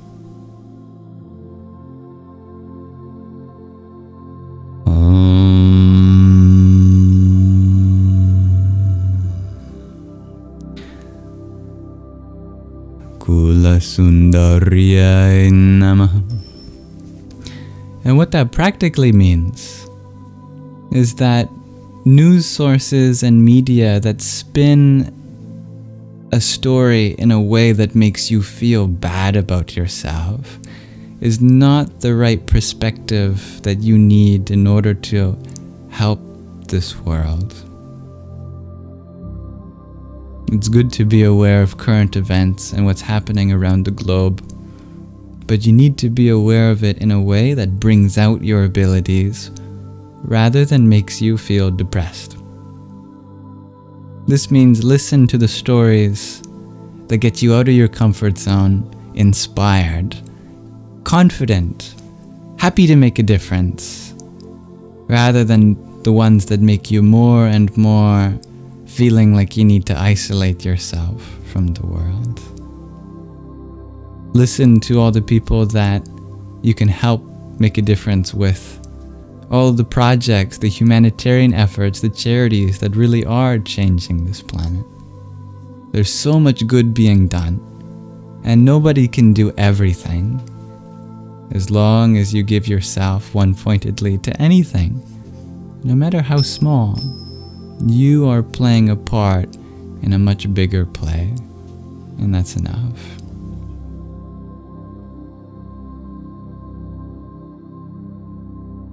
Let's see where I left off in the comment section.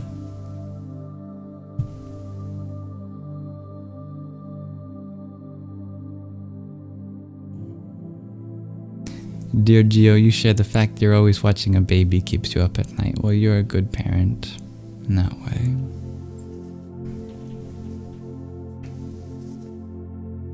Thank you for sharing your knowledge about different stones, dear Claire G.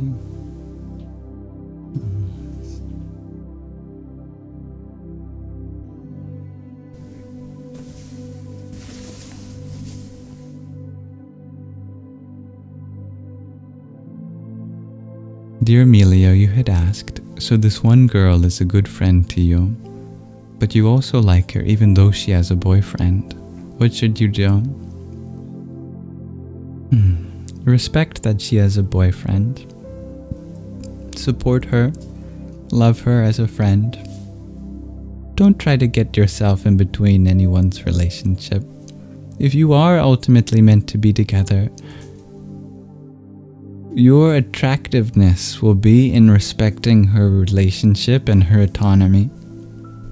If it turns out that her boyfriend isn't the nicest person, the very fact that you will have been there supporting her is the most attractive thing about you.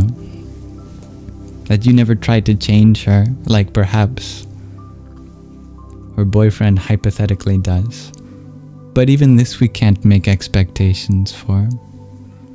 If you truly love them, you don't need to be romantically involved with them to still have an intimate kind of connection. Sometimes the closest connections are platonic. Sometimes they're long distance. Sometimes they're atemporal. Be a part of her life in the way that respects both your and her needs. And if you find it too painful, then remember to give love to yourself. Take some time for yourself. Develop a connection in you that fulfills that need. Whatever we have to find in others exists within us also. So take inspiration from the qualities that you find beautiful in her and develop them in yourself. Otherwise, just be her friend. Hello, dear Ryan Evans. And Lemon Airplane.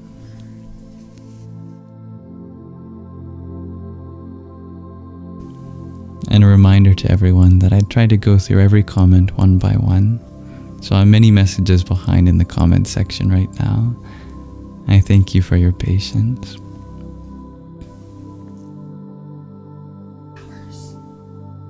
Oh wow, we've been live for a long time.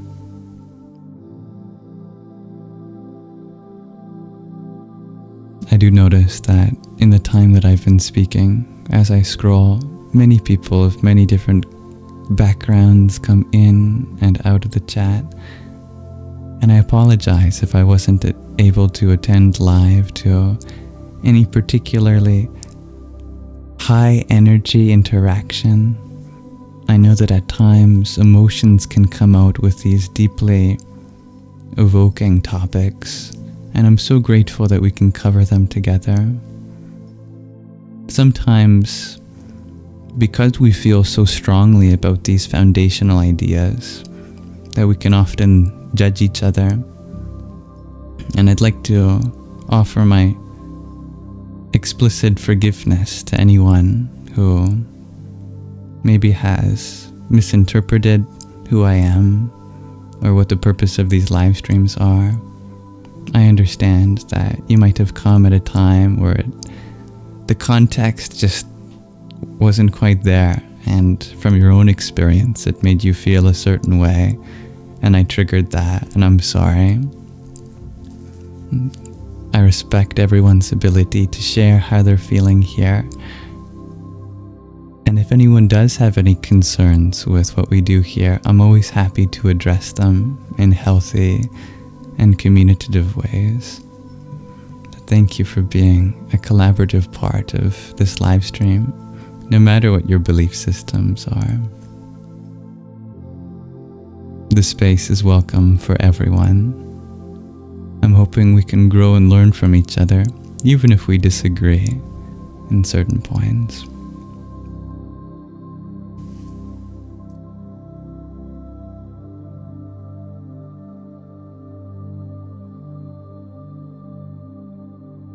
I love what you said, dear Claire, about how you think that everyone wants to find peace in their own way. And I think the beauty of that truth is that we're all called to our intrinsic nature.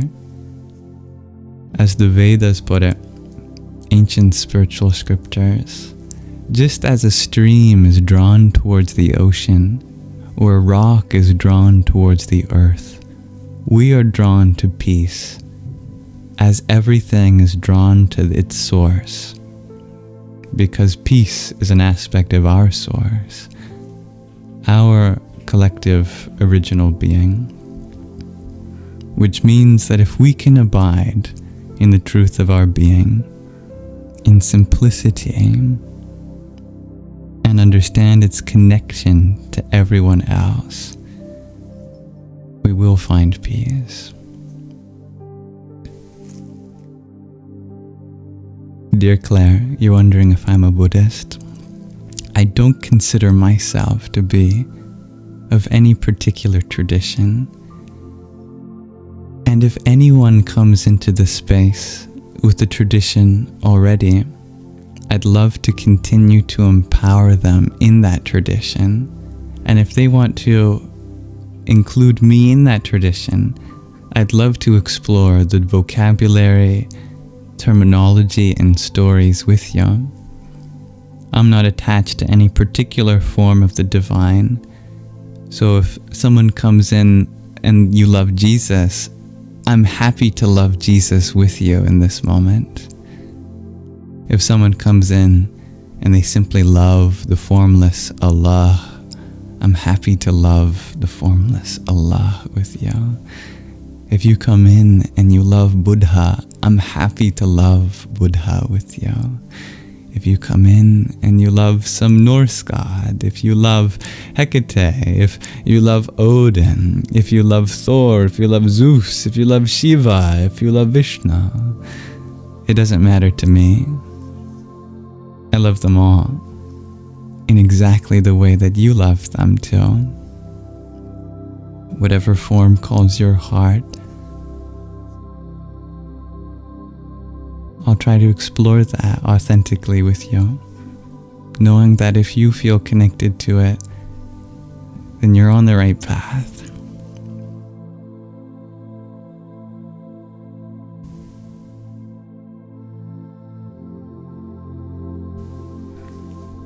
Good morning, dear Anko. And thank you for the follow. Someone whose username is anonymous, so I'm not sure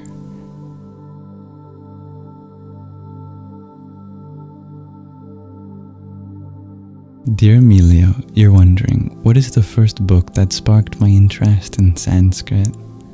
I don't think it was a book. Just hearing Sanskrit being spoken sparked my interest. In sanghas, specifically satsangas, Sanskrit's often spoken. I love picking up on the terminology because it's often not translated, because it's almost impossible to translate. It's like a secret language that everyone is welcome to learn, and that if you learn it, you get to understand some universal truths in ways that other languages have a difficult time trying to convey. And this reflects the fact that Sanskrit was originally an oral tradition, that it wasn't written down. And if it was originally written down, nobody knows the original script. And thank you for everyone's patience for some of the difficult users that come in here. As long as nobody is judging each other, we're free to be curious about difficult topics. As long as we explore them from a healthy and respectful way, we can talk about anything here. One of the points that's raised, and just to protect the identity of the person who raising it, I'll speak about it indirectly, is the idea of cults. I mean, you have to be careful.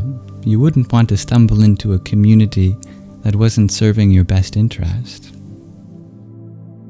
And I totally understand that if you're scrolling on TikTok Live, and who knows where you are scrolling from and what your For You page is like, you might come into a space like this and you're like,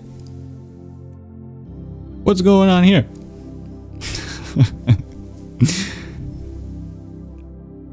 So allow me to affirm to you that if at any point anyone is uncomfortable with the things that we do here, please feel free to leave.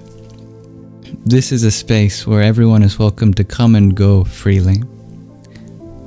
It's my hope, my intention, that the space is inclusive without making any demands on people's presence, and that we don't develop a sense of us versus them mentality.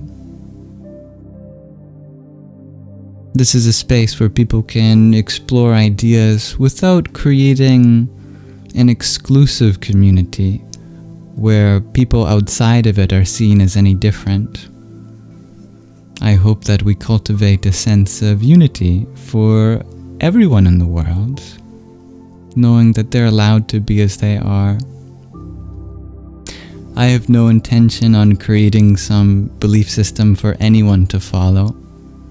I want you to be free to discover the truth of yourself in your own way, whatever that looks like. And if I ever do anything that raises a red flag, please let someone know. And you can talk to me about it, and I hope to address that too. And if for whatever reason inside this community some harm happened from one person to another, I hope we create an environment where it doesn't get hidden, and that we talk about these things so that nobody feels like they have to hide the truth of abuse.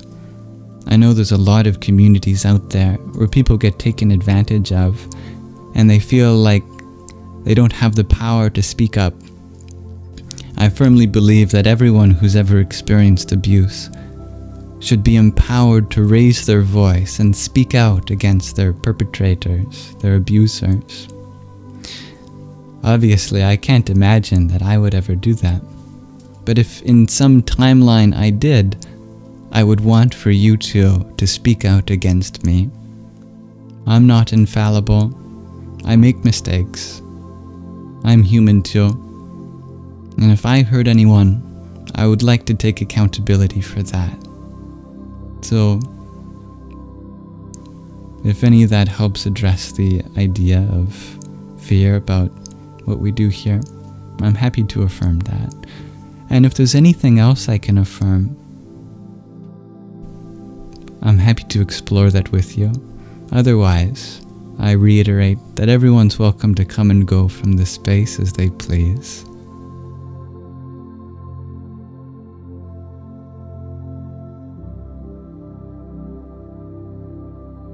I'm no teacher. I'm just a very passionate student that likes to share what little I've come to experience, trusting that some of it might be useful to others, and understanding that a lot of it might not be.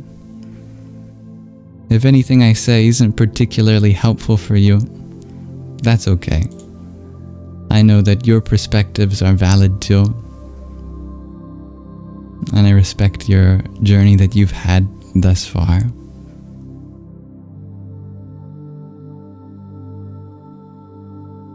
Only grateful that our paths crossed in any way, because this is a beautiful universe, even if we get along or not. I'm grateful to know you, no matter how small our interaction is. I hope to look back on my life as a whole and find value in everyone, including you.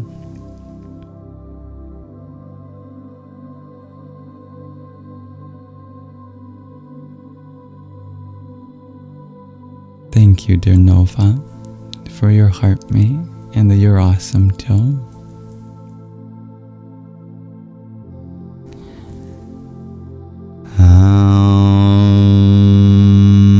Nityaya Namaha.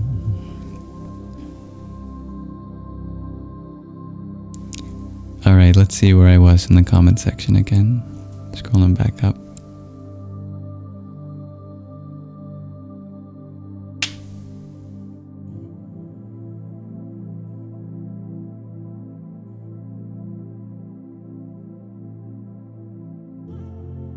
I'm very behind, aren't I? Mm-hmm.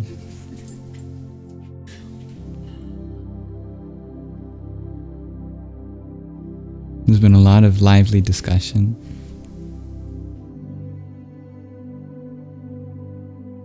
I appreciate it. We cover a lot of different difficult topics here sometimes. And most of you are so incredibly patient with one another and understanding. And that makes me so happy to see. Thank you.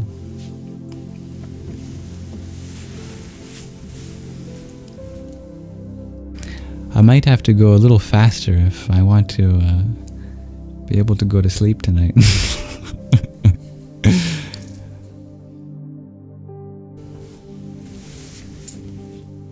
Oh yes, that's right. I should take my medication too.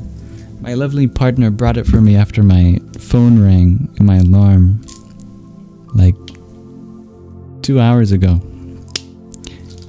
Speaking of things that keep us up at night, if I don't take this medication, I might have a difficult time tonight. This is my mirtazapine. As a moment of vulnerability to share myself, I still use pharmaceuticals, namely mirtazapine, in order to address my sleep and anxiety problems. But I've come a long way, and I'm able to taper off most of the dosage that I was prescribed with the help of my doctor. So forgive me for taking a moment to take my medication.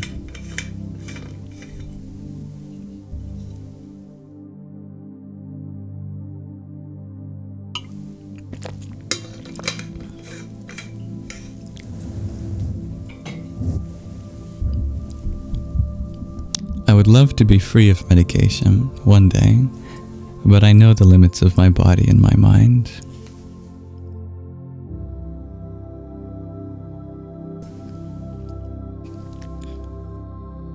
Dear Kaio, you share you have the worst anxiety. It feels like someone has met you at a chokehold and your chest tightens so bad. I know what that's like, dear Kaio. Thank you for sharing that. Anxiety is something that you can better your relationship with, and I have experienced a lot of it in my life, as per the medication which you just saw.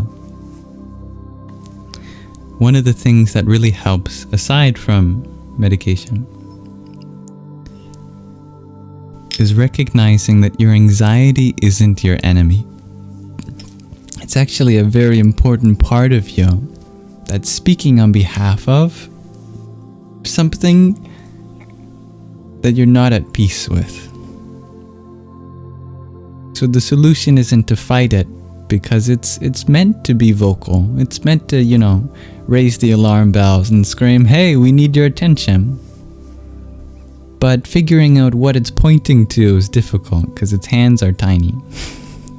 You might think, what is it? Is there a tiger in the bushes? No. What is it? Is the world going to collapse? Feels like that, but no. Is everything I know a lie? And I have to come to terms with the fact that this existence is an illusion?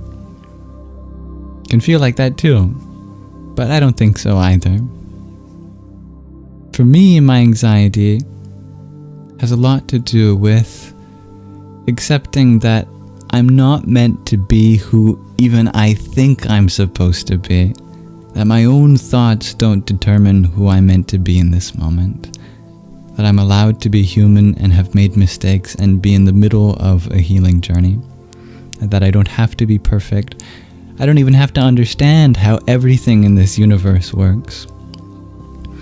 And when I give myself the liberty to just be a little human on this planet with a bunch of other little humans, and collectively we try our best, but we make a lot of errors and learn along the way, that makes me feel better about myself, and my anxiety tends to go away. Hello, dear RM. Hello, Jaderade.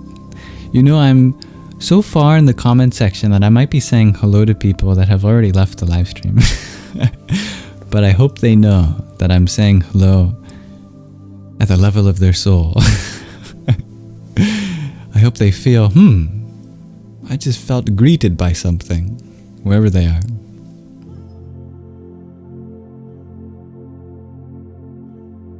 Thank you for asking questions. Claire, you ask, how did I become so patient? I didn't really. I just became impatient and realized that it wasn't working. Every time I'm impatient, something goes wrong. So I think about all the times that I've been impatient and I try to do something different. That's a practice I continue to do every day. It's something like a muscle that every time you continue to bend the wrong way, you go, oh, okay, this is the limitations of this muscle. And you work it out within that region, and then it gets stronger.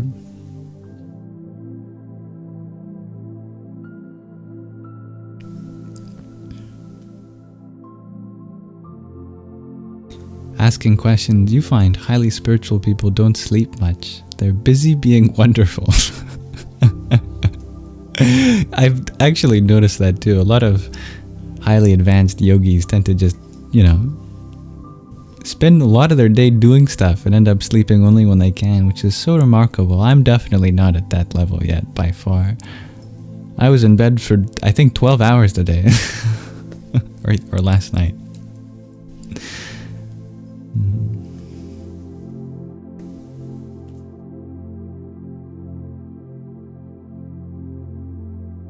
Dear Dawn, you share you once fell asleep during one of my meditations, going through 126 or so chakras. Yes, yeah, we did a version of reading through the Vijñāna Bhairava Tantra, where we went through each of the yuktis, the 112 gateways to the yoga of wonder and delight, treat it as a chakra, an energetic center within ourselves.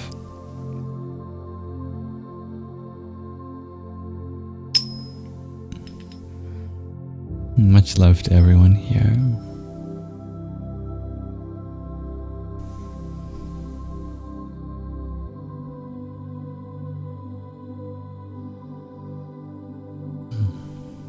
Hey Chris, you're wondering, where am I located? Well, if we zoom out, we're all pretty much in exactly the same place. I mean, think about how large the universe is. We could have been in different galaxies, but we're in the same one. We could have been in different solar systems, but we're in the same one. We could have been in different planets, but we're in the same one. I happen to be on a part of our planet known as Vancouver Island. And we happen to be in the same country too. And good morning, dear owner Sonar.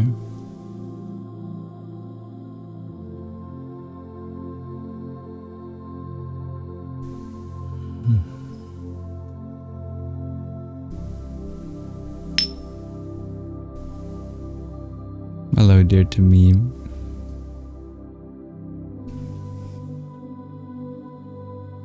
I think it's safe to close the question of the day by now. I'm sure there's other answers that I haven't got to yet, but thank you everyone for sharing. Thank you so much. This has been perhaps the most active question of the day ever. It's kept me up for many hours now, and I appreciate just how willing everybody has been in sharing some of the things that keep them up at night. That's one of the most universal experiences we have as humans, especially in this age.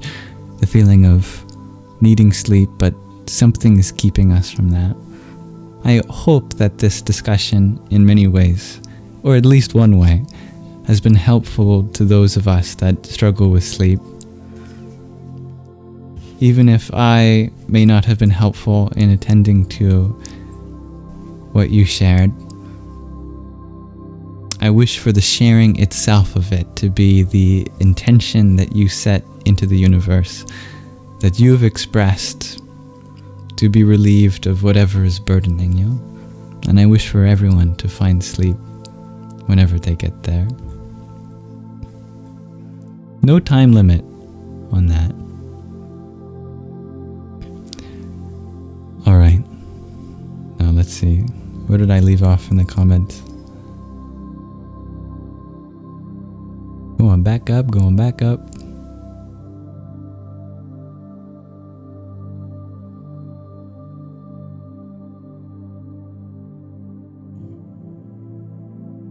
Somewhere around here. Maybe. I think around here, yeah.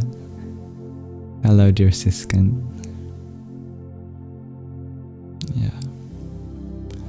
Dear faithful being, you ask, with that said, Yam, on material pleasures meaning nothing to me, can I give you my bank number?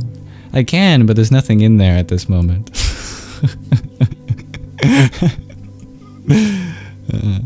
I spent my last few dollars on, this is true, on an ice cream sandwich the other day. G can be the proof of that, or the witness. She's sitting next to me now. I should have bought you something though. That would have been the more selfless thing to do.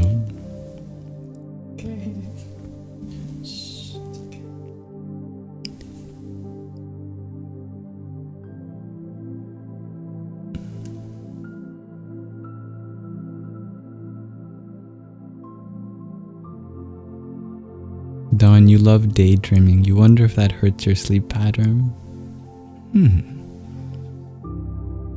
I can't say for certain for you, but I don't think so. I would say that daydreaming actually helps you get your subconscious to process, so that you have less to process subconsciously at night when you do get to sleep. We got a lot of viewers. 166, which is still the same number that Myrna pointed out many minutes ago, that I'm now getting to the comment of.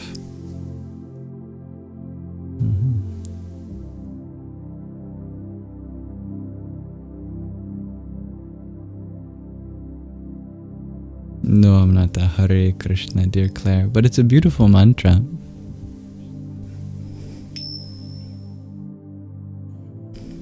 Claire, you'd also asked, what is sacred geometry?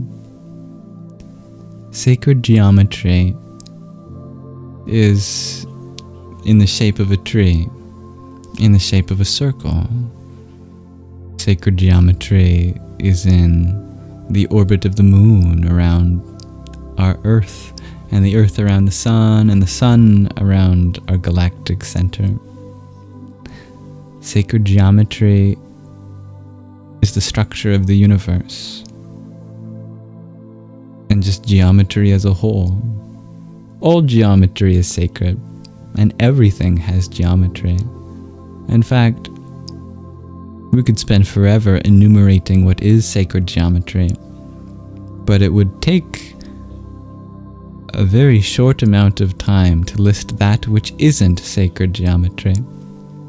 Ready? Here's the list of everything that isn't sacred geometry. You want to hear it again?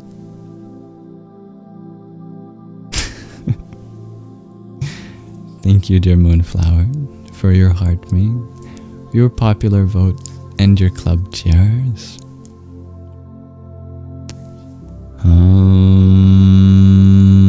Nilapatakinyai Namaha. I love that you also found spirituality from math and philosophy, dear faithful being. I'm so grateful that I can share my story with you as you do with me.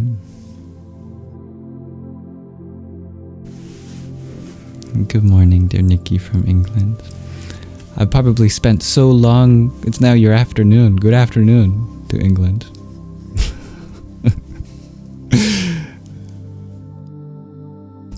Hello, dear dream traveler. Thank you for the follow, dear. I am Random. I'm Paul Evans. Yes, I love nature, dear Claire. How could I not? I'm a part of it after all.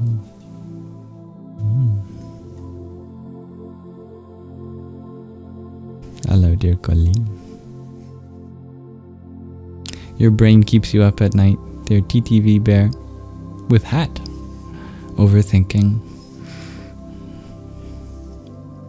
Sometimes a silent mind isn't always possible, but we can find silence in taking a vacation from our mind.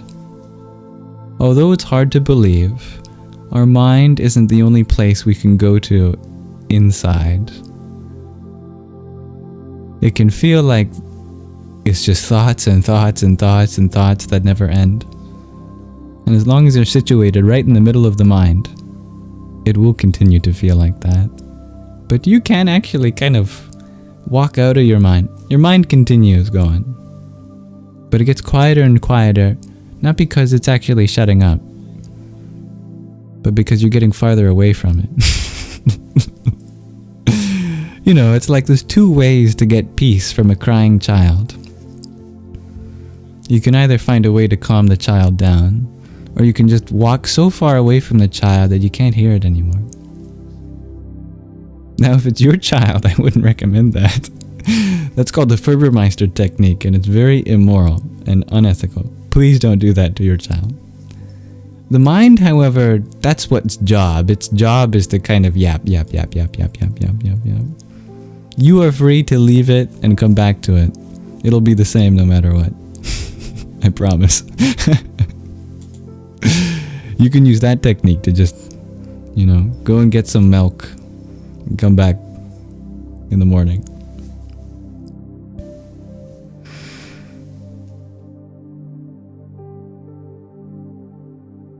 I love that you find magical frequencies in nature, dear Matrix.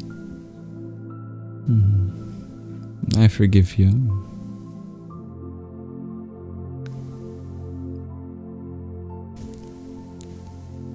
Dear Waltzis, you share you get dreams of being lied to and gaslit. So stressful to sleep. Any tips? I'm sorry to hear that, dear Waltzis.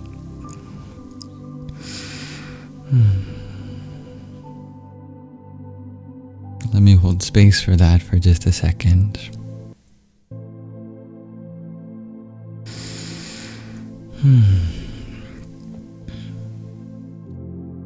Sounds like from your past, all of the times you have been lied to or gaslit,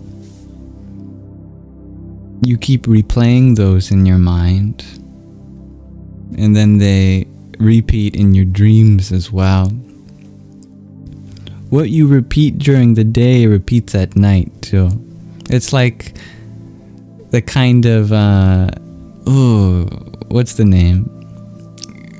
Phospholuminescence?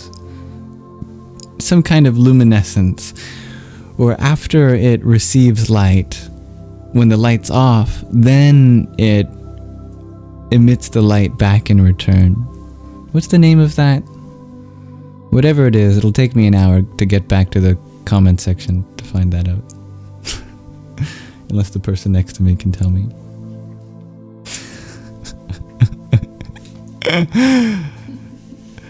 It's like that with sleep. That when you go and enter your subconscious, it reflects, it emits back whatever was happening in your mind during the day in a very whimsical way, often through dreams and nightmares.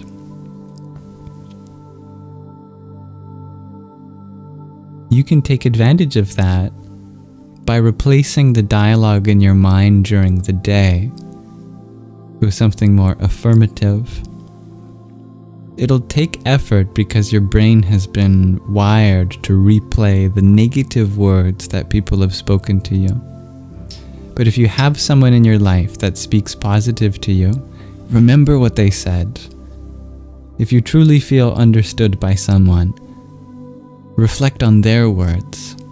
If you don't feel understood by someone, you can reflect on their words to understand them, but not yourself. Because they don't understand you. Their words aren't truly representative of who you are. Thus, if you identify with them, you're only identifying with their limited idea and not truly what's true to you. Therefore, if you have someone in your life that you know understands you, try to bring your mind back to those words during the day, and your subconscious will be seated. It probably won't happen the first night, unfortunately, because the subconscious takes time to change. But repeated days of thinking of positive words will gradually begin to loosen the hold your subconscious has on those limiting beliefs. And that takes a lot of time. Thank you, Karina, for the heart me that you sent to.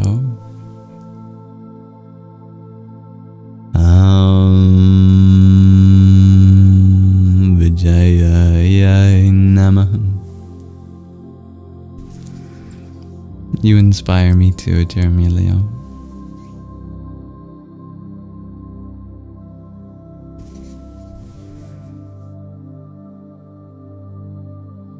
Thank you for the follow, dear Sasim. I'm sorry to hear that current events are keeping you up, dear Ash. Your empathy for what's happening in the world is completely understandable. Remember that it's people like you that help raise awareness for things that are happening around the world. And even by doing that, you are such a big help. And especially when you have other things going on in your own life full of conflict, you can't be expected to save the world on your own. Remember that your sleep is still deserved. Even if you feel like more could be done for the problems that are happening while you sleep, you gotta sleep in order to continue to be of help at all. I hope you find rest in that.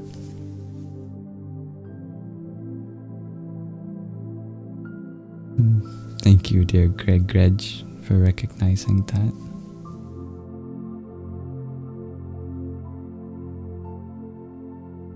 Thank you for being a mirror to light, dear Emilio. Taylor, welcome back. You're at a kava bar. We were talking about kava the other day. That's fine. I don't know much about the long-term effects of kava. I know it can be harmful for your liver, but it's much healthier than alcohol, depending on how it interacts with your system. I know some people find success in going off alcohol, finding similar feelings in kava root, the powder from a tree that you drink. It numbs your tongue, tastes very bitter, but you can make it taste better. It's a much more natural substance that gets you feeling kind of loosey-goosey like alcohol, but alcohol is much more worse for you.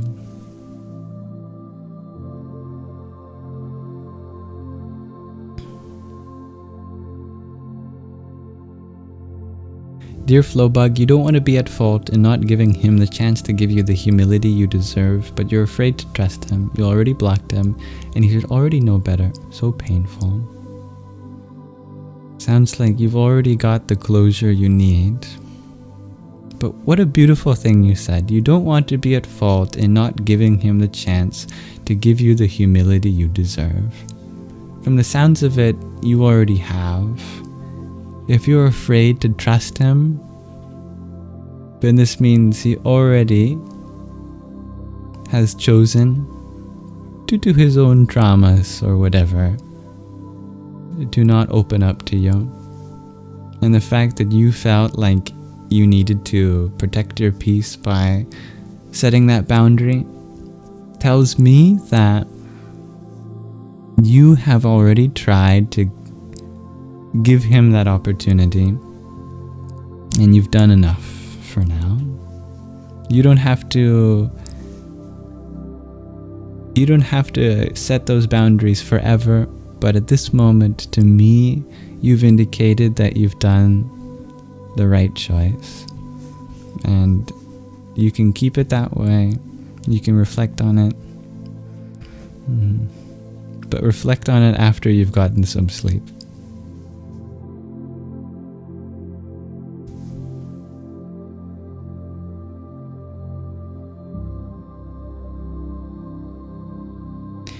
Didn't you think the shirt might be bringing in more people than usual? It's funny, I didn't intend on that. Yeah, to me, I don't have such an emotional reaction when I look at that logo. It's just a comfy shirt.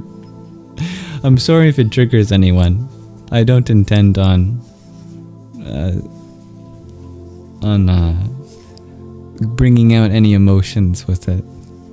If it makes people feel better, I can reverse the logo. I don't mind. I can just put it on backwards.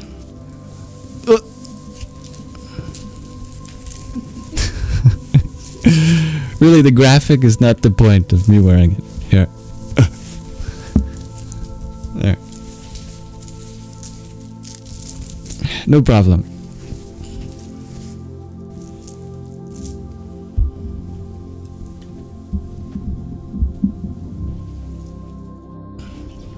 Always happy to accommodate.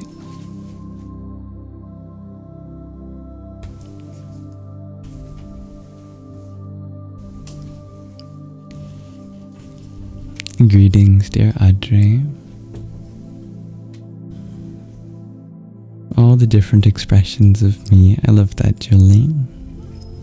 All the same self. Getting you say sorry. Are you a man or a woman? Well, I appreciate your apology, but you don't have to. I understand. I am pretty feminine for having a male body. But I think we've all come from the mother, and so even in a male body we can appreciate that feminine principle that lives on through us. I remember I was always heartbroken whenever my mom cut her long hair, because I loved her long hair for some reason. I have no idea why. I would always cry and cry and cry whenever she got a haircut. And then I realized one day, wait a second, my mom grew this body I could just grow my own hair. She's given me the gift to grow my own long hair from her. Oh, thank you, Mom. Why don't I do that now? But really, I think we don't have to know the gender or sex of another person in order to connect with them. It can be helpful if they have preferred ways of being addressed, for sure. But please know that I don't have any preferred ways. You are welcome to see within me the masculine and feminine. I don't mind. I'll make it easy for you. I'll just say that he, him is fine because that's my body and I'm grateful for my body. But you know what? All of nature is she, her. You can use that too. I don't care. I'm so honored to be associated with the feminine too, because we all come from her and we're an extension of her. Why would I be afraid to hold a part of her identity and how she's addressed as well?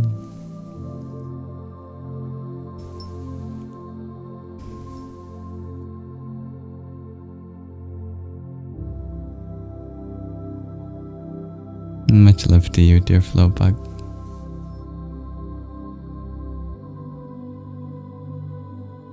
So many songies tonight, right, Audrey?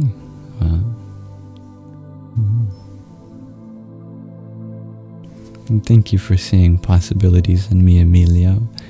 I hope to continue to see all the potentiality in you too. I'm sorry to hear about someone in your life, dear Claire, who's a very calm and empathetic person, but private and shy.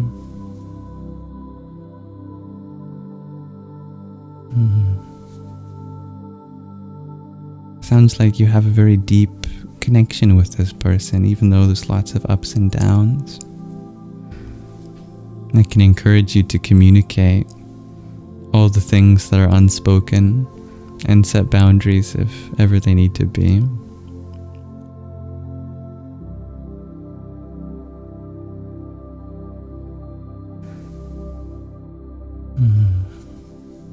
Dawn, you share that when you found me, you were a Mormon, and I hoped you become more comfortable allowing spirituality to serve you, not some idea that you don't agree with.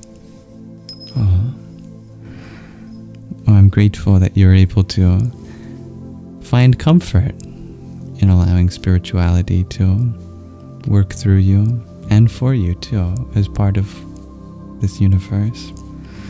I definitely don't intend on taking anyone away from any spiritual tradition. If it works for some people, that's wonderful. If it didn't work for you, I respect that. I understand that too. Happy to support you in whatever path you take. And thank you for the follow. Is that 100 billion? I'm too lazy to count how many zeros that is. Plus or minus a few orders of magnitude. Thank you. 100 billion for the follow.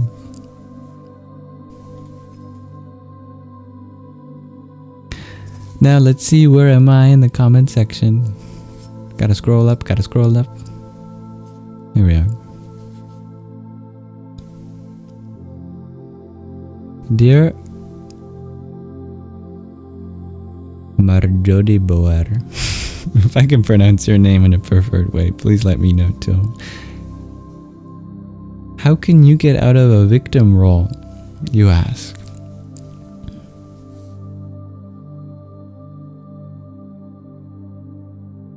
I'm feeling that when any of us have been hurt, we don't want that hurt to be forgotten.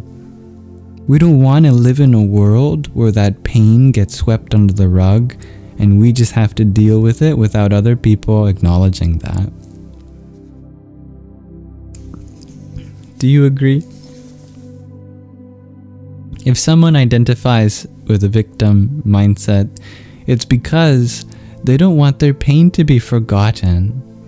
They are propagating that pain so that the world doesn't forget what happened to you. And that's so understandable if that's the case.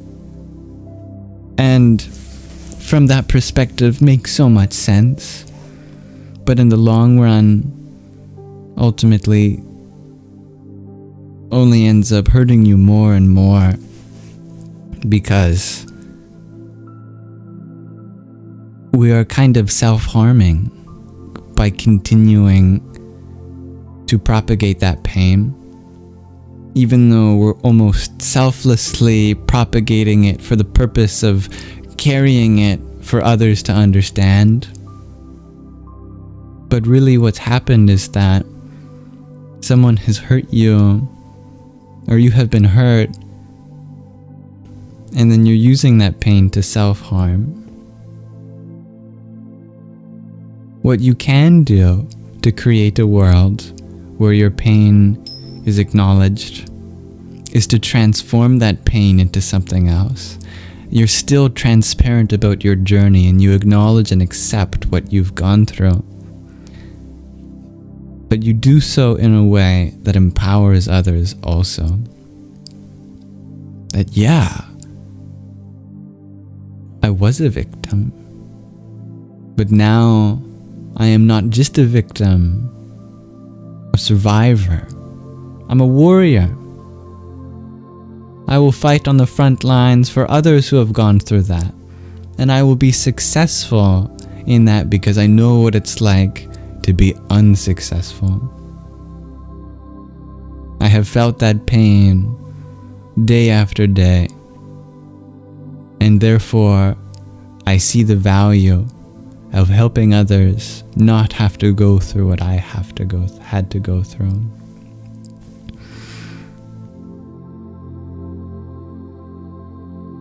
You let that activate this power within you to lead others that reflect yourself.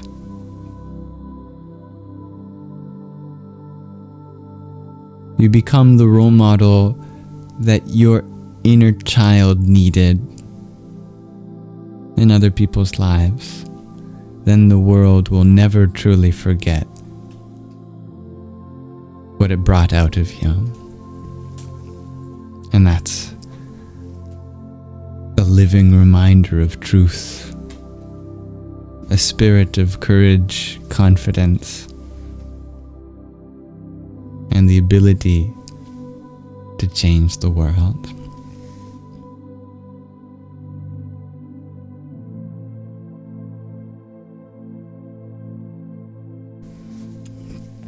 Thank you, dear Kairose.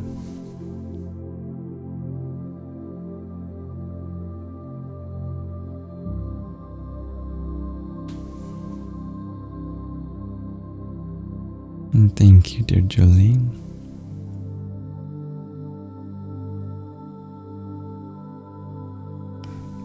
That's a great reminder, Flowbug.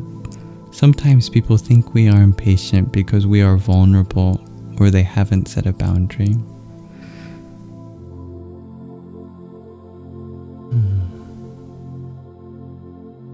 I love all the knowledge that we share together here. Thank you, everyone. I think I'm a half an hour from the present moment, because I saw people were pointing out that it was 11:11 or 1:11. It was 11:11 for me. Sheesh. I really need to go to bed soon.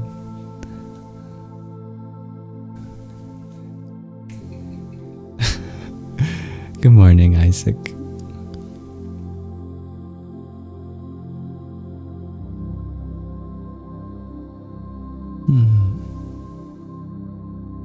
Everyone's got something, dear Jordan. Indeed. Myself included. And if we all are honest about our vulnerabilities, I think we can make a world that's a little less alone in its people. I think a lot of us are embarrassed in what we go through. I know what that's like. And we don't have to be. We can still be pretty good people, even if we've got a lot of things to work on at the same time. Because our goodness isn't a reflection of being perfect. It's a reflection of being authentic. And I can only hope to be more authentic.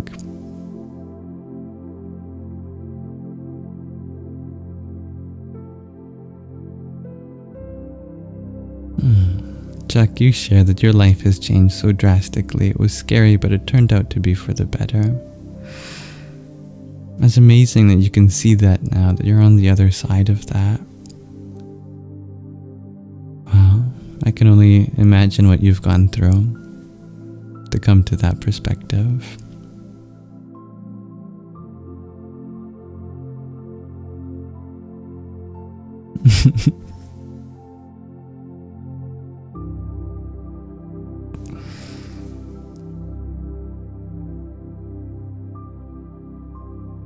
Los Colas. Dear Lisa, you were wondering if I'm following Ayurvedic teaching. Well, there's a lot in Ayurveda that I don't know. It's so big, it's so huge. It comes from the word Veda, which means knowledge, and Ayus, which means health or life. So Ayurveda is the health science of life. There's a lot of misunderstandings in modern age, and there's a lot of unlicensed Ayurvedic practitioners out there giving advice that isn't founded in true Ayurveda.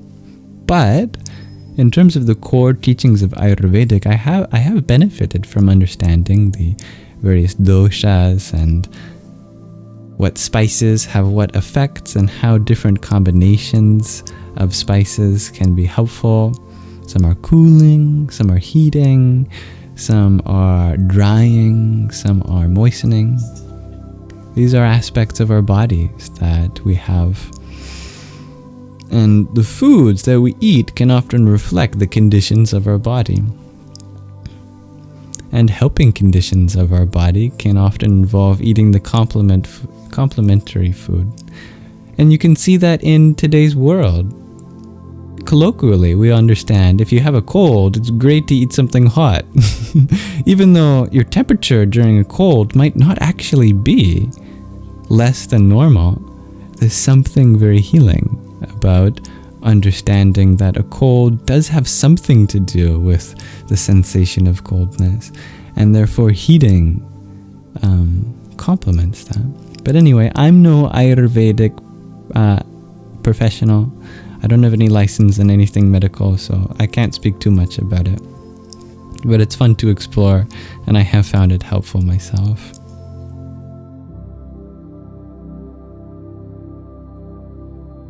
And thank you for the follow, dear Innovolti. I'm very grateful to live where I am. And I think a lot of people would benefit from immigrating here. I would love for more immigrants to appreciate the privileges that I have here. An ice cream sandwich is money more than well spent. Thank you for affirming that, faithful being. Am I outside? Asks the ghost. Wow, you know, the fact that, you know, my green screen makes you even question that means I've done an okay job cutting it out. So thank you for saying that.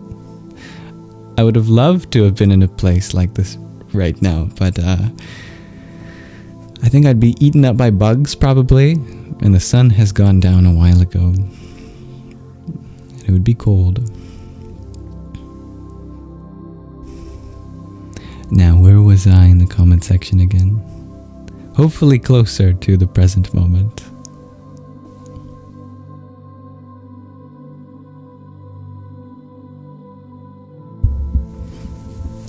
Gonna have to go a little faster probably. Good morning, Art Dose from Greece. Good morning, Fotzia. Thank you for the follow, Ben. Good morning from South Africa, Fotzia. You have a lot of intense dreams these days.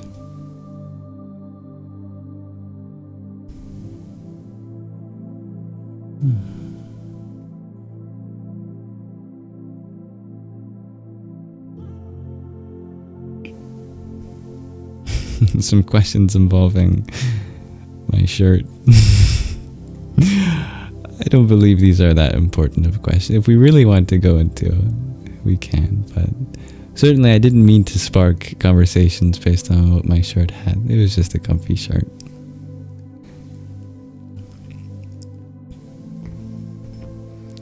Dear Ranjit, you shared you eat cheese before you sleep. You get dreams at night. Is that true? I'll have to pay more attention to that the next time I do. But ram. And you mean real cheese. Good to know.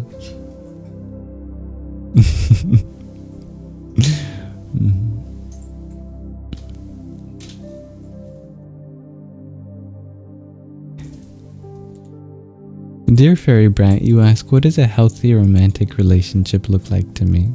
As a spiritual woman, how should you be in... Oh, sorry, I accidentally scrolled away, or it got updated. How should you be in one? Well, I can't speak for you. Especially, I can't speak for other women.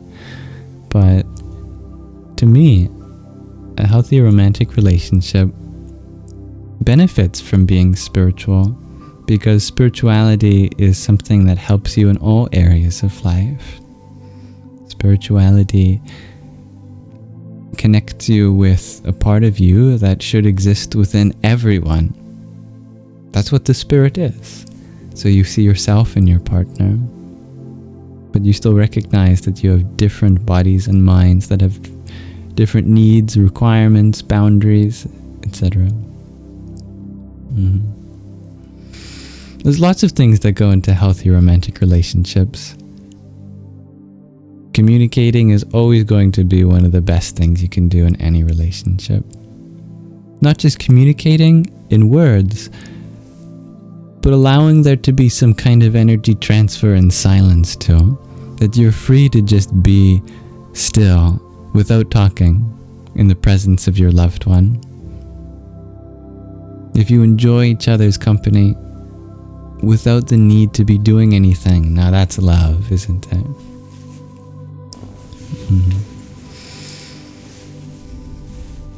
And romance can come in many ways too. Sometimes the simplest things can be romantic or evocative in a way that need not be sexual or body-to-body relation.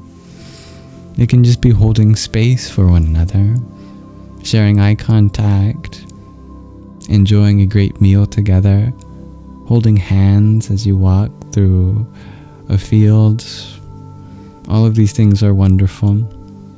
I think today so much of relationships have this assumption that you need to always have something sexual in order for it to be intimate. But sexuality isn't just expressed through our bodies, it's expressed through our life force and how it engages in every single interaction. We can expand this notion of sexuality not to be just what happens when one body comes in physical contact with another, but as the very energy transfer of every conversation, as every laugh, every tear that's shed, in the silence that permeates the room that you exist in tandem together within. That is to say, leave room for your relationship to take many forms. It doesn't have to look like anything. That to me is healthy. And that you respect that your spiritual practice might look very different from their spiritual practice. You don't even need to necessarily be with someone that is also spiritual, but it helps.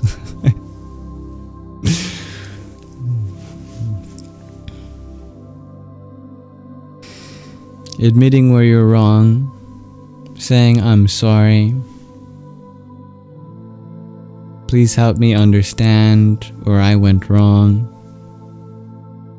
How can I help you? What do you need from me?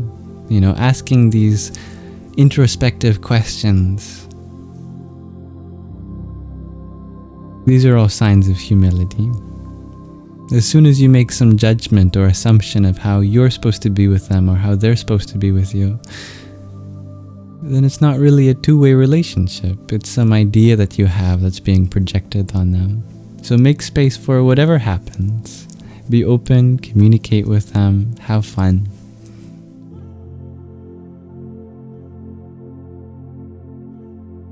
Faithful being, you share, let's talk about gender in Hinduism again. Well, that's a big topic. I'll just say Mother Nature is feminine. And Father Consciousness is masculine. And we all have both. Feminine nature, masculine consciousness. And that's the definition of feminine and masculine, rather than the definition of consciousness and nature. Instead of wondering, why is nature feminine? Or why is consciousness masculine?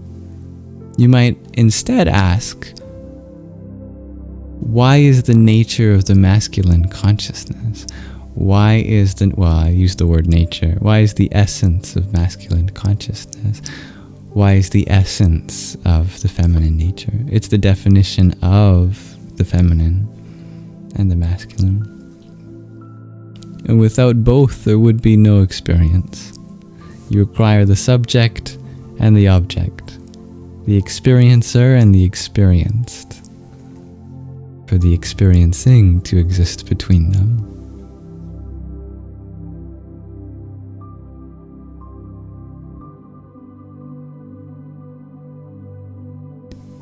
This goes beyond our bodies. Hello, Jem.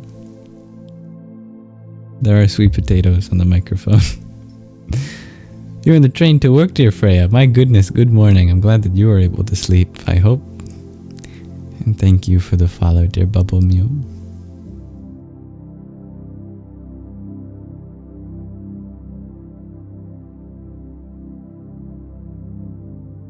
I have not tried black tourmaline to sleep, but I think I do have some.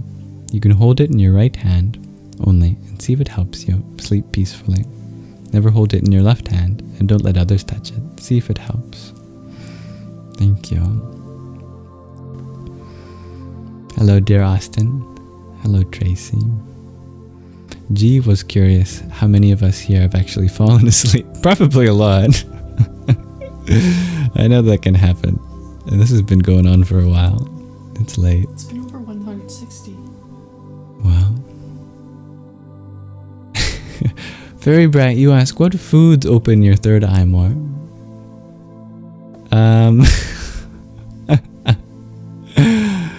Well, there's a way we can practically answer this question. Foods that help you realize that the divine exists within everything. Because that's what an open third eye represents. Perceiving divinity.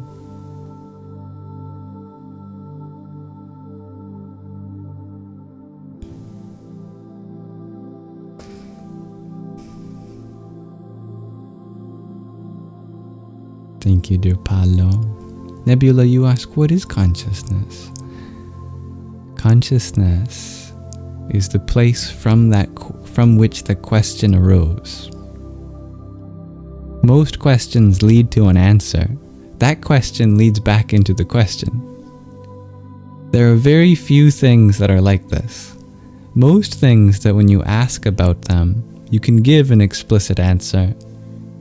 The funny thing about consciousness, it's a miracle that we even have a word that points in that direction, is that it's not something that can truly be put into a word. So our word consciousness is just more of a pointer. So what is consciousness? It's not something that this question can lead to. It's not something that can be answered. But if you go in the other direction, you will have understanding. It's not about where the question takes you into some thought or idea or concept. It's actually about where that question comes from. That place within you that is asking. That is consciousness. The inquirer, the witness of life that is mystified by the soul. The pure awareness from which this question has come into being. That's the consciousness. The reason that's important is because it's something that can't change, whereas everything else in this experience changes. The source of the experience, the consciousness, is definitively something else. Not your body, not your mind, but something that your body and mind use in order to become an instrument of interaction in this world. If you can recognize that, that's your immortality. That's what is to be known as what will continue after death, because it was there before birth. Your consciousness just acquired a body rather than a body acquiring consciousness. It helps you sleep at night, remembering this.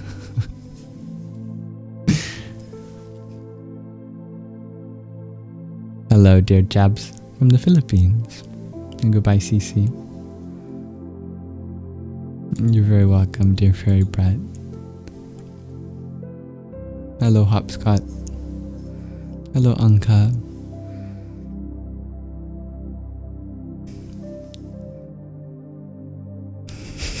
You should get some sleep too, dear faithful being. And I finally made my way back to the present moment. I think that deserves a round of applause.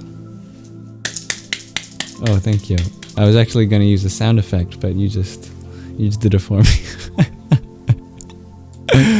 Woohoo! Well done, well done. Thank you, Naoko, for the rose you sent too.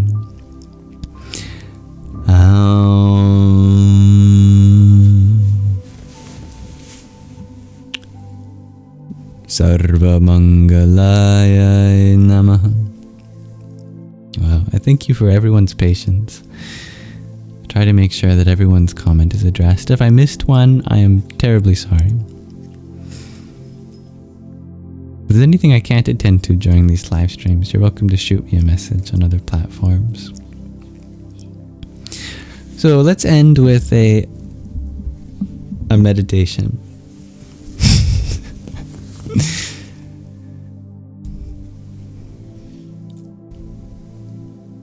We'll do a very simple meditation tonight. If you're interested, you're free to go if you don't want to.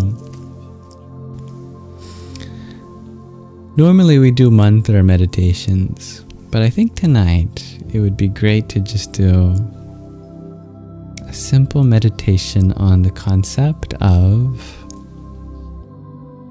releasing whatever we need to release in order to fall asleep next time. So we'll do a meditation to help with sleep.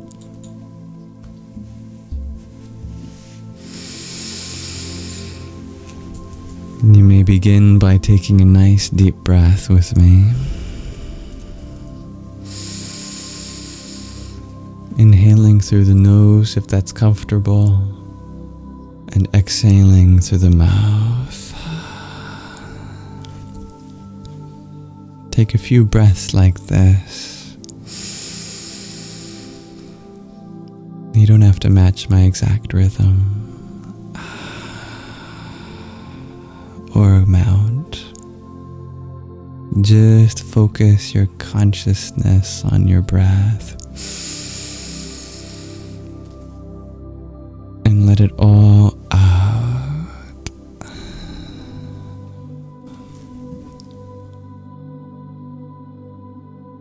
Continue breathing like this. I'll add some helpful reminders here and there while I tell you about how well you're doing. Not just in this meditation, I mean in life.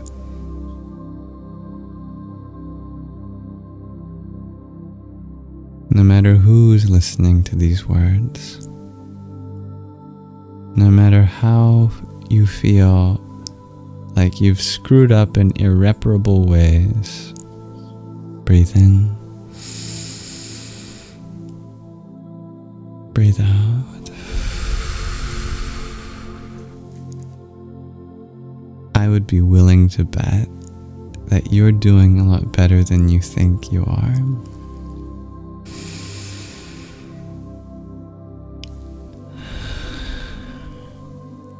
And if even 1% of that truth resonates with you, feel free to own that. Hold your heart. Accept that you're doing enough. And that's okay.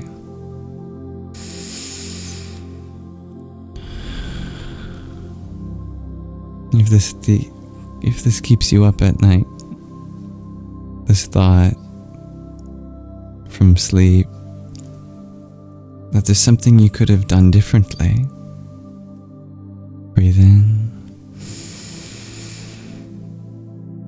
breathe out. Remember that in this moment, the universe gives you the opportunity to rest without the necessity to beat yourself up over the past for things you've done or not done.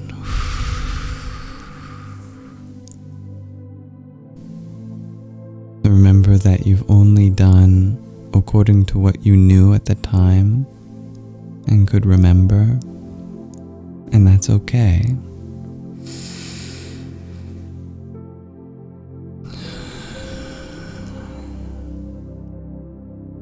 With each in-breath, accept that there's always new possibilities for you. And with each out-breath, try to forgive yourself, release the past. If it hurts too much to release it, that's okay. You don't have to do that either. Breathe into those parts of you that are painful and hold space for them with love and acceptance.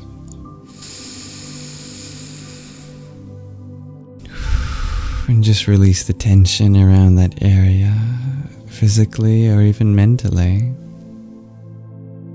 Try to fill your body with a sensation of loving compassion. And release exactly what you feel ready to release. Breathe in a way that feels natural for you.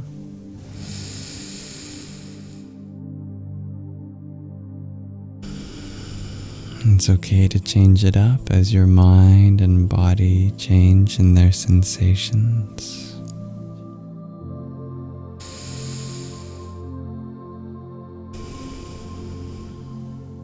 You're perfectly where you're meant to be at this moment. I trust that if there are any changes you need to make in life, you'll be able to do them at some time when you're rested. For now, it's important to give yourself the rest you need and deserve, to feel good about yourself, to think clearly, process whatever else you need to process, all in due time.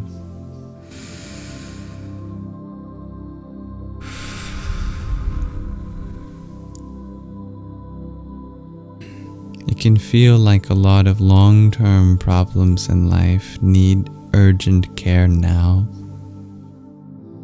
But one of the biggest things you can do is just allow yourself to be as you are right now.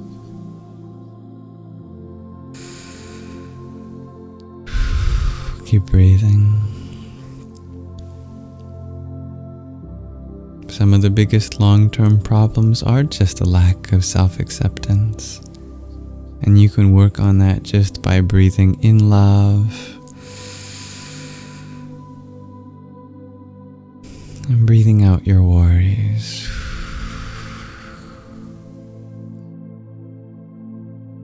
You can keep breathing like this for as long as feels natural for you and comfortable.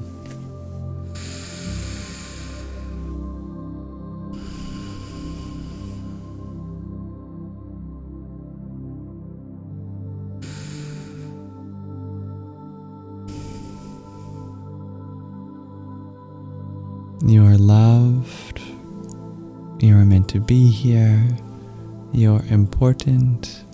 And you are significant even during these down times that you give yourself from above. Let that energy flow from your higher self into your mind, your body.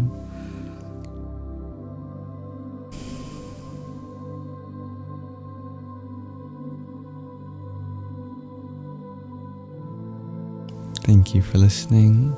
Thank you for breathing. Thank you for being you. Continue to think about the things I've said or breathe consciously after I stop speaking.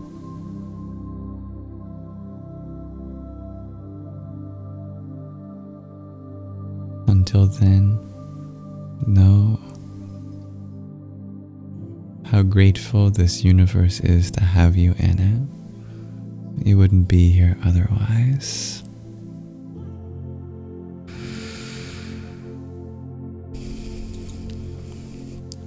I'll stop the meditation there for now.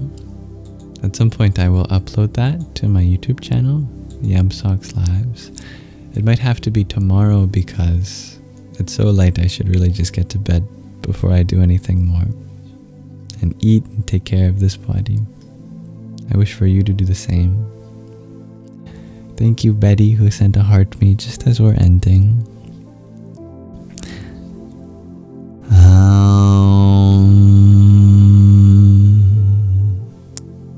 Sadhyujatam prapadyami sadhyujataya vai namo namah.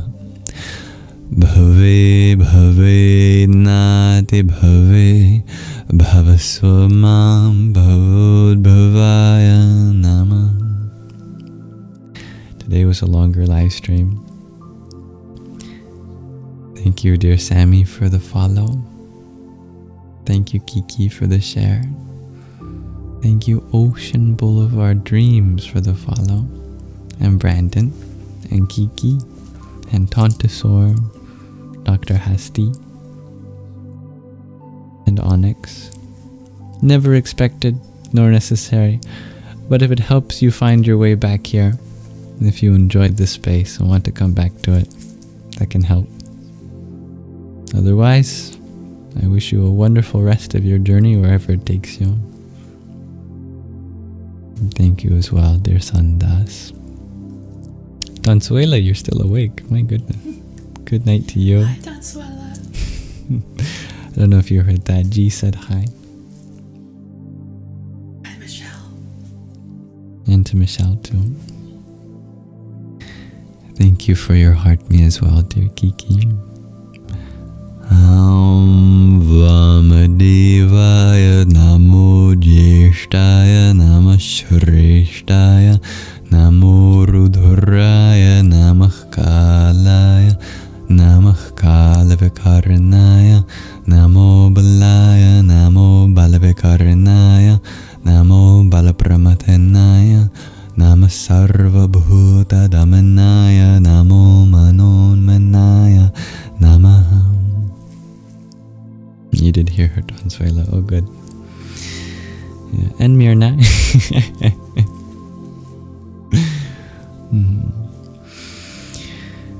Today we had a very eventful live stream, exploring many things, and I felt overall it went very well. I know there were some difficult times, but that's expected on the internet, especially, when we are so open and vulnerable. We can be tender to each other's wounds. If I have said anything that has upset anyone, I hope you can forgive me, and I'll try to work on that myself. If there's anything I can do to make this space more inclusive, I'm always happy to hear you out. Hold me accountable.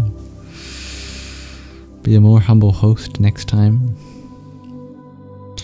And overall, all of you are so patient, comforting to the people that come in, and understanding, and it really makes me happy to see. I've got such a wonderful audience, and I'm really grateful for how all of you add to the energy in such a unique way to make such a wonderful space. Thank you, Asuriel, for your share too. A good mini morning, dear Rianan. May this live stream be an offering to the divinity within all of you. Asato ma sadgamaya tamaso ma jyotirgamaya mrityor ma mritangamaya shanti shanti shanti. That means, lead us from the unreal to the real, from darkness to the light, from death to deathlessness. May there be peace in us, may there be peace in our environment, and may there be peace in the forces that act on us. Thank you, Nikki, for your finger heart, your Rosa, and tiny, nippy. You don't have to, but is there anything you wanted to add, dear G, before we go? Any word? Anything you wanted to add before we go? I just love everyone tonight. Everyone's energy's been very beautiful. And catch you on the next live. Thank you. May you all have a wonderful rest of your present moment. Namaste.